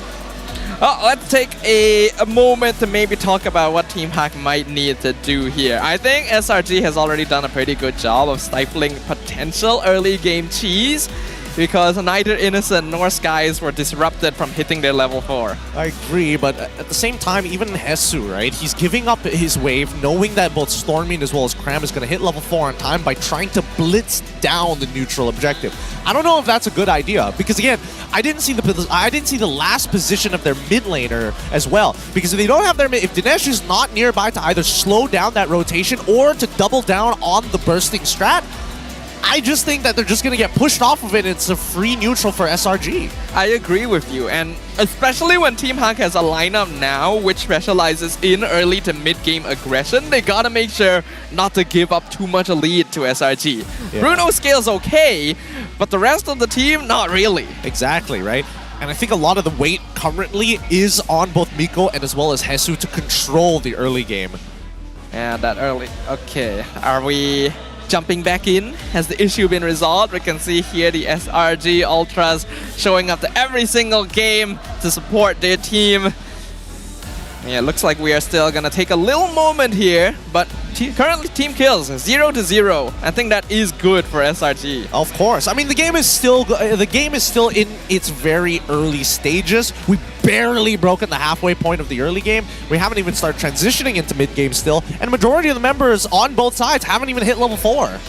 Still very, very early on, so anything can still happen. The most ideal situation would have been for Miko to disrupt Skies somewhat, but they still have time. The first turtle fight gonna be a very pivotal moment. I can't stop looking at them because they keep on making faces against each other. The funny part is, whenever a technical pause goes through, you're technically not allowed to talk to the people left and right of you or within the team, but you can hand signal and gesture at them. And better yet, when they're on the opposite side, your opposing team, that just makes it even more hilarious. The rules say you shouldn't discuss with your teammates, but, well, they're not his teammates, are they? They're on the other side of the stage. It's so funny. And you can see that Stormy, he's still looking for an opportunity to take a jab at Miko here. Hopefully that helps. You gotta raise the mood, right? Team Hack knows they are up against insurmountable odds. So anything that can help keep their spirits up, that can get that energy in play for them to face off will be important. Honestly, let's give props to Bob, keeping the energy up for the SRG fans and making sure that the fans will be sending all of that energy over to the players up on the stage. Oh, wait, hold on. Box died? What? That's a death timer. Are we back in game? What? No, there's one on Stormy too. Did they trade? I am looking at the kill score currently. Who found that kill? Aurora got it. I mean, Stormy's 1-1 and 0 right now based on the panels. Yeah, and Hilda is 0-1. Wait, what's going on? It looks like the game might have already commenced and a lot of action is happening that we're not catching just yet, but we'll keep you guys up to date. Yeah, we're literally looking behind us right now at the big screen to see the scores of the players, and some kills have happened. That's kind of odd, though. It's kind of odd. Innocent just put down his phone here. The marshals are still by him to ensure that things are going to be okay. I think they may have started the game again for a short moment. And then we haven't put it up on screen yet because the marshals are still making sure everything's okay. Dude, Miko's having full-blown conversations with Yomes across the arena. I'm pretty sure Yomes is just like, hey, what's going on? Miko's like, hey, you know, what do you mean me that's going on? You, what's going on? It's taking up time. I need to eat, man. Yep. Okay, we got a bit of news from the production. We will get an instant replay later of what happened in the game when they were playing a moment ago. So don't worry, we won't miss the action. But for now, we're gonna wait and make sure that the issue is fully resolved so we don't have to keep doing this. Yeah, I think they're still testing it. This could be maybe a ping issue rather than it is an audio issue. Most audio issues get settled pretty quick here at the MPL MY. Not to mention that they are using ROG phone, so it can't even be a technical issue with the phone itself. It's been a while since something like this happened, though, so I guess we have a bit of leeway, you know? True. At least it's not within blackout territory, because blackout territory is where it gets bad. Yeah, we don't want that sort of thing happening. So considering it has been quite a few weeks, actually, since the last time we've actually had a pause situation, I think we've built up enough goodwill at this point, right? I'm hoping so. Enough karma. I'm hoping that you guys, as the audience, can appreciate the fact that we didn't have as many technical pauses compared to. Well, actually, I don't know. I can't make the statement of. I can't make the statement of the least amount of technical issues compared to the other MPLs because I have no idea. Yeah, we don't track those kind of stats. Yeah, man, it's not something that we have. But let's go to a quick instant replay about what was happening in those very few short moments here. Right? We didn't catch the action, so here it is on screen. Alright, so this is what happened earlier when they jumped back into the game. Let's have a look. Turtle was contested. Frigid Glacier came out. Bok got picked off as first blood. Skies gets the turtle. And then we see Zeusin pull Stormy back, pop his passive. Yume's using Primal Wrath. Stormy goes down. And then Miko jumps a bit too deep to try and bully. And I'm assuming he got picked off as well. What happened in between those two clips? Why was suddenly Miko in enemy orange buff territory? I thought they just got the turtle too. Curious. But that means SRG currently 2 kills to 1 on Team Hack, and they did get that first turtle as well. Okay, all right. I think it's fine at the very least. Not much to say about it. Let me just quickly. Oh, the good thing about being able to just look behind to the big screen is they even have their items there, right? There is a Fury Hammer already purchased by Box. I'm looking for the people who actually achieved the kills to see whether that Gold Surge got them another threshold in terms of items. It doesn't look like it. Skies already has Fury Hammer, but even Box has that at this stage, so I think it's a bit too early on. for these initial kills to make much of an impact. Yeah, nothing much to say about both of them. Yeah. Oh, interesting. Hasui doesn't look like he's going for... It looks like he got T2 before he went for the initial rush. And somehow Box died again. Yeah, based on the death timer, Box just got picked off again. Yums actually just died as well. It does seem to be a bigger issue than expected because the players are jumping back into the game for small moments of gameplay so that the marshals can check if everything's okay, but they are pausing again because, yeah, something is up. Not sure. Might be, we'll see whether or not this is going to be a deeper issue from maybe into a Type 1, might be even further. Hopefully it's not a Type 3 issue. Hopefully. Yeah, that would not be ideal. At this point, though, I don't really know what kind of issue it could be. This is kind of unusual, actually. Yeah, this is not atypical. Right at the very last day on the final series. Imagine that. Oh, we gotta hit the bingo sheet, you know? No. We banned bingo sheets after the last time. After the last one with the blackout, nah. I still can't believe that actually happened. There's some deep lore to this. There's some very deep lore. Well, yeah, so we are going to take a moment. Gonna make sure that everything is okay. For now, though, I guess we can bring up... Hold on. We got some news, another instant replay to see what just happened with the kill on Box and Yum. So let's have a look at that again here. What happened? Are we going to watch the game through instant replays the whole time? Oh, Ogi's shadow kill. They picked off Box. And then Yums dived a bit too deep, and Dinesh and Miko finished him. Yeah, okay. So they find the initial punch. In case you guys are wondering, that's the screen that we're looking at right now. Plenty of details up there that I would like to talk more about, but unfortunately they're difficult to see, and the game hasn't progressed enough to make it matter. Yeah, it is kind of unfortunate. We don't want to be in this sort of situation. In fact, I don't feel like we've been in this situation the whole season. Like a tech pause so bad that it has to come back to the caster's table? Yeah, that's fair. I'll give you that one. We almost had a clean season, Gideon. Yeah, look, why would this happen? It's cruel irony most of the time. It's honestly, it's cruel irony. What does Dodo feel about the situation? Yeah, Dodo, how you feel about it, right? That's what I thought too. Yeah, I think we can agree with him. He doesn't think much. He really doesn't. He speaks in windings. Wow. You know what? I am going to use that. glad I could be of help. Because he does have wings, though they're not very useful.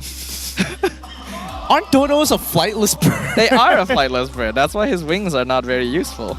They're like It's a very sad existence. I mean, I would imagine that penguins are pretty sad existences too. They were hunted to extinction. Oh, that's a good... Yeah. And apparently they didn't even taste that particularly good. What? Wait, so what were they hunted for? They were easy. Oh. It's like crackers at the side of the road. Just, might as well give it one. Pretty much. It's so sad. That's actually pretty depressing. I wasn't expecting that. I thought that was like a legitimate reason, like an overpopulation of like Tasmanian devils or something. No, they were just easy to catch. Because they were just like flightless burbs. Oh man. Chunky, bouncing around. Oh, change of scene. It looks like the games are ready to go and we're about to head back into the Land of Dawn for the first time today. And now the second, say hello to the Land of Dawn. All right. We are in. SRG at 3 kills, Team Hack at 2. And Box in an unfortunate situation where he has already been picked off twice. He has, but in terms of level, it doesn't seem like it's slowed him down just yet. He's currently level 7 to Sakai's level 7. Yes, he's down on gold, but I think the real question is when do we see the EXP lead? Because that's what matters to the junglers the most. I think in another 2 or 3 minutes, we will get to see a true separation of things. Because Max has already shown us what a Hayabusa is capable of if you give him 2 kills this early on. So if guys can recreate that, if he gets the Sky Piercer, he becomes really, really scary. He did first item Hunter Strike though, so it's not like it's an early Sky. Oh, speaking of there, he jumps in. Ogi Shadow kill. Dinesh uses his ult though. Gets extra defenses and he gets pulled up. Skies makes a mistake. Earth Shatter, flicker forward right into the freeze. So Box also gets picked off. Jungle for jungle. Raging Sandstorm gonna land on both Stormy and Yume. Stormy loses his passive straight away, and now is stuck between 3 members of Team Hawk as they jump right forward. Miko gets the kill. Spear of Destruction snipes Panda right in front of the turtle pit, and Innocent jumps in to get the double onto Dinish. Yumes has been chased down by Miko and Hezu this whole time, but maybe they are too far in at this point, because now Innocent gonna be focusing on Miko. Miko wants to try and return the favor, but it's not gonna be enough. 1v3. That's gonna be quite a lot of trading. The hell was that? Like, what went wrong? It went wrong so fast as well. SRG make the initial play, and all of them missing their flicker, all of them all using their battle spells to try and get the first initial kill. And yeah, maybe I guess it did, that it was a 4v5 because Dinesh basically was out of the fight. But even so, the execution, what happened? All bit messy. Sky has definitely made a mistake thinking he could get the kill, but the extra defenses. Oh, final slash pushing Hezu back into 4 members of the Red Giants, and the spear actually going to follow all the way to give Innocent a 5-minute killing spree. Nicely done, nicely done. Slinger Red Giants now trying to pick up the pace here. Looks like they want to compensate for the previous mistakes. Currently 4-8. As long as they're 2 for 1ing, they're still going to be ahead of the game economic-wise. But with 93 more seconds until the next turtle spawns, we do see a missing bot tier 1. I'm waiting for the movements across the map. We see that Innocent is going to catch the mid wave first and give top wave over to Skies before they do anything else. Miko in trouble. Full combo already used, but Spear of Destruction a bit too late. Cram dashes in once again, but no final slash this time. Skies looking for Panda. Does he have the Ogi Shadow kill? Yes, he does, but it links over to Miko, so he's not able to get any pickoffs here. Very good attempt from Skies. However, he does not have the Sky Piercer, so honestly, sticking around for these low targets probably ain't going to be the best for him. Concealed play going to be used just to zone out Team Hack and give another free tower up top. Skies gets his Sky Piercer, but I think Innocent is the real problem now. Yeah, the tier 2 is getting threatened. Unfortunately for Panda, did not win his lane hard enough. Doesn't help that Innocent was walking away with 3 kills after Panda died, so right now with 35 more seconds, what is the play? I mean, I want to see Hezu hit the backline, but I don't even think they guarantee win the fight even if he does land it on Innocent. If possible, they need to get pickoffs. Team Hawk are getting to the point where their team fight is not going to be the best against the Red Giants with a 3k net worth lead in favor of the red side. Turtle coming up in 15 seconds. Ideally, they grab someone before then, though. Miko walks in on the back, gonna find 3 members. Yumes has to dash out. Cram buying a lot of time. Finally flickers away from Dinish. The rest of SRG comes in. Miko revitalized, not gonna save him as the Ogi Shadow kill spreads between multiple members in backline. Dinish forced to use ult, and Skies just walks away. They even get the mid tier 1. Yeah, I mean, right now, I think that Team Hawk is just grouping up way too much, more than necessary, right? Yes, there was a trade on the opposite side of the map where Box did get the tier 1. However, SRG just cracked open mid tier 1, which out of all the tier 1 turrets is by far the most important. Now this purple buff is never going to fall into the hands of Box because of that pressure, and with the 4.6k lead, this Lord seems to be inevitably in the hands of SRG. And we already talked about how Team Hawk is a more early game oriented draft. Hilda, Khalid, heroes like this just don't scale up as well as the Red Giants. So 8 minutes in, 4k lead for them, game already falling in their favor. That's pretty surprising, though. Pretty surprising that Team Hawk wasn't able to get more of an early game lead. I mean, Miko obviously was getting avoided for the first 2 minutes of the game, but afterwards, the consistent trades didn't really see much of a break for Team Hawk. I thought Miko might want to stay and steal it, but he also realizes he would be in too much danger if he stayed. So he's going to disengage from that, while SRG continue to push towers. They're doing so much structural damage. They are. I think that Miko also understands the Sakai's at level 12 as a second point in that ult, and it's going to do even more damage. Oh, rotation. They want to try and gank Cram and Skies here. Miko making the call, but SRG not diving too deep. Miko trying to bait out the final slash here. Skies jumps in, Quad Shadow doing some damage, dropping low, final slash comes out. Ogi Shadow kill can be shared between Miko and Hezu with the Revitalize, so Miko is absolutely fine. And Red Giants don't get too much from this, but they do take the top tier 2. Nicely played by Team Hawk, but now they need to delay this Lord, right? Because it's accelerating the game a little too fast. They're going to lose their magic barriers on that top side, but they still hold 2 tier 2s on the outer reach. They could look to delay one of them, and they know that Sakai doesn't have his ult, so maybe they need to make a choice now.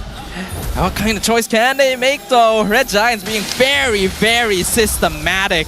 All the external towers are gone right before 10 minutes. Skies in the bottom lane using Ogi Shadow Kill to clear the wave and are killing Panda at the same time. I don't get it. They have magic barriers. They can walk out in front of the magic barriers. If they're scared of getting pushed in, then at the very least postpone and delay the other way.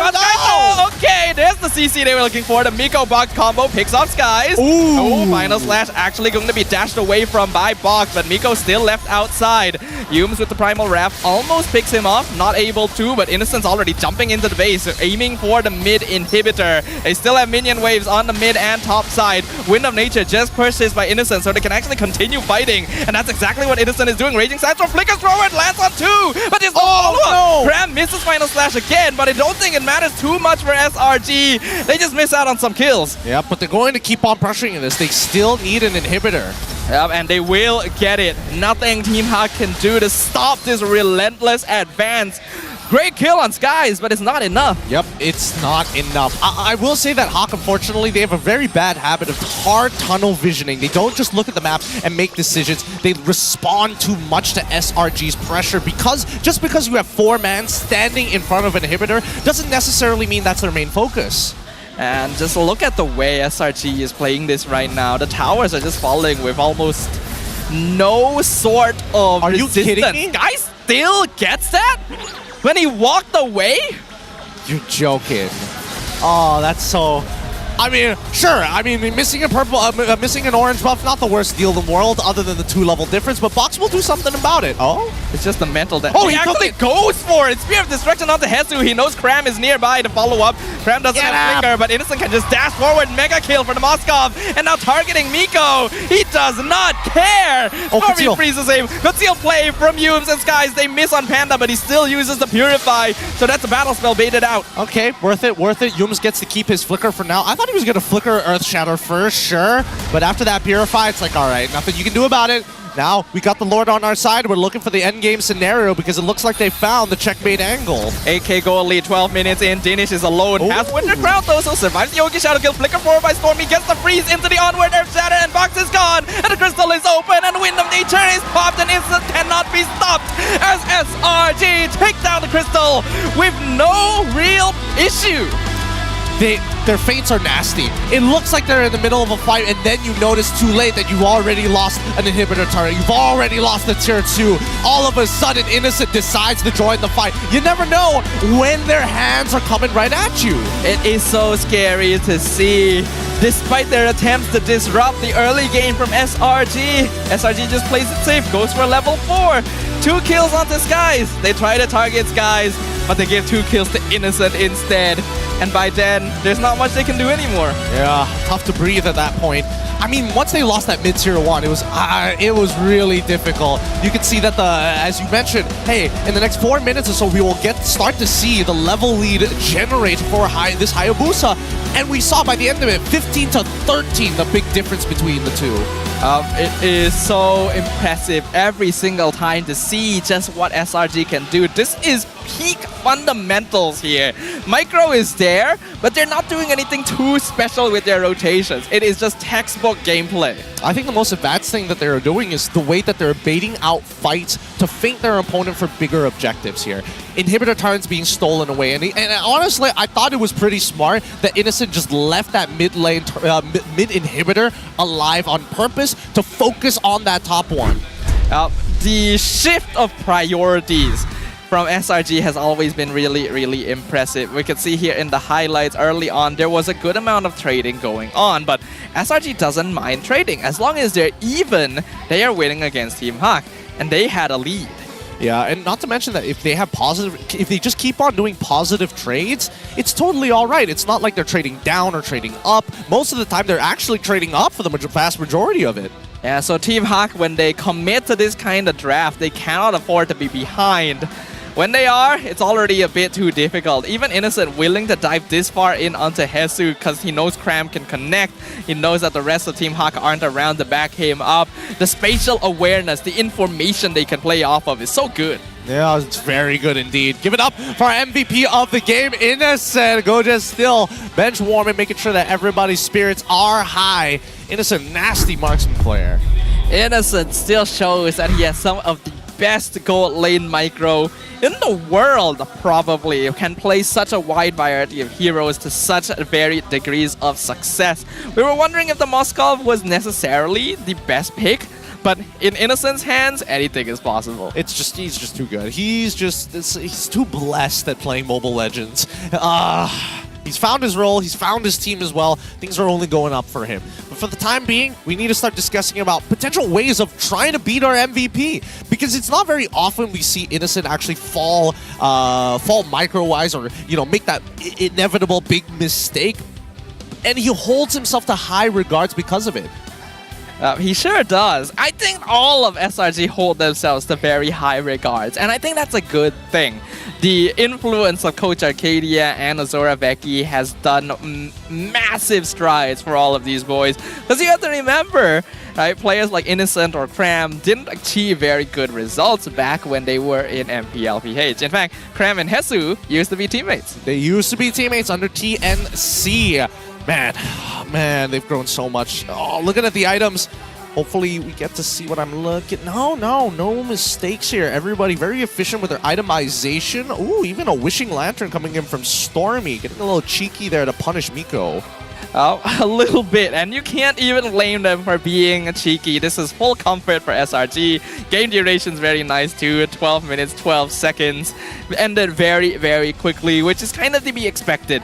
Team Hawk with a draft like this, either win quickly or lose quickly. There's not much in between. Yeah, not much in between. I mean, the fact that they were able to secure 9 purple buffs compared to 4 really goes to show once the mid-game started to come by, it was basically done for them. Like, we already knew that Team Hawk has a tendency to fall apart when they are not in control of the situation.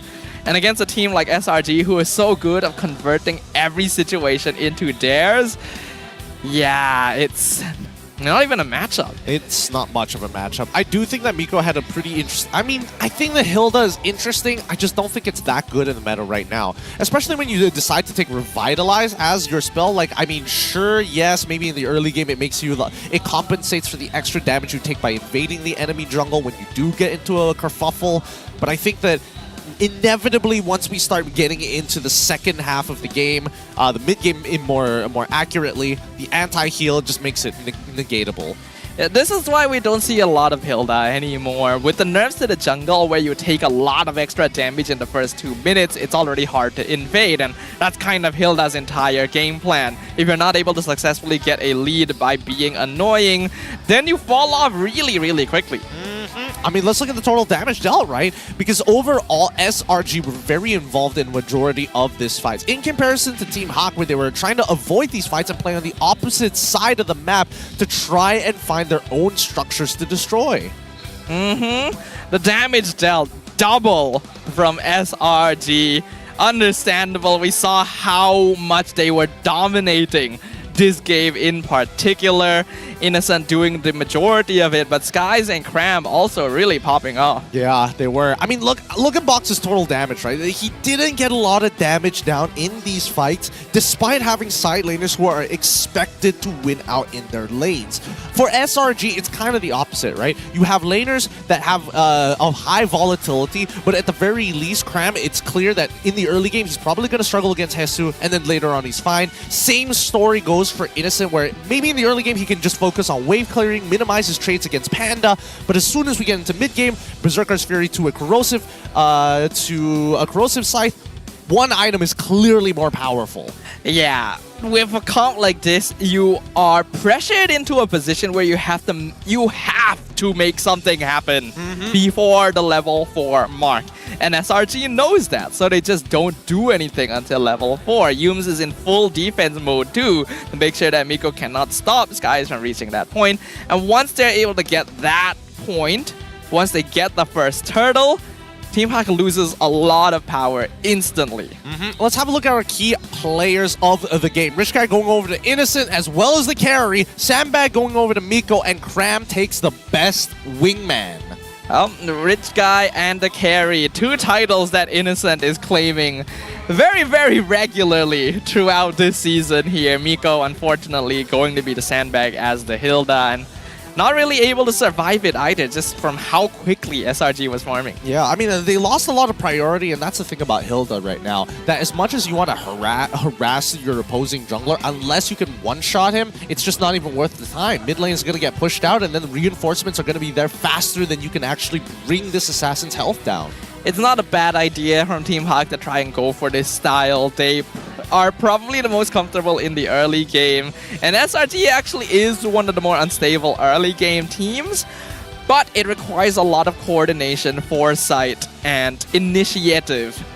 I was about to say initiation, but I had to transfer it. Initiative.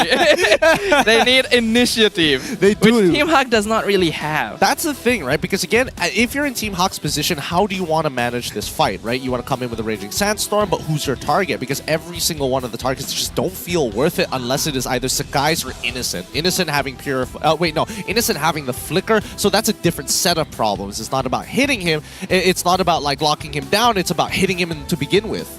Innocent had 4 items by the time Panda had 2, so he was farming up a storm here. Box actually wasn't that far behind Skies, which is impressive considering the number of times he was picked off early on, but Hayabusa snowballs pretty hard. He snowballs crazy hard, man.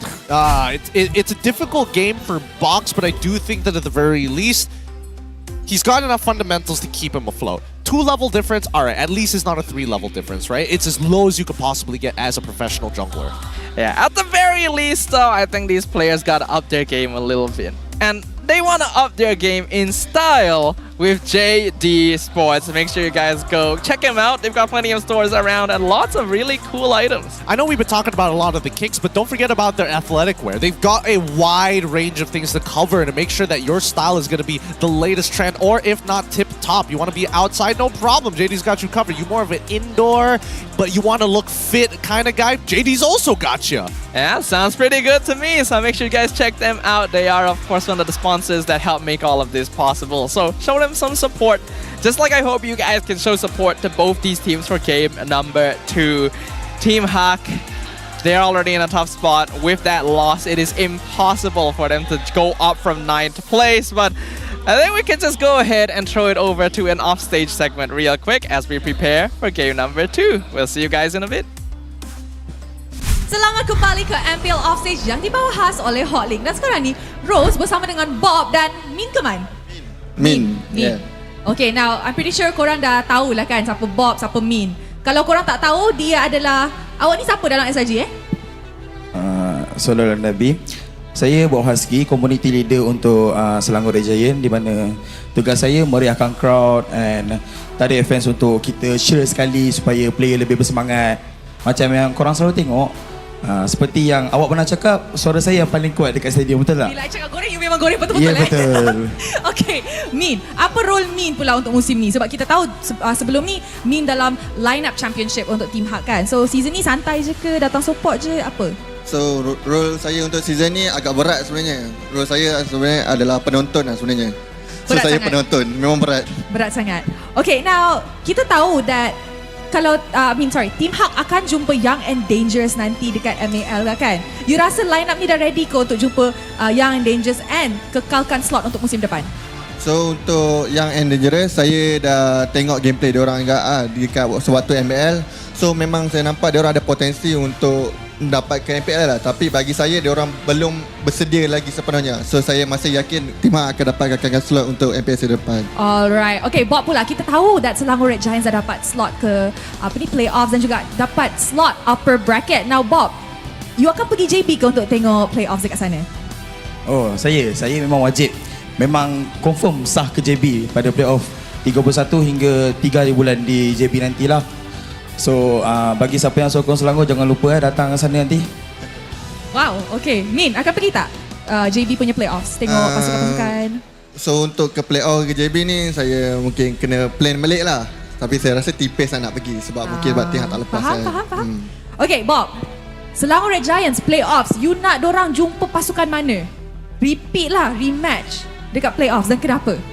Okay, sebab soalan ni memang dah terang-terang jawapan dia. Kita tahu yang MV, kita kalah dengan MV Jumaat hari tu. So, kita nak jumpa MV dekat playoff nanti insyaAllah. Alright, okay. Min, any last words kepada Team Hak sebelum dorang mulakan game kedua? So untuk player-player Tim Hak, korang buat je all the best, buat je yang terbaik. Kita nothing to lose, just fokus untuk next lawan dengan Yat lah. So good luck. Bob, anything for Selangor Red Giants? Ya, untuk Selangor Red Giant, korang main santai je sebab kita dah secure bracket kan. So fokus untuk playoff lah, insyaAllah. Semangat korang guys. Alright, terima kasih kepada Bob dan juga Tumin. And with that, mari kita back to the Castles untuk start game kedua, match terakhir untuk regular season ini. Thanks, Rolls. Bold claim. The last match of the regular season right here, right now? Well, will it be the last game though? That is the question. Right now we can see Team Hak. There's still smiles around, not too worried about things, but a little bit of tenseness in the air. They do know they're already fixed to 9th place. They will need to battle for their spot in next season of MPL MY. They know that they have to face off Young and Dangerous to maintain their maintain Hak's spot in the MPL itself. Looks like SRG still deciding, still chilling right now in their own individual player rooms. Wait, are the players up there yet? No, they're not up there. What? Are they considering a sub? They wouldn't be, would they? I don't know. They were only 1 minute away from the draft supposedly starting, but SRG is not on stage at all. Team Hak doesn't seem the most ready yet either. I hope we don't have more technical issues we need to resolve. I would imagine that I would imagine that it's not a tech issue, right? They would tell us if it was, right? They probably would. They wouldn't leave us in the dark. They wouldn't. I don't know. This camera is lingering on Gojes for a little too long. I have my suspicions. After what's happened today with random things happening and things not being in the script, it's kind of tough to say if this is real or not. Gojes sub-in? I don't know what's going on over there, but they're having a good time. Let's have a look at Lord Terminator throughout the season. Skies topping the board. Wait, what? Is that how they calculate Lord Terminator? 26 kills for Sakai's 23 for Sensui. Third would be Box, and then fourth is Chibi. That doesn't seem right. Wait a minute. How does he have 26 and Sensui has 23? Oh, because duration of the game also. Yeah, so you can get multiple lords within the game itself. Yes. That's how it works. Yeah. So that means everybody else just had shorter games, whether they're winning or losing. Something is going on here, and I'm hoping we don't get a repeat of what Vamos was doing earlier, because while it was interesting, we only... Is he playing? And if he is, what role is it gonna be? I mean, he is EXP. Who isn't coming out? It should be Cram who's not walking out, right? Yep, Cram is not walking up. Looks like Gojes will be taking over for EXP again. Because already he's about to pass the halfway line on the stage, you know. He's about to cross into enemy territory. Oh boy. All right, so it looks like they're going to be fielding Gojes today for the side of SRG for this match. I mean, I can accept that. It's been a long time since we've gotten to see some Gojes gameplay. This is probably the only chance he's going to get, because they're going to have to refocus once again when we get into the playoffs. So let the man have some screen time. All right, this will be interesting. This will be very interesting to see whether he's still got it. Wait. Hold on. Wait. Where do the Hawk members go? Are they doing some funny business too? I wouldn't imagine that they are, but I'm seeing a lot of switches here, which is making me uncomfortable. So, okay, we have the official substitution of Gojes for Cram. We already knew about this one. SRG going to get one of their original players back on stage with them. Okay, all right. I'm fine with that, but now I'm more worried about Team Hawk. Like, Gojas is like, okay, sure, he was one of the subs, but I'm looking at Team Hawk and set up for that. Not 100% sure. Not 100% sure what's going on with them, whether they're going to start fielding subs or not.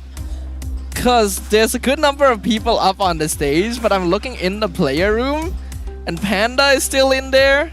Vox is still in there. Danish is still in there. Maybe Min or Man. Probably both of them, but the one I'm looking at can't tell the difference. Honestly, I still can't tell the difference between them sometimes. Like, how many subs did Team Hawk have in the first place? I don't think they have they have enough to sub this many. Yeah, you're right. They don't. They didn't register. They didn't register any subs. Much left to speculation. What is going on here? I guess we'll find out in a moment. The Marshals are still dealing with some stuff over there.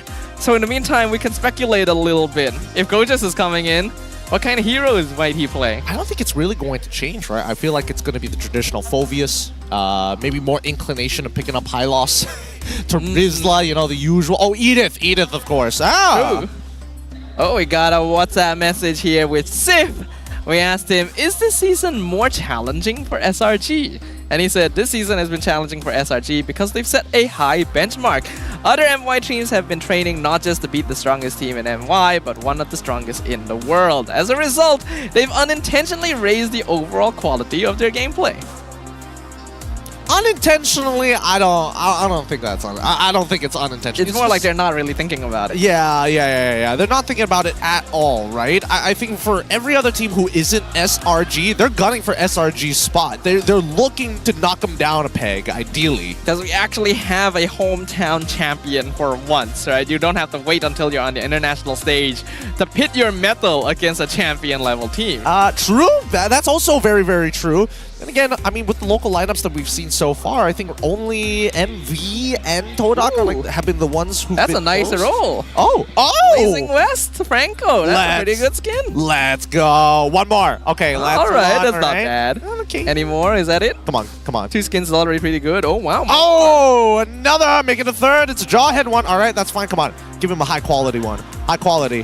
Hey, 3 skins is pretty good, though. I think that's pretty good. Hey, esport. Wait a minute. I've seen that somewhere. Never mind.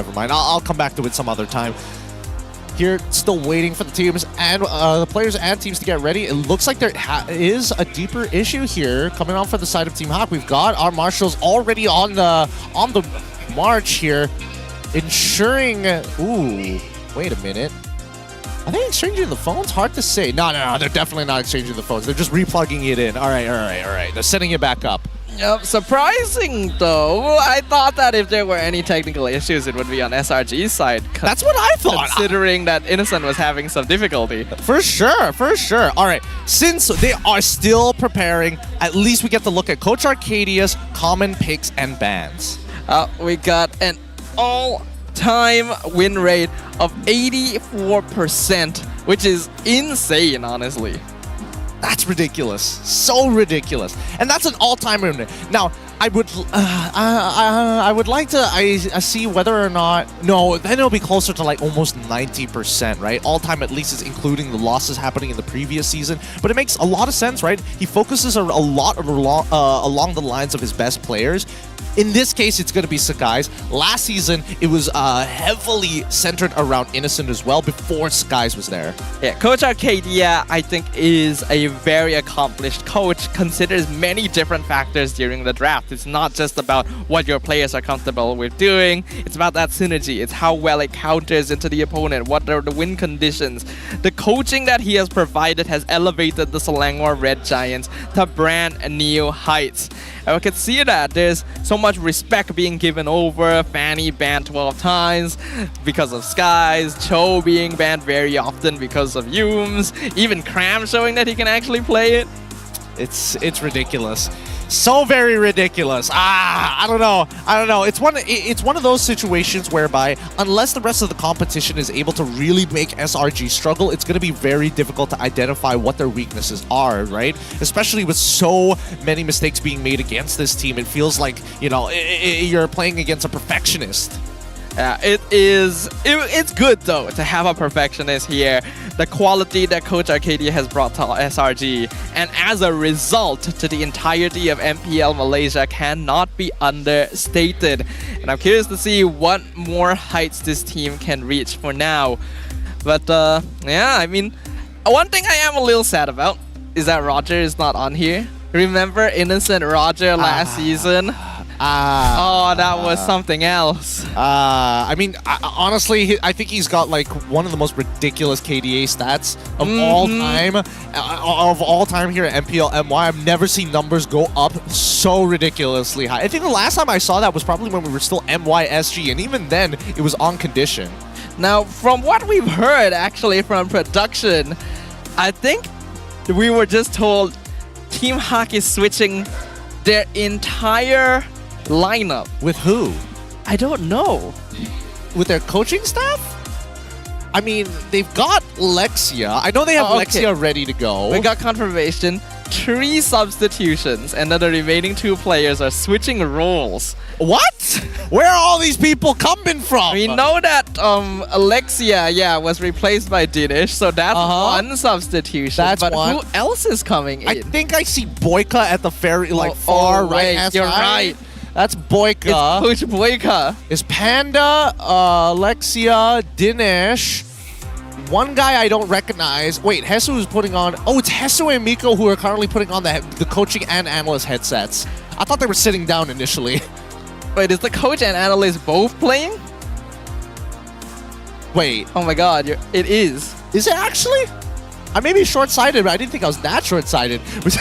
Even Miko is telling Marshall's like, wait, we're still setting up. That's What's so happening funny. right now?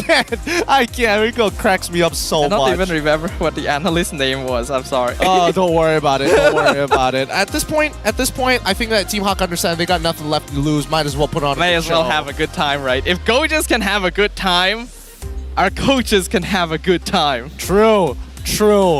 And again, I don't know. I never knew Boyka was the big MLBB guy, to be fair. Cause he used to come from a different title. Yes, he did.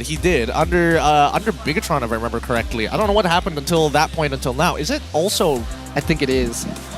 Not again. I thought it was an SRG fans all clapping. Because yesterday, we actually got the chance to end early for once, right? The last game was 2-0, so it's like, oh, we can finally go home early. Then it was raining like crazy outside. It's the Phantom Tax. It's the Phantom Tax. Even today, we're paying for yesterday's quote-unquote short game. No, I was very sad as well yesterday because I had to run to my car, right, under the rain in my full coat and everything, right? Hey, we gave you an offer. You guys offered, but I figured, you know what, I'm going to get wet either way because getting in and out of your car, I'm still going to get rained on. So I figured, okay, I can run through. But because it was at nighttime, it was dark, right, and not a lot of lighting out there. Wait, what? There was a small puddle on the ground. Oh as I was running to my car. So wait, are you serious? You're not just making it. You're not just. No, I'm being serious. What are you? What? The bottom of my pants and my socks were watching drenched. Oh! As I was running to my car, and then my feet started getting heavy. I was like, no! Leather shoes as well. Yeah. Dude, that's why I have different pants on today. Fair enough. I respect it. But it looks like it is clear. It is official. We have a full player swap. Boyka is going to be coming in instead of Hesu. We saw Miko and Hesu in the coach position. Yeah, we have Burn coming in to swap for Miko. Actually, Burn is a sub player. I think we forgot about him because, well, he just hasn't played the whole season. Then Lexia coming in for bot. Oh! Wait, Lexia jungle. It's Lexia jungle. It's been so long, dude. It's been, legit, it has been so long since we've seen Lexia play in the jungle. And he used to be a very big fighting force in the jungle, especially during the Marksman jungle era. Oh, we have missed this. This is one of the classics. He was the jungler for RSG, right? When they won? Was it RSG? When they won? Was it when they won or was it right before? I can't remember. Oh my goodness. Give me a moment. Our memories are not working. We're old. Gideon's birthday is today. His brain just aged. You've been watching that. Wait. I legitimately cannot remember. All right. Time to Google. Oh man, this sucks. This is the one time that I need my memory to actually work for me right now. It's been so very long. And Lexia has been having a very long career too. Oh, plenty of M6 confirmed. I'll get to you in a moment. Hold on. All the tickets have been... Oh, yes. Are you serious? Yes, oh. he was. He was the jungler for RSG in Season 7. Ah, okay. Okay, good to hear. Good to hear. So yeah, hopefully we do get to see some of his signature picks during the... Oh, what was he playing? What was it? What was his... was it his Yishin Shin? No. I think so, actually.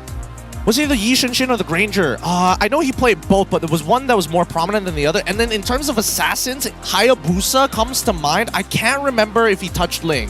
I know he plays Ling, but I can't remember if it was Hayabusa or Ling that he was proficient in. Yeah, I think Yisun Shin was the case though. Because I think back then, the marksman junglers were actually really popular. Yisun Shin, Granger, and so on. Obviously not anymore. It'd be very risky to do that, though I would welcome it. It'd be interesting. I mean, you gotta be a different breed of player if you want to be pulling out the marksman junglers that ain't Roger right now, which I think is the only viable one. Yeah, but you can't even really call Roger. I guess he's more of a marksman these days, though. After the nerf.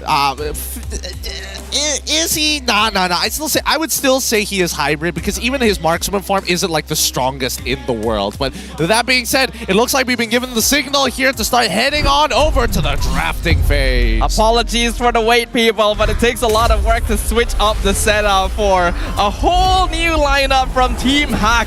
So as we prepare for game number 2 of the final match of the season, let's see what kind of interesting things are gonna pop up. Well, let's see what they're going to... They've got all the photos ready to go.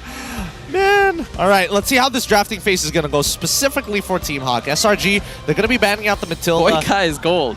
Boyka is gold? Panda is mid. Dinesh is EXP. Lexia jungle as expected. Dude, they've reverted back to their old roles. Like, Dinesh used to be an EXP laner before he picked up the mid lane. Panda...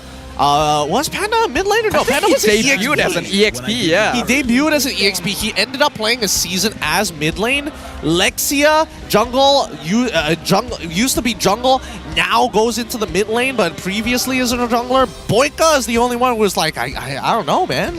Why is Gojus's hair so tall? Wait, you're actually... This is the first time we've seen his image this season. Wait, what is happening there? Did they actually... No, this has to be photoshopped, right? Is it? I mean, everybody else has a clean... had a clean haircut. I know for a fact that Yum's Innocent... Yum's Stormy, and as well as the guys all had a haircut before this particular photo. So I would only assume that Gojus was alongside them at the time. Everyone else got like haircut and hair straightening, and Gojus just decided, give me a perm. Give me a perm. They'll never see this one coming. He's literally reaching the top of the player box. I think he's touching it, to be fair. Yeah. I think he's touching it. Oh, God. All right. I guess we will see. Oh my goodness, wait, did he take a pic? Did that fan still have the old picture when Yums was with Todak and it was not broadcasted, but it was promoted on KLCC itself? Oh, that's what that was. I was trying to place it. I was like, when did Yums have his picture put up there? Okay.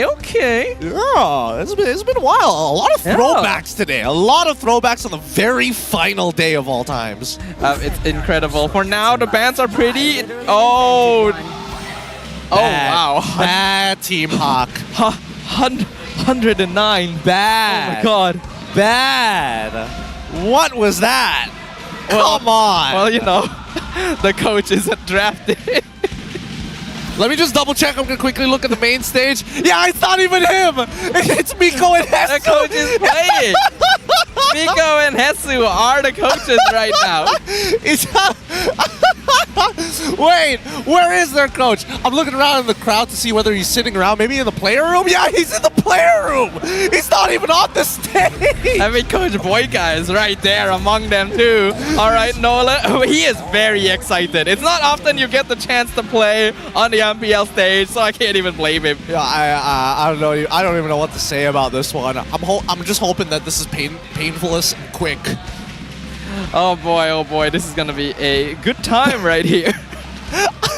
People are asking for photos. They already want photos. Oh my god! They're asking for photos in the crowd itself. I know a lot of these players get swamped before they even make it to the MPL arena. I mean, when you are an MSC champion, the first ever from Malaysia, you're going to have a good amount of fan base here. Oh boy. All right. Let's see what other adaptations. I mean, Coach Arcadia visibly looks stressed. He looks like he's unhappy with the position that he's in right now. It's like, how am I supposed to draft against Boyka? What does he play? What does he do? Does he play the game? Is he nasty with it? Well, it's Alpha and Zeus Sin, so gearing up for a more early game perspective here. Oh my god. Wait. This is a Gatot angle. Please, Miko Hesu, you have to see this. You have to see the Gatot angle here, right? I wonder what Miko and Hesu are talking about there as the coaches and analysts right up there on stage. They're like, what's for lunch? What's the conversation? Hey guys, this is how you do a TikTok dance. They're going to be talking about their moves, the movements.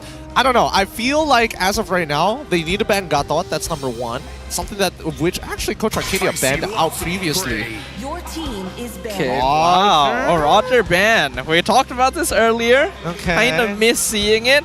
I guess they're worried Innocent might pull it out for his potentially final game of the season. Dude, I think that Innocent, he's going to see this and be like, you know what? It's going to be Chang'e gold like he did in the Oh, wait, he did it. He did actually do that. Yeah. Oh my god.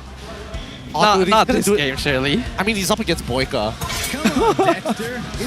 I say that with no disrespect to Boyka. Surely Boyka does play MLBB, even if he used to coach a different game. You know what? I'm down if Boyka is able to solo. If Boyka is able to solo kill Innocent, he deserves to get paid.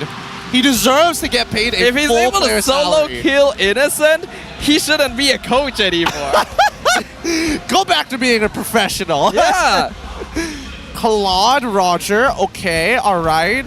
But they're leaving up Harith. Are they going to first pick Harith for themselves? They could. It wouldn't be too bad. Especially since they already have Eve and Kufra on their side. Would give Harith a lot of space. Dang, straight away. Favorite players went straight for your boys, Innocent and Cram, without a doubt. All right, I respect it. Well, they do ban Gatot, so they saw the angle you saw. Thank God. Great job, Coach Arcadia. Great job. Now, Team Hawk, how else are they going to potentially... Wait, no, hold on. Wait, why is Coach Arcadia banning out the Gatot? Because Team Hawk at first pick. No. Wait. It should be the opposite way around. It should be Team Hawk who's the one who's banning out the Gatot angle because they're the ones playing E. Because Chip can drop down the portal wherever he feels like it, and he can communicate with the rest of the team when to take the portal. That is true.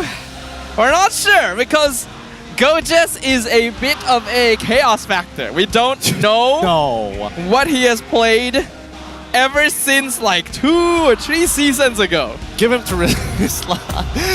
That would be kind of boring. To be fair, he played the entirety of like what, season 12 playing Rizla a majority of his games. That's if he's true. lucky he gets Paquito. All right, what's it gonna be? Benedetta. Let's and go! Alice. Innocent Alice Gold Lane. All right, we got something interesting here. Gojes playing Benedetta on his first game back. Wow, okay. That's dope. That's a challenge to himself. And the 1-1 for Boyka. Oh, wow. That's a challenge to himself, too. I respect it, though. I respect it. You can always maintain your distance against this Alice. Just got to keep an eye on where that flowing blood is coming from. Better yet, at least you can deny Benedetta the Petrify when she comes at you. Good luck. Oh, boy. This is going to be a fun one. I'm actually a little bit more excited for this one. Yeah, we knew that the last day of MPL had the potential to have some interesting games on the line, but they have already surpassed all expectations, with Coach Boyka coming in to join his players in the field. It's pretty interesting because Team Hawk, they've got some interesting tools to deal with this chip, right? So hopefully Team Hawk is able to gather together, bait Yums into an all-in and drop down that portal so they can get an insane RWN. All right, ladies and gentlemen, is this going to be the final game of MPL MY Season 14? Or will Boyka show that the experience from a different game entirely is the missing piece needed to take down SRG? Let's find out as we head on into the land of Dawn. It's going to be SRG on blue side up against Team Hawk on red side. It's going to be an orange start, an orange buff start for Sakai's, purple buff start for Lexia. So they're on the same side of the map. So Lexia is going to be on Nolan here as an assassin player. Yums is already all the way back here. Wow. And he's gonna find Lexia, does the stun, concussive blast, gonna do some good damage. Lexia already forced off his orange. What? No, he has to fight for his orange, does he not? He's got the help of both Burn and as well as Panda to actually force Yums, but... Uh-oh, this is kind of old jungle perspective. What? Oh, and Yums! Did he steal it? No, he did not steal it, luckily. He did not steal it, luckily, but Lexia needs to head back to the top side of this map because Sakai's is just invading everything. He's gonna hit level 4 off of the next camp, and that's the problem, right? Just leave that orange buff for last. Just take the small camp. But Skies is going to be able to fight for the orange buff at level 3. This is already not ideal. Danish in trouble, tries to flicker away, gets stunned by Yums, but Goat is not able to catch up, so he is alright. Orange buff, can Skies steal it? Burns jump in, knocks up Skies. Lexia not going to be able to contest. He gets the orange, and Stormy even claims first blood on Burn. Cancel the recall real quick just for to rub it in, Skies. No, lets him go for the full recall here. Man, Yums he is all over the map. He has been taking his shortcut. He's been taking a shortcut pretty much off of cooldown. Oh, there goes Boyka as well. Not much you can do against an alpha gank this early. Yep, it's too quick. It's so quick. Oh, this is gonna be painful. A little bit, but it's okay. We can have some fun with it. I'm gonna be real with you. If we just watch the perspective of Yums, I think that's pretty much how I feel about the game. Because he's just like, he's gonna show up on one side of the map, not gonna die, pop an ult, maybe get a couple of kills. Well, they're contesting purple now. Lexia still not level 4. The Spear of Alpha pushing it away so he can retry it himself. Oh, guys, you're so dirty. You're the worst. And he knows that Lexia will not dare to even get into the turtle pit without level 4. Oh, this is a bit disgusting, but we knew this was coming as well. Lexia, he's gonna get caught out by Stormy and Innocent. 2 massive death circles in Zeusin and Alice. Painful. Very, very painful here. Now on the bottom side, I would only imagine that Gojas is going to build... Yeah, but he goes for full damage based off of his emblems. Dinesh has to hold on, but is also missing his flicker. Oh, Lexia still level 3! Let the man play 3 minutes in, he's behind Yums! Let him play the video game, Yums! He's Let him play! Level behind Yums! Oh no, Lexia! Yeah, no! No! He missed her! Oh no! Yo. Oh no! This is not good for my heart. It's not good at all. It's terrible. Yums is gonna engage. Yep, drop the portal. Yep, shortcut comes down. The rest of SRG comes in. Panda is able to escape to his tier 1. What misses his electro final blow entirely. Okay. Yo, some of these players have not had a lot of practice. Got to keep that in mind. You know, they're not washed. They're just a little rusty. A little rusty is right. At this point, they're deteriorating.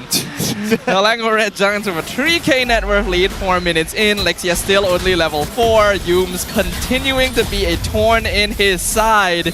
And Skies is farming the remnant. Skies is double Lexia's level right now. And Panda's like, nope, mid lane. Nope. Where's Burn?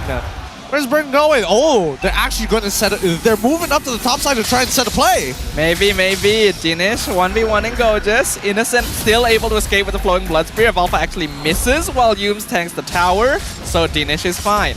I don't know if they unintentionally saved Innocent's life there. Because I think the call from SRG was that Yums is like, hey, maybe we'll be able to get a portal down. Just get ready for it. Make sure that the portal is not too far out so our opponents can't take it. And that's when you see Alice start backing away from the lane when he doesn't have to.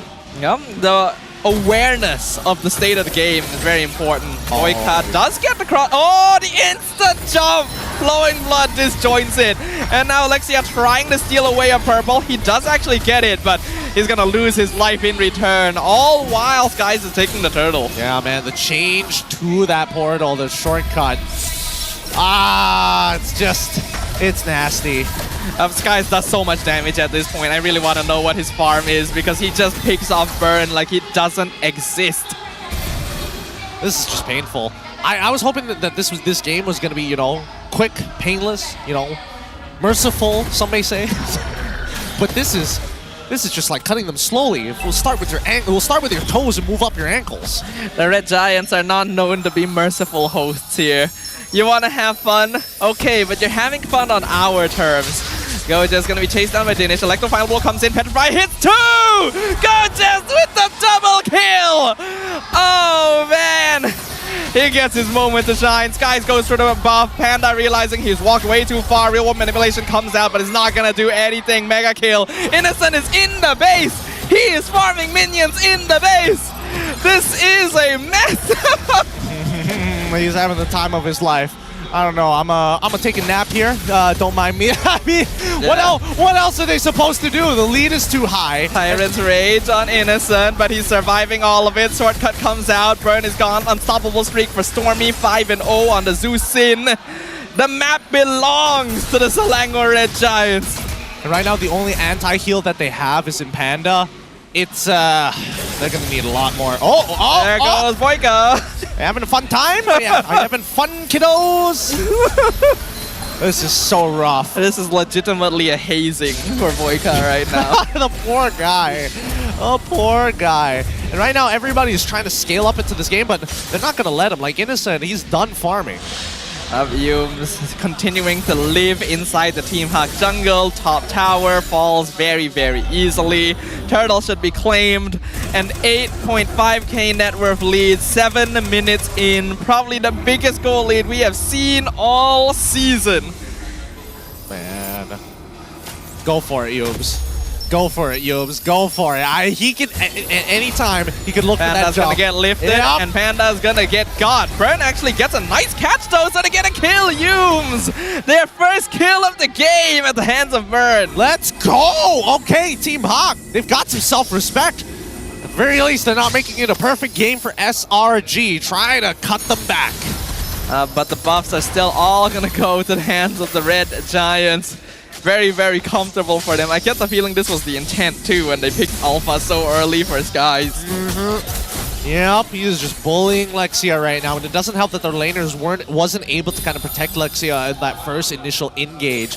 Although it was a bit of a weird decision that he had to back off against the chip. I think that he could have stuck around a little bit longer, but still, it's fine. It's fine. Stormy is 6-0-0. Jesus. With 40 Sky Piercer stacks. Oh my lord. Oh my lord. Sorry for using your name in vain, but goddamn this. That was a nice flicker actually, and even stood still right afterwards. Yume's gonna get linked to Skies. The shortcut comes down.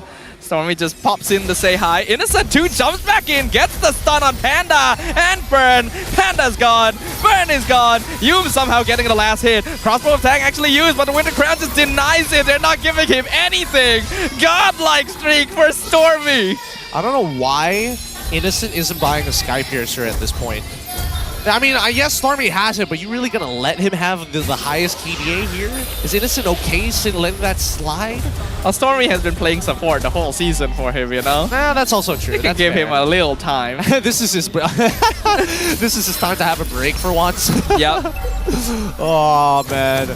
Now pushed all the way to their inhibitors. Tier 2s are going to start falling. Even Gojas on the opposite side of the map, making sure that at the very least that no EXP or gold is wasted. Oh, guys, with the Spear of Alpha, Alexia is just down to 20% in an instant. Din is actually doing a respectable amount of damage, but he is by himself.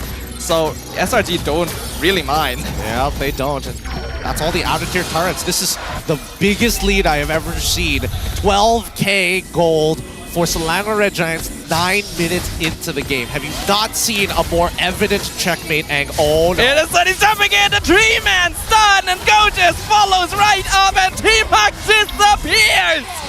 They did not exist! Triple kill for Innocent!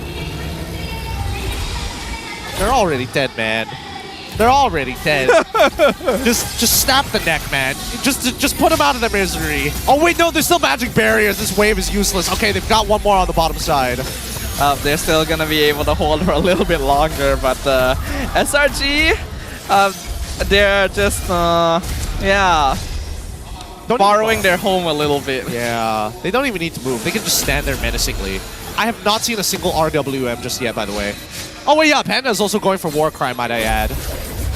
Oh, you know, I didn't notice that until now. Wishing Lantern completed, shortcut drop down. Gonna be taken. Oh, Electro Blow, a really nice Petrify setup. Real World Manipulation actually shuts down Goches. The Sluggerhead Giants lose their second body of the game. Lord going to be cleared up quite easily thanks to the Real World Manipulation. Kufra going to be pulled back in, but Bouncing Ball stops Hughes from engaging. Never mind, Stormy gets the Legendary with the Sky Piercer. He jumps back in on top of Lexia to punish him for trying to go on him. And Lexia's just trying to escape, but another Sky Piercer proc. Double kill for Stormy. Dinesh going to be jumped on, and Winter Crown from Hume so that he can walk away right afterwards. Dinesh is so low right now. Oh, he can't find it. He's doing whatever he can. Can he get it? No! Another Legendary streak for Stormy. Okay, that was kind of bull. I'm pretty sure the fanning from Alpha didn't necessarily connect with Boyka. It's just that Wanwan's hitbox is a little awkward. It's a bit strange because of how fast you can move, but Stormy is currently 10-0 and 2. Oh, hey, look, Sky Piercer coming in for... Oh, he did actually get it after all. Oh, shortcut. They're all back into their base again. Y'all having fun? Is this fun for y'all? Team Hawk is hosting an Airbnb and they don't even know it. Alright, Selangor Red Giants jumps in. They take out Boyka. He's just gone. Lexi has to dive back into the base. Goches actually ends up dropping to the base. Innocent actually gets shot down by Panda at the same time. So only 3 members of SRG left inside the base of Team Hawk. They're actually outnumbered them 4-3 right now, but it is still a 12k goal lead for the Red Giants. It's not even close. It's not even close. Like, Team Hawk, as much as they can scale, getting to 3 items. And wait a minute, actually. Let's look at the items real quick. Ice Queen Wand achieved by Panda. I think that Selangor Red Giants need to stop messing around right now. As much as they are close to getting their max builds, I think that Team Hawk genuinely might have an opportunity to turn this around. If we get one more situational item from Boyka, they could do it. I actually agree. Team Hawk, it's not impossible for them to turn this around, even with the net worth difference, if the Selangor Red Giants keep just playing around and forcing them back in. They gotta be a little bit cautious. Well, speaking of though, they engage on Burn. Burn jumping too far forward. Shortcut comes out. Lexia was picked off by Goches 1v1 in the top lane.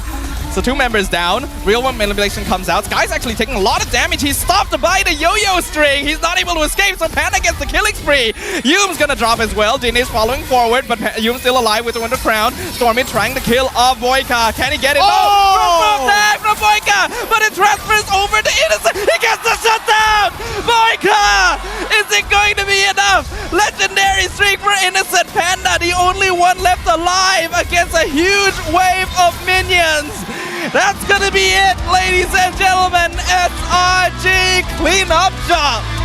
Oh, cruel opponents, man. SRG, take it seriously at the very least.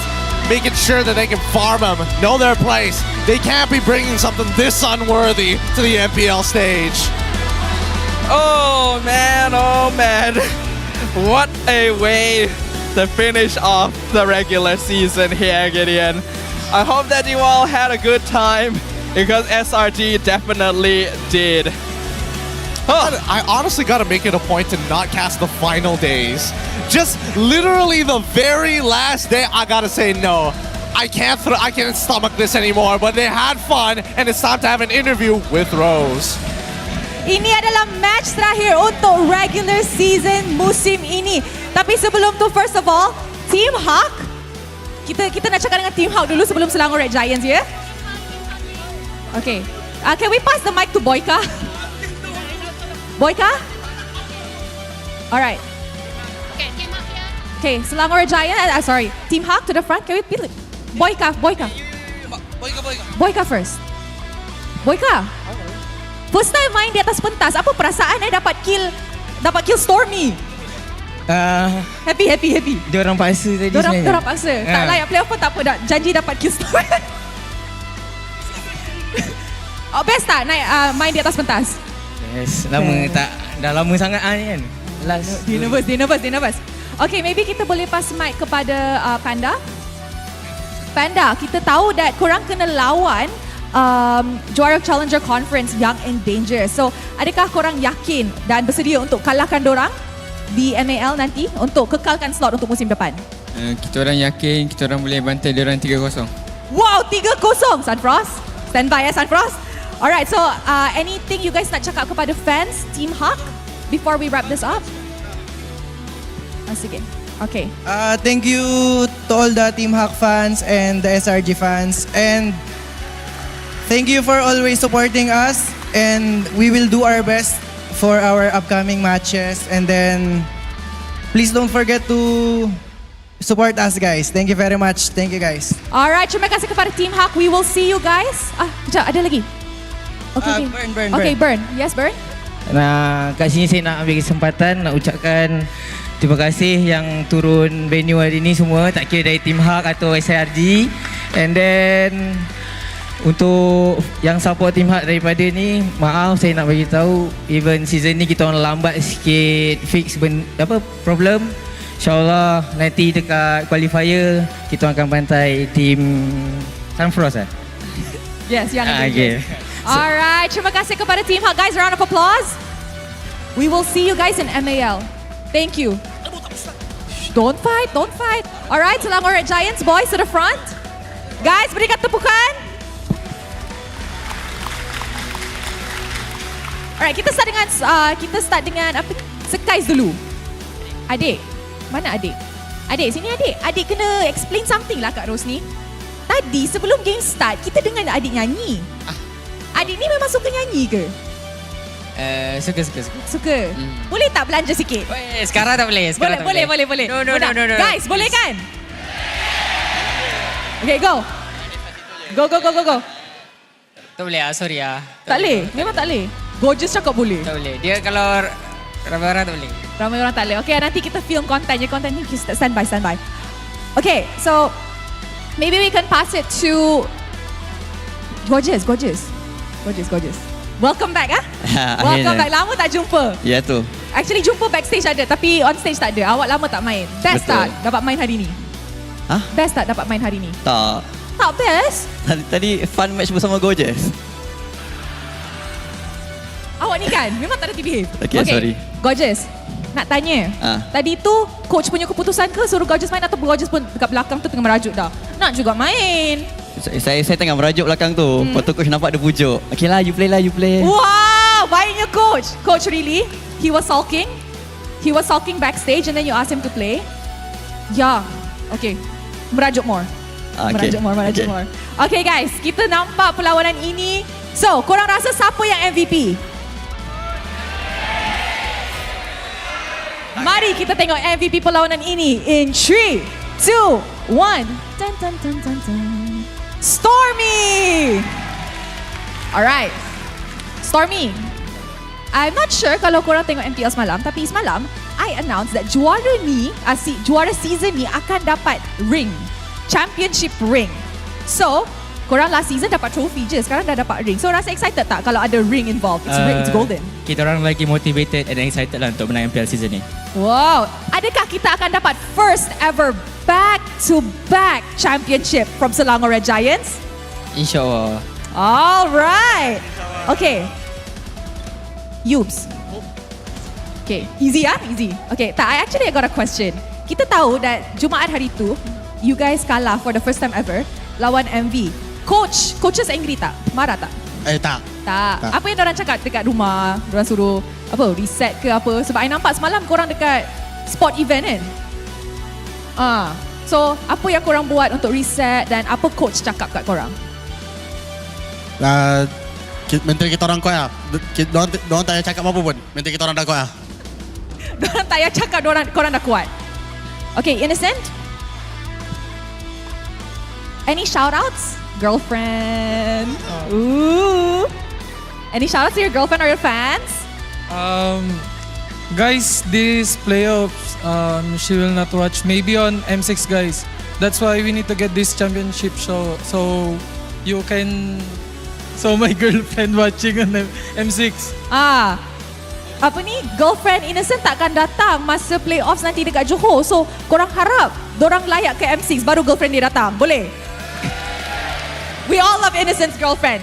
Coach Ark, anything you want to say? Okay, first of all, ako na minta maaf for our loss against MV. So I don't want to sound making an excuse, but that day we are really not in our top form. So I want to say sorry for that loss. And rest assured, I promise you that going into the playoffs, we'll be more confident and we'll be really ready against them. And we cannot wait to meet them. And finally, I just want to thank all of the fans that went here, especially to all SRG fans. Terima kasih for going here, all of our matches.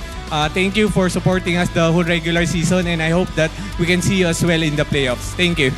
Thank you so much, Coach Ark. And of course, guys, berikan tepukan kepada Selangor Red Giants. Alright, thank you guys. You guys may now go celebrate your win. Alright guys, this is the end of the regular season. Tapi sebelum Rose throw it back to the casters, Rose ada satu lagi special announcement pasal awarding ceremony kita. Now tadi, Rose dah announce siapa yang calon-calon untuk Legenda Award and Most Improved Player. Tapi sekarang, Rose nak umumkan calon untuk dua lagi anugerah, iaitu MVP Regular Season dan Rookie of the Season. Kriteria untuk tercalon untuk MVP of the Season ni adalah kita akan melihat mata tertinggi MVP yang dikumpul sepanjang perlawanan. So guys, I nak tanya dulu, agak-agak, korang rasa siapa MVP of the Season?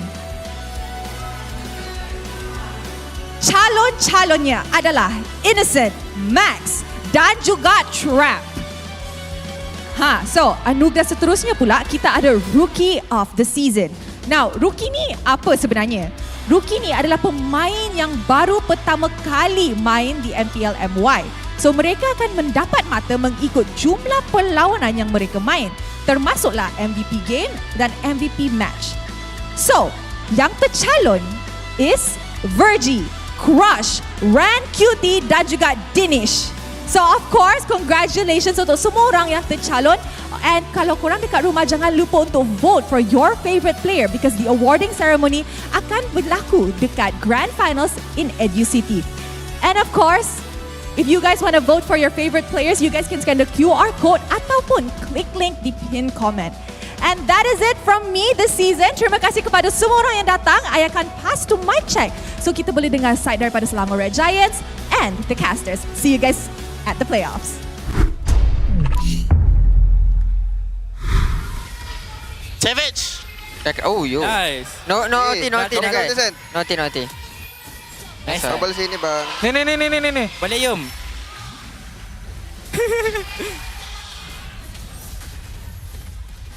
Gibson. Oh, yo, sorry, son. Aman. Tidur. Betul type mana? Alright. Go top. Bersini. Don't go to Uli. Oh, son. Tak kena. Okay. Bersini. Jadi. Ulang play kan, boy. Kali no play kan? Jom dia flank aku. Okay. Aman guys dah. Aman. Okay, boleh. Apa dia second play kan? Hold bush ah. Sini guys. Hop, dapat chain. Tower. GG. Go just will play. Boleh minta tengok ah. Boleh sen. Ayo look at you. Ini leg shot. Where he going? Mandek. Asyik. Aku nak level 12. Oh, you put away ah. Bagian dia GPM tinggi tu. Dekat ni long bush. Watch me Sen lah. Yeah.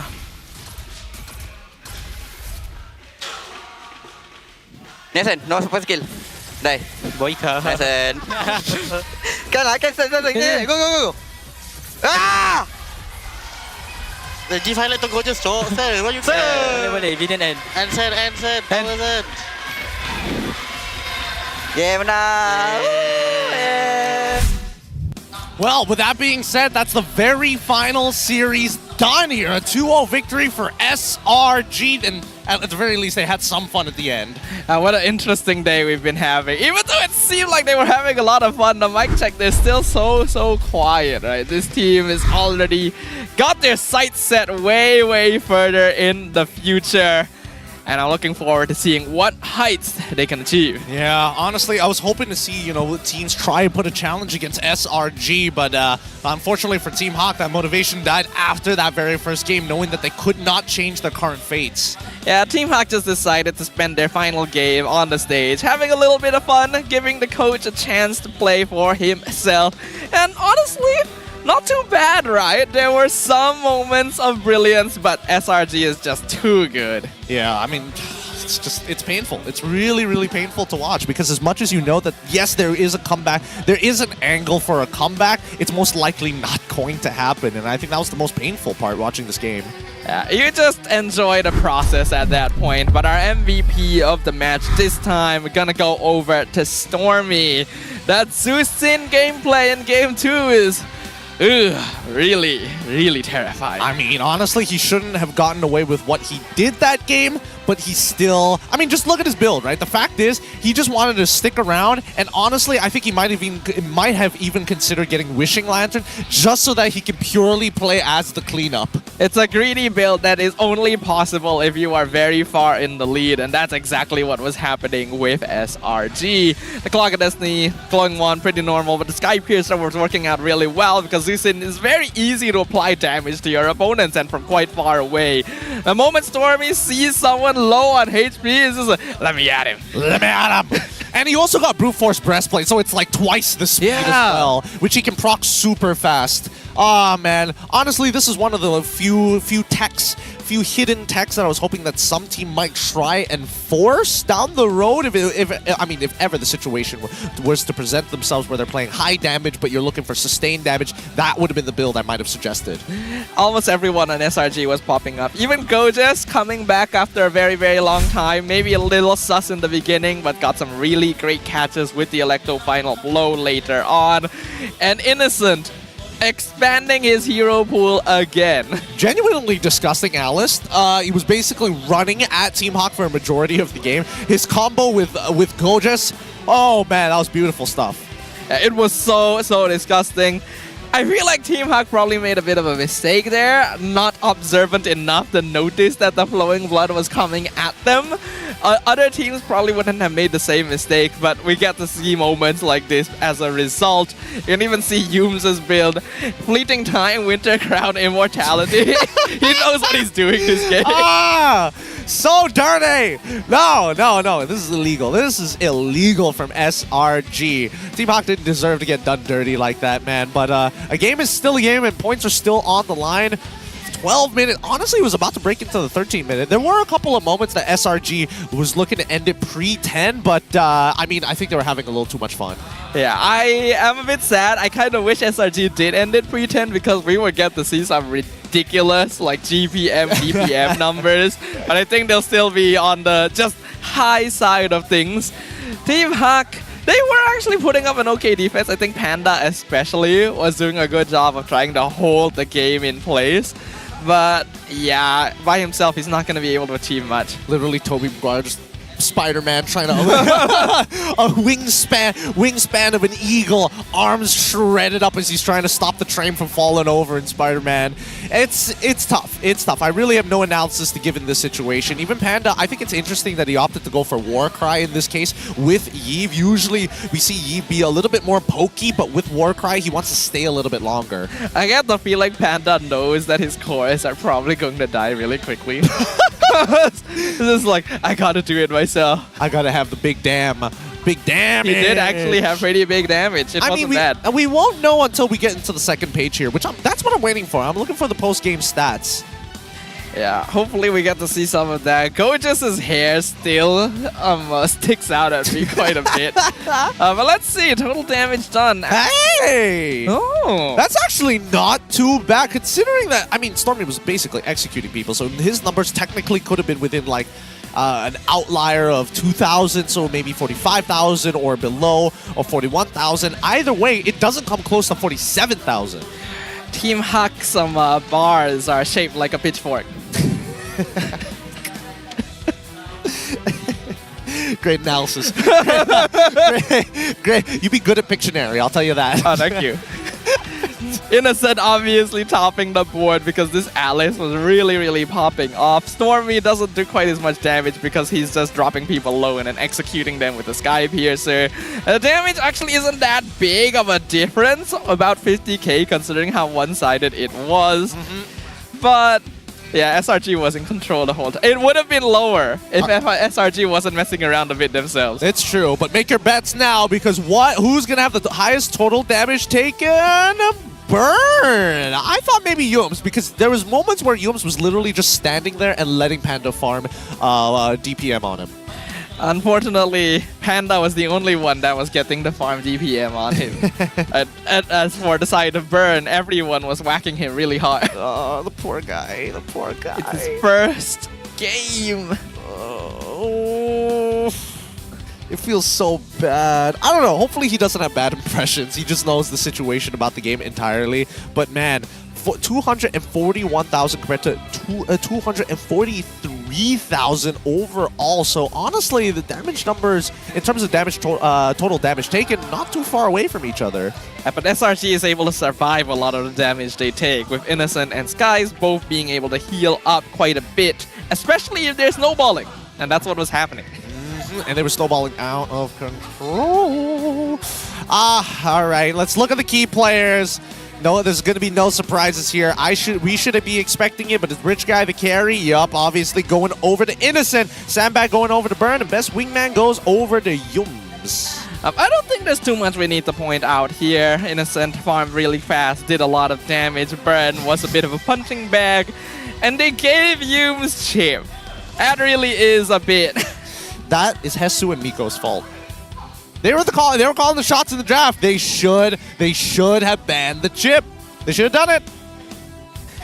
I'm telling you.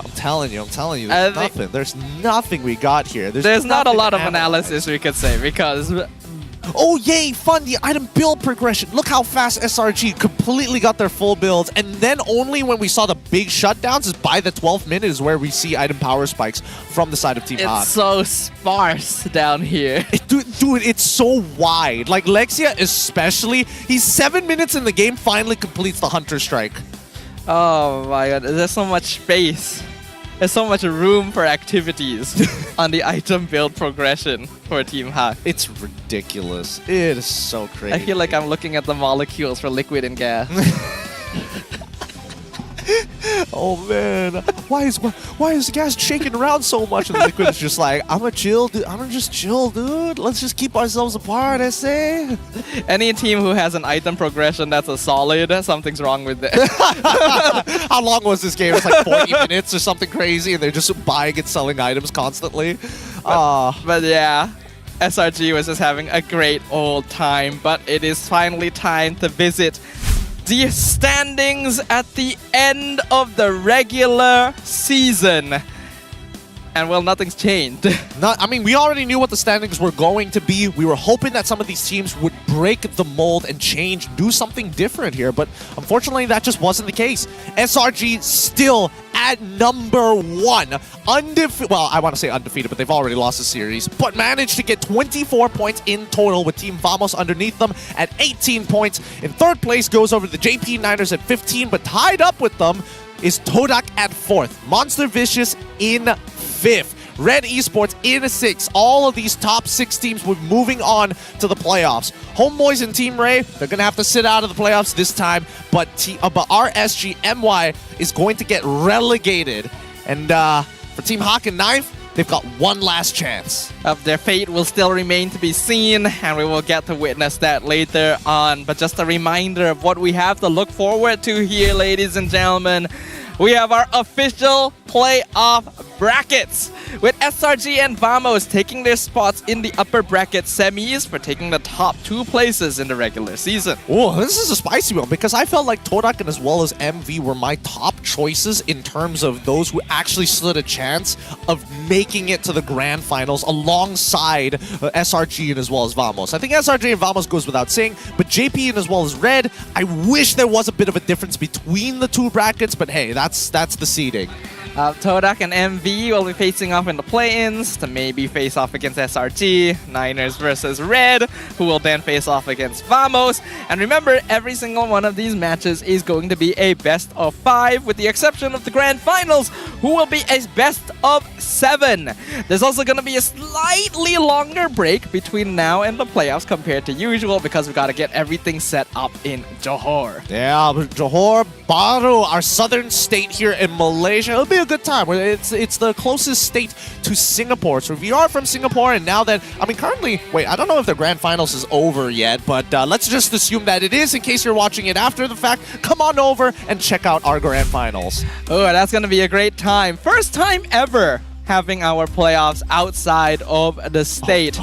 So, the script. No, that's you. That's you. Back, Gideon. No, don't make me do it. Time. It's so long. Get ready for the unforgettable experience at the MPL MY Season 14 X Southern Festival. Join us at the Edru City Indoor Arena in Johor Bahru from October 31st to November 3rd, 2024. I still don't know why they put the year in. Immerse yourself in a variety of exciting activities, including the exclusive debut performance of the new MPL MY song by Zone as well as Amir Mazdi. Let me say that again. Zone and Amir Mazdi. I cannot emphasize why this is a big deal. Explore our vibrant sponsor and team booths, featuring an array of merchandise from your favorite teams, as well as booths from Hotlink, JD Sports, ROG, and TNT Co. Indulge your taste buds at our food festival in collaboration with Food Delicious Festival, where delicious flavors await. Join us for a thrilling watch party and capture the moment at our dedicated photo opportunity area. That's a weird way of calling a photo booth. Don't miss out on this incredible experience. Mark your calendars for the MPL MY Season 14 X Southern Festival, proudly brought to you by Monton and KPRJ. See you there. Oh my God, that script is way too long. It's so long. I can't even figure out why. Well, there's a lot to catch. A lot of entertaining stuff you guys can catch up on at the playoffs. Make sure you guys join us there. Book your schedules. You still got some time in advance. But with that, that's the end of our regular season, Gideon. It is the end of our regular season. Thank you, everybody, for watching the regular season day to day. We truly appreciate you guys. With that being said, we're going to be closing it off for the regular season. This is Snafan as well as Sidodo. My name is Gideon. We'll see you guys in the playoffs. See you in Johor.